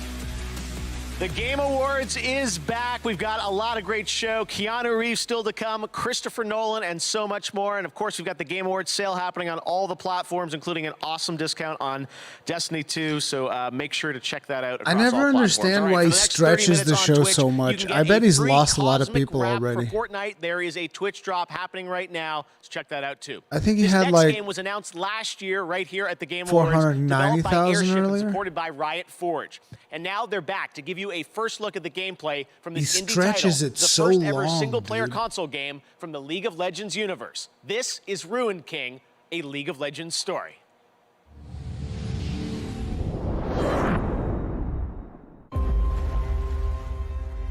Cutthroats, spirits, monsters. When you live in Bilgewater, you see something. Let's start the party. The Queen of Bilgewater, looking to bring order to this twisted town. And stay down. The priestess of the Great Kraken. This reminds me of This is destiny. reminds me of the legend. What's called? It's not Night Chasers. By his kindness. War Chasers, Night War. The terror from the deep, who preys upon the living. You won't feel a thing ever again. The dishonored swordsman fleeing from his past like the wind. Battle Chasers Nightcore? I'm sorry guys, it's super late for me. My brain's not working properly. Yes, Battle Chasers. It's Battle Chasers with League of Legends characters. Standing in their way.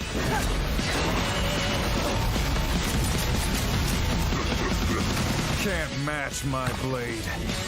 Can't help but wonder what brought them together. Nothing good, I reckon. Looks good. I like the art style.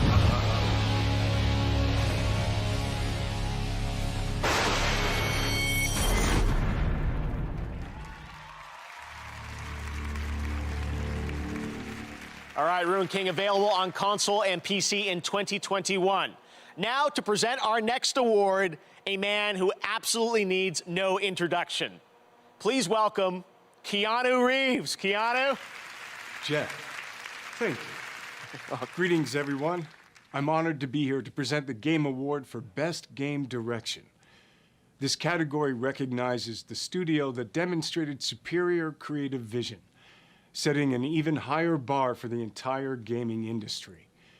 Over the past months, I've come to really appreciate all the fantastic creativity that goes into making a video game. A special shout out to the folks and team at CD Projekt Red in Poland.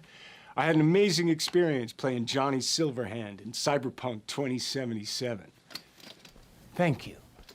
And now, here are the nominees for Best Game Direction. Keanu Reeves is awesome, dude. Best Game Direction. This is a one-time gig. When it's done, we're done. What we're doing here could change things forever.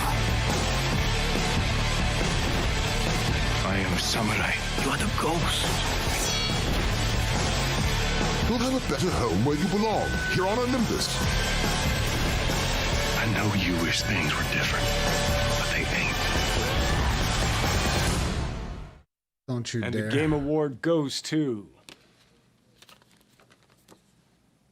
The Last of Us Part 2. Congratulations.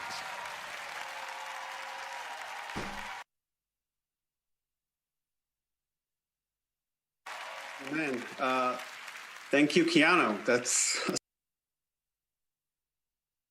what a year. It's an honor to be in this category with such incredible games. Direction is nothing without a team to internalize it, make it their own, and turn it into a game. And we're privileged to have such an amazing team, cast, outsourcing partners, our partners at Sony. Every single person that worked on, touched this game, helped shape it. And a big thanks to my former boss, now partner, Evan Wells. You guided us through thick and thin while we made this game. I can't tell you how much I appreciate that. Thank you to the Game Awards and to all our fans. Cheers. Congratulations, Neil. All right, we've still got one last award to present, the big one, Game of the Year, presented by Christopher Nolan. And we'll also have a tribute to all the nominees performed by the London Philharmonic Orchestra back I should have at actually Abbey Road left. Studios. Game of the Year is I should have coming just up legit next, but actually right left now, and gone GTA home. Online continues to evolve, and next week they've got their biggest update yet. Check this out. Like, the fuck, dude? Best game direction? Get the fuck out of here. Place for the party? Can we post? Is there a hashtag? Oh, look at that. We're all here because of one man. You're not on the mainland now, huh? Anything goes! Sarsens Day Farron, thank you very much for the support. Really, really appreciate it. Thank you. Tip of the hat. Thank you very much. But listen. This is the second time I see you donate. Make sure that you have enough to take care of yourself and your family. This is a pandemic, so just make sure you have enough to take care of yourself, right?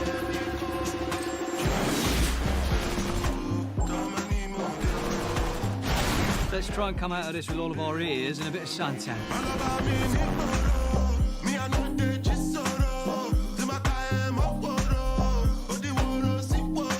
How much are they gonna milk GTA 5? Dude, they're gonna milk it for all it's worth. The damn game is printing money, dude. Literally printing money. People keep buying. Was born about 9,000 Can't even blame them. years before Can't our even blame time. them. In the year 515, After having federated the African continent, she set out to conquer Rome.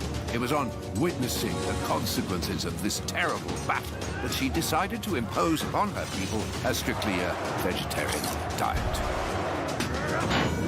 And it's in 1082, following the unexplained death of Lancelot 652, thank you very much for the souls. Tip for the hat to you. Appreciate support. Thank you. That rock and roll was invented. In 1789, allied with the valiant Japanese, she discovered the real Indies, which had fallen into the hands of the bloody French. I'm so confused. This was followed by the Great Devastation. Is this a PlayStation 5 ad? Lucy had amended before beginning the Great Reconstruction and establishing a lasting peace by banishing all forms of currency and violence, as well as the use of selfie sticks in museums. Lucy, are you with us? Okay, so for next week, don't forget your essay on the cultural stereotypes of the great civilization. How far will you push humankind? So it's like a Civilization game? We've been having fun with Instagram's Game of the Year AR effects. Here are a couple more. Those effects are still available, so keep posting to your Instagram Reels. And coming up, we'll find out who's getting a real-life Game Award trophy for Game of the Year.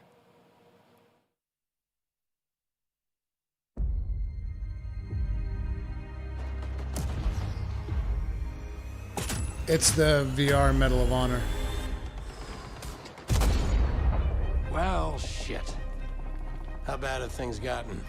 The German occupation has turned every neighbor into a possible enemy.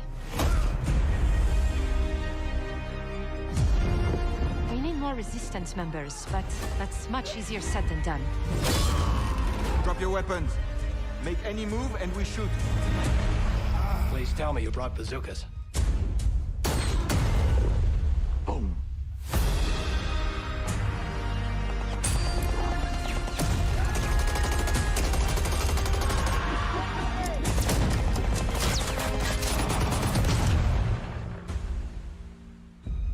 Experience true war. Okay. That's a piece of shrapnel. We had to report for the draft. It was something we had to do. Connaissez deux personnes, c'est une de trop. You want to hear the rest of the story?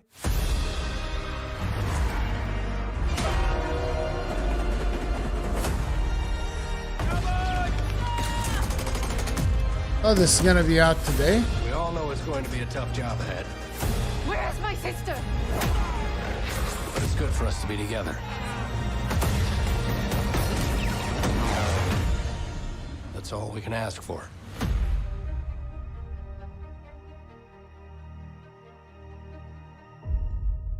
Available now.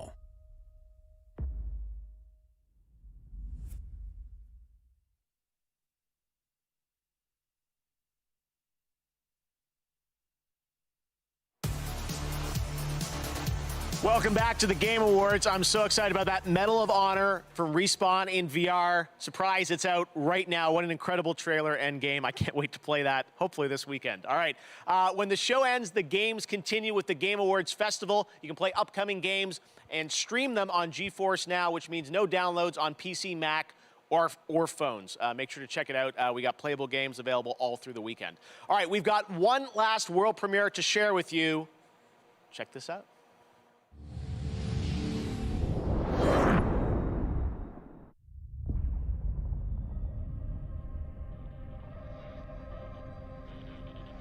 We know now that in the early years of the 20th century, this world was being watched. What's this? This looks interesting. Roger, copy. Eagle Houston, you're a go for landing, over. Sure, station. Unknown vessel approaching. We need first contact protocols. Humanity now stands as partners in the galaxy. X6 away. Godspeed.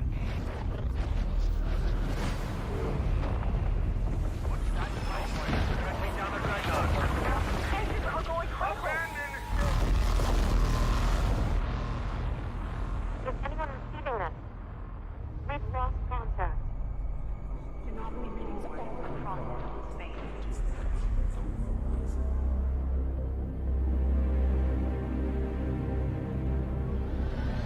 Is it Starfield?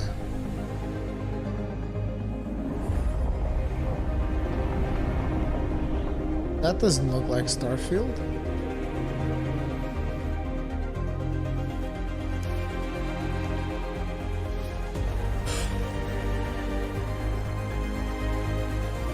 Mass Effect 4?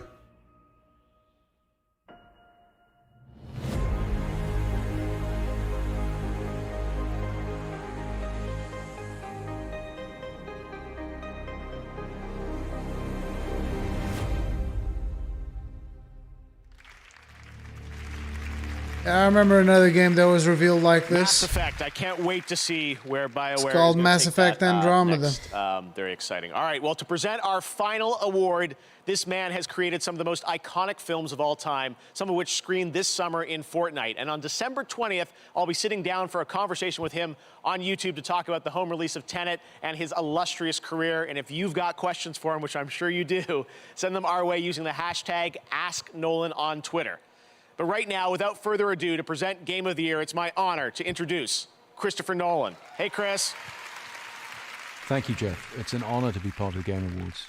For me, I've always been interested in telling stories that immerse the audience. I like movies that unfold in unexpected ways and pull people into a world.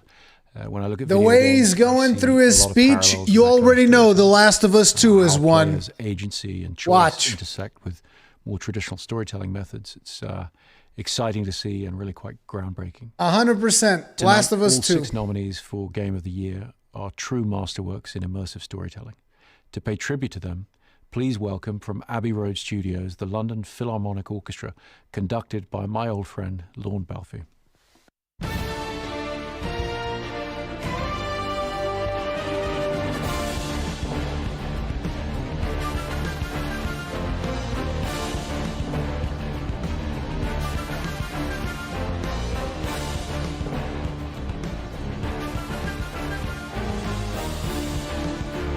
Game is hella good. I loved it.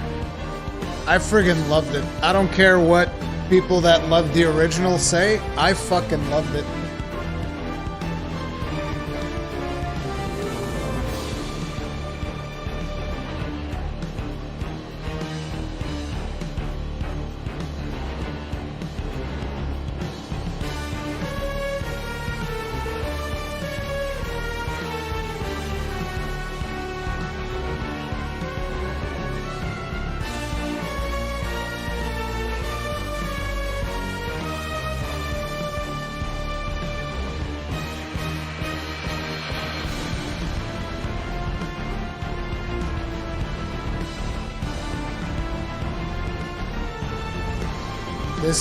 This game 100% deserves it. I think more than any of the other nominees. It's so goddamn good.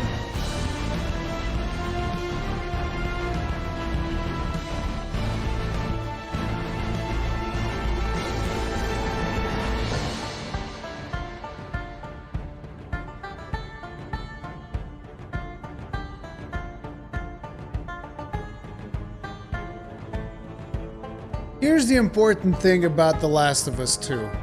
I don't necessarily think that it's a bad game. I just don't think it's an award-winning game.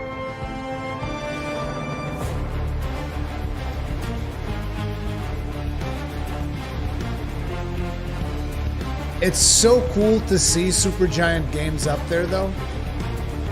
Because, like, I love the stuff that Supergiant Games does. And it's so cool to see them up there.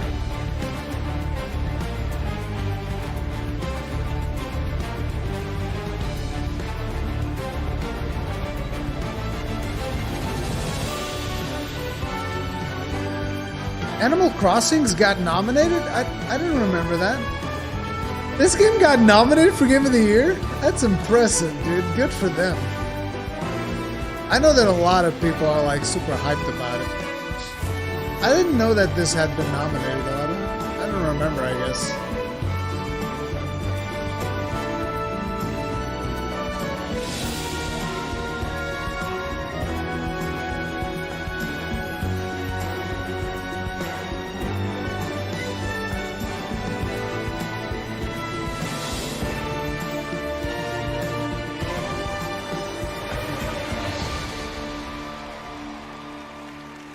Here we go. Here we go. Fantastic. And now the Game of the Year award goes to The Last of Us Part 2.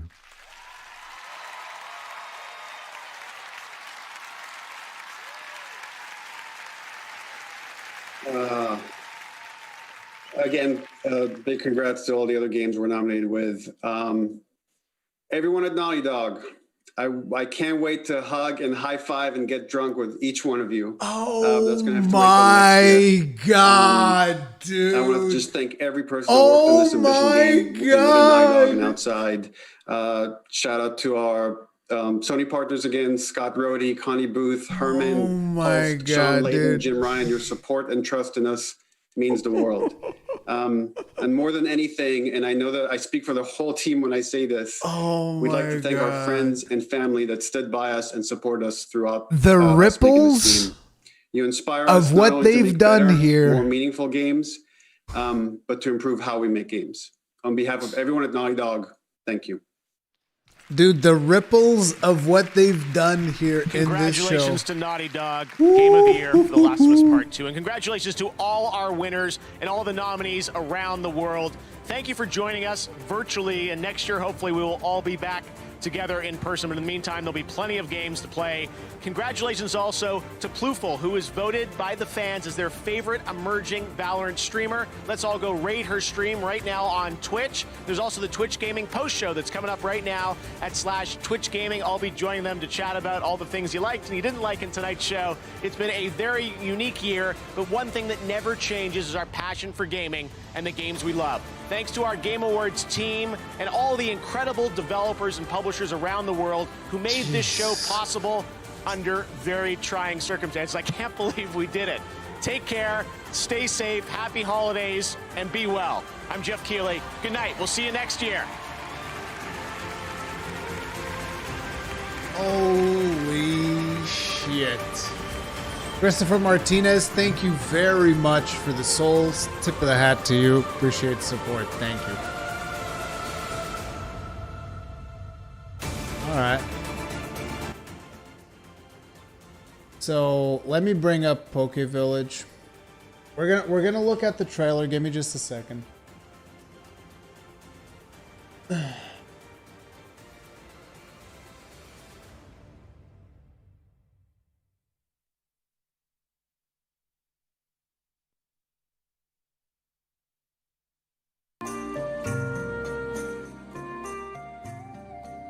Okay. Now, let me swap this. And let's go locate the Monster trailer.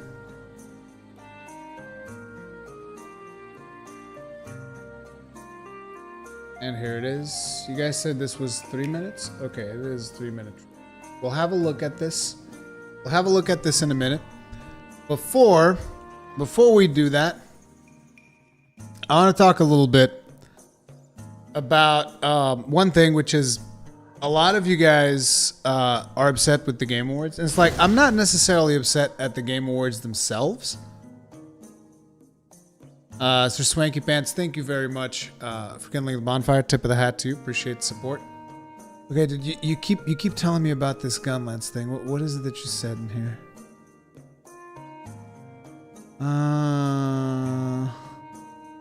Basically, if you have 3 wire bugs, you can use all 3, as well as your current shellings, as your hunter quickly aims behind or down, unloading all shells in one go.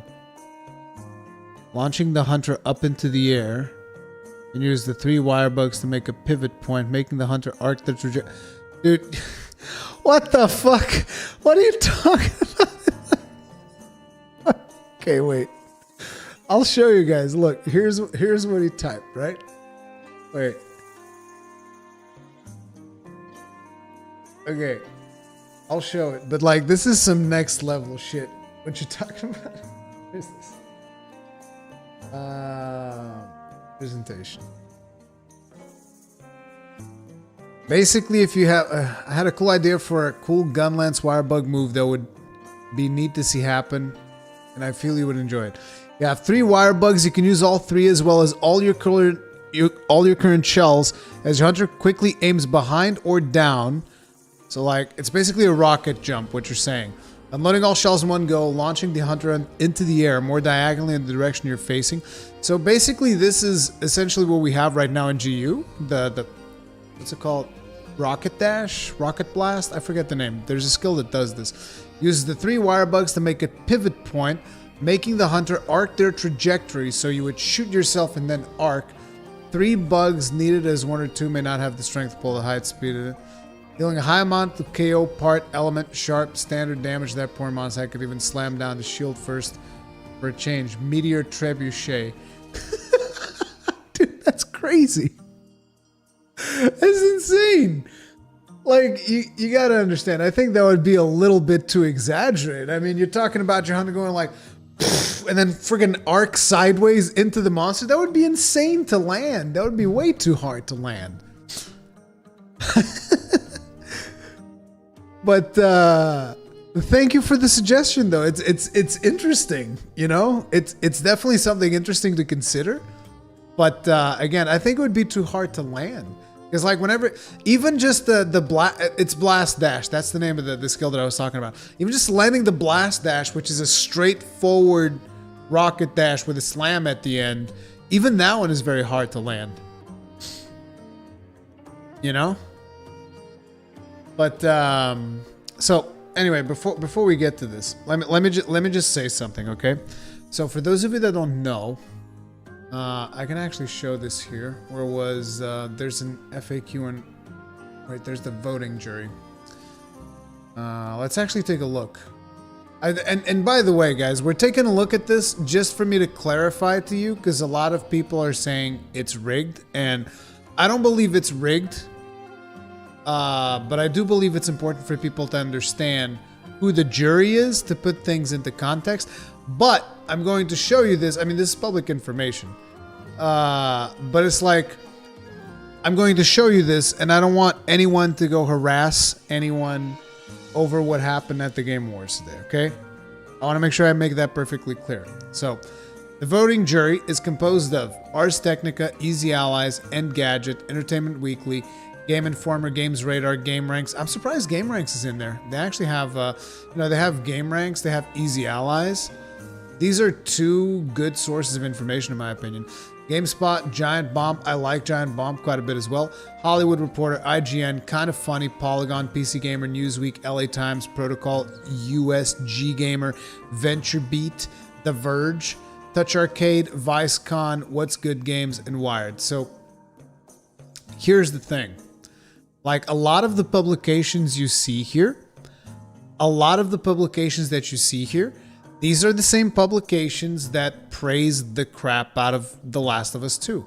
Therefore, and by the way, this is only in the US. Like, if we then go to the UK, we have Edge, Eurogamer, Gaming Bible, Guardian, What Culture, VG247, PC Games N, Metro.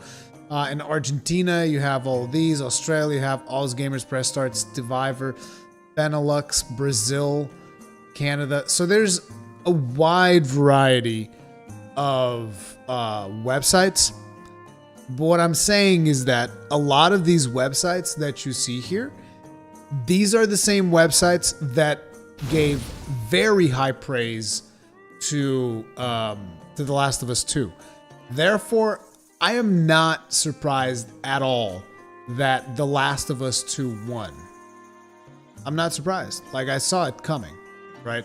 I think that out of all of these websites here, probably Easy Allies and Game Ranks were the only ones that wanted Ghost of Tsushima to win, or something different from Last of Us 2. Because, like, every other publication in here, well, not PC Gamer, because PC Gamer doesn't really write opinions on PlayStation games, but every other publication here definitely wanted Last of Us 2 to win. It is what it is. Give me a second here. Swanky Pants. Then when I mean arc, I mean go up and throw down. Oh, you mean a vertical arc. Great sword launch in a way. Well, then we already have that move, Sir Swanky Pants. Thank you very much for kindling the bonfire. Tip of the hat. But we already have that move. Like, that move is called Blast Dash. You've never seen that in GU? You've never seen that in GU, dude? That move exists already. But yeah, this, I don't believe it was rigged. Quite simply, it is what it is. These publications like The Last of Us 2. And look, people are entitled to like whatever they want, just like I'm entitled to disagree with it. I don't think that, and again, I want people to understand, I don't think Last of Us 2 is a bad game. I don't think it's an award-winning game. Like, I enjoyed parts of The Last of Us 2, particularly the part when you're playing as Ellie actually hunting down Abby. That was very satisfying. Because, you know, they kill Joel right from the get-go, right? And then you're just like, fuck, I want to get some revenge. So the revenge part, while we were mowing down the friends of Abby, that felt good. I was like, fuck yeah, I'm gonna murder all these people down. The only time it stopped feeling good was when it stopped and I couldn't kill more people. That's when it felt terrible. So, you know, and then they try to get you to empathize with this new character. I just didn't think it made any sense. And just the way in which the story is told, I didn't think it was good. Definitely not enough to win like best narrative, best game direction, best sound design, best game of the year. Like, I disagree. But you know, it is what it is. And here's the important part, right? The most important part for me to take away from all of this is that, yeah, I don't agree that The Last of Us 2 won. I don't agree with a lot of the things that happen. But overall, I still like having a show every year that's kind of like the Oscars of video games. I still like having the show. I like tuning in, and I like watching it, and I like hanging out with you guys. And even though we don't agree on a lot of what happens on the show, I still like the show being there. That's the way that I feel, you know? And, you know, you can agree, you can disagree. A lot of people always say that they hate the Game Awards and whatever. Hey, you know, it is what it is. But, yeah. So, I think it's still fun to watch, even if we disagree. I mean, we still have fun times. Like, I'll turn off the lights, I'll walk outside when I'm frustrated. But, you know, it is what it is, right? Did The Last of Us 2 lose a category? I think they did. They lost. I don't remember which one it was, but they did lose one. They lost one of them. Yeah, I mean, I think in general, because you guys share a lot of my taste in video games, which I guess is why you're kind of like attracted to the channel and whatnot. I think you guys kind of like feel the same way as I do on a lot of the choices. But you know, I still think we all have fun watching it. That's the way that I feel about it. And again, some people might agree, some people might disagree. It is what it is. So now, let's take a look at this. And I'm actually going to record this. Wait, I'm trying to stop this. Okay. Let's take a look at this, shall we? Wait, what's the recording setting that I even have for this? Can't see it. I hope I have a good recording setting for this. Professional streamer over here. Okay. Let's maximize this.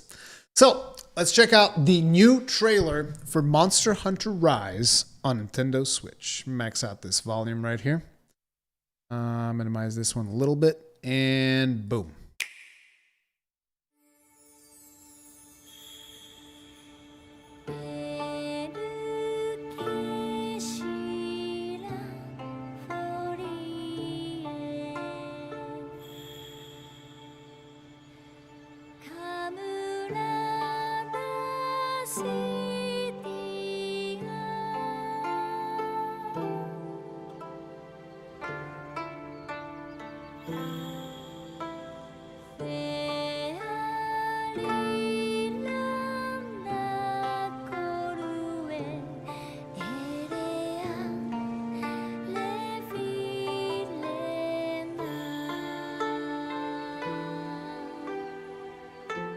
Before you start criticizing how many fingers she has, remember she's a Wyverian.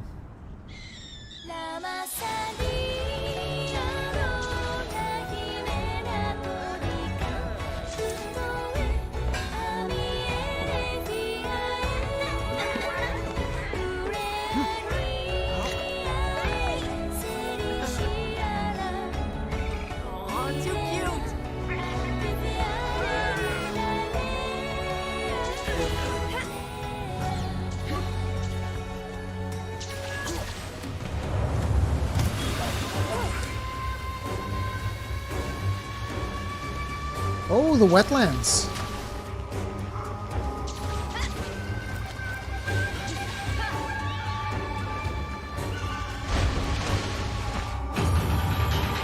Somnakant.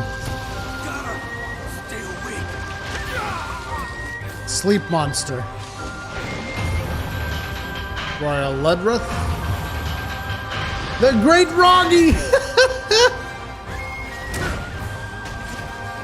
You shouldn't have picked me up. Bishatten. He reminds me a lot of Kechawacha. I think it's time. We paid a visit to the stronghold.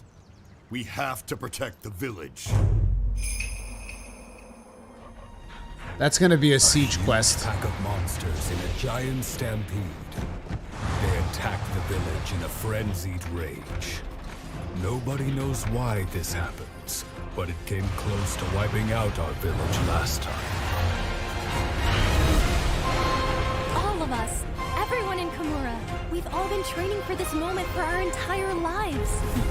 We need you to protect Kimura Village.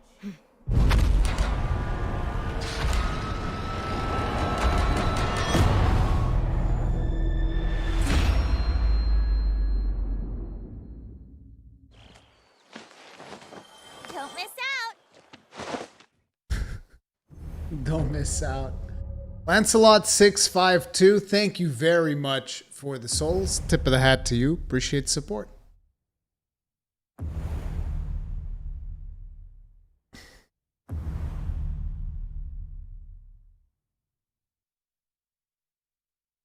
Oh, and there's the Monster Hunter crossover as well. When did you guys hear the Kazu screech? It's like it's a little bit too loud for me.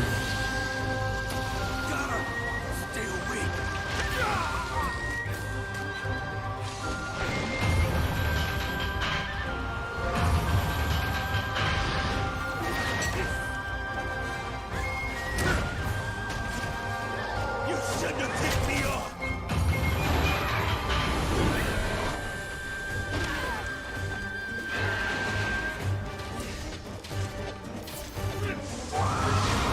It is! I think it's time. I think it's Oh my god, 100% Kazu's back. Jesus Christ. time. We paid a visit to the stronghold. We have to protect the village. It looks hella good. Huge pack of monsters in a giant stampede. It's too late for me to analyze this frame by frame. Like, my mind is not there. I have to basically wake up in 4 hours, and I still have to drive home before I actually get to sleep. Because I have to drive the kids to school tomorrow. So, guys, I'm actually going to be calling it here. I'm super tired. I really, really appreciate everyone's support. You guys have been outstanding. Unfortunately, I am going to have to delete the VOD. Because yeah, there's too much. Like, I know that if I leave this VOD up, they're gonna screw me over, and I'm not about to deal with that, and I'm not taking that chance. So appreciate you all being here today, and I'm not exactly sure what we're doing tomorrow. I'm gonna be tired as hell, so I'm not sure if I'm gonna be able to do anything. I also want to spend some time with my kid too. So tomorrow, probably no video. I'll try to make it up to you guys on the weekend. Thank you all very much for hanging out. Peace out, team.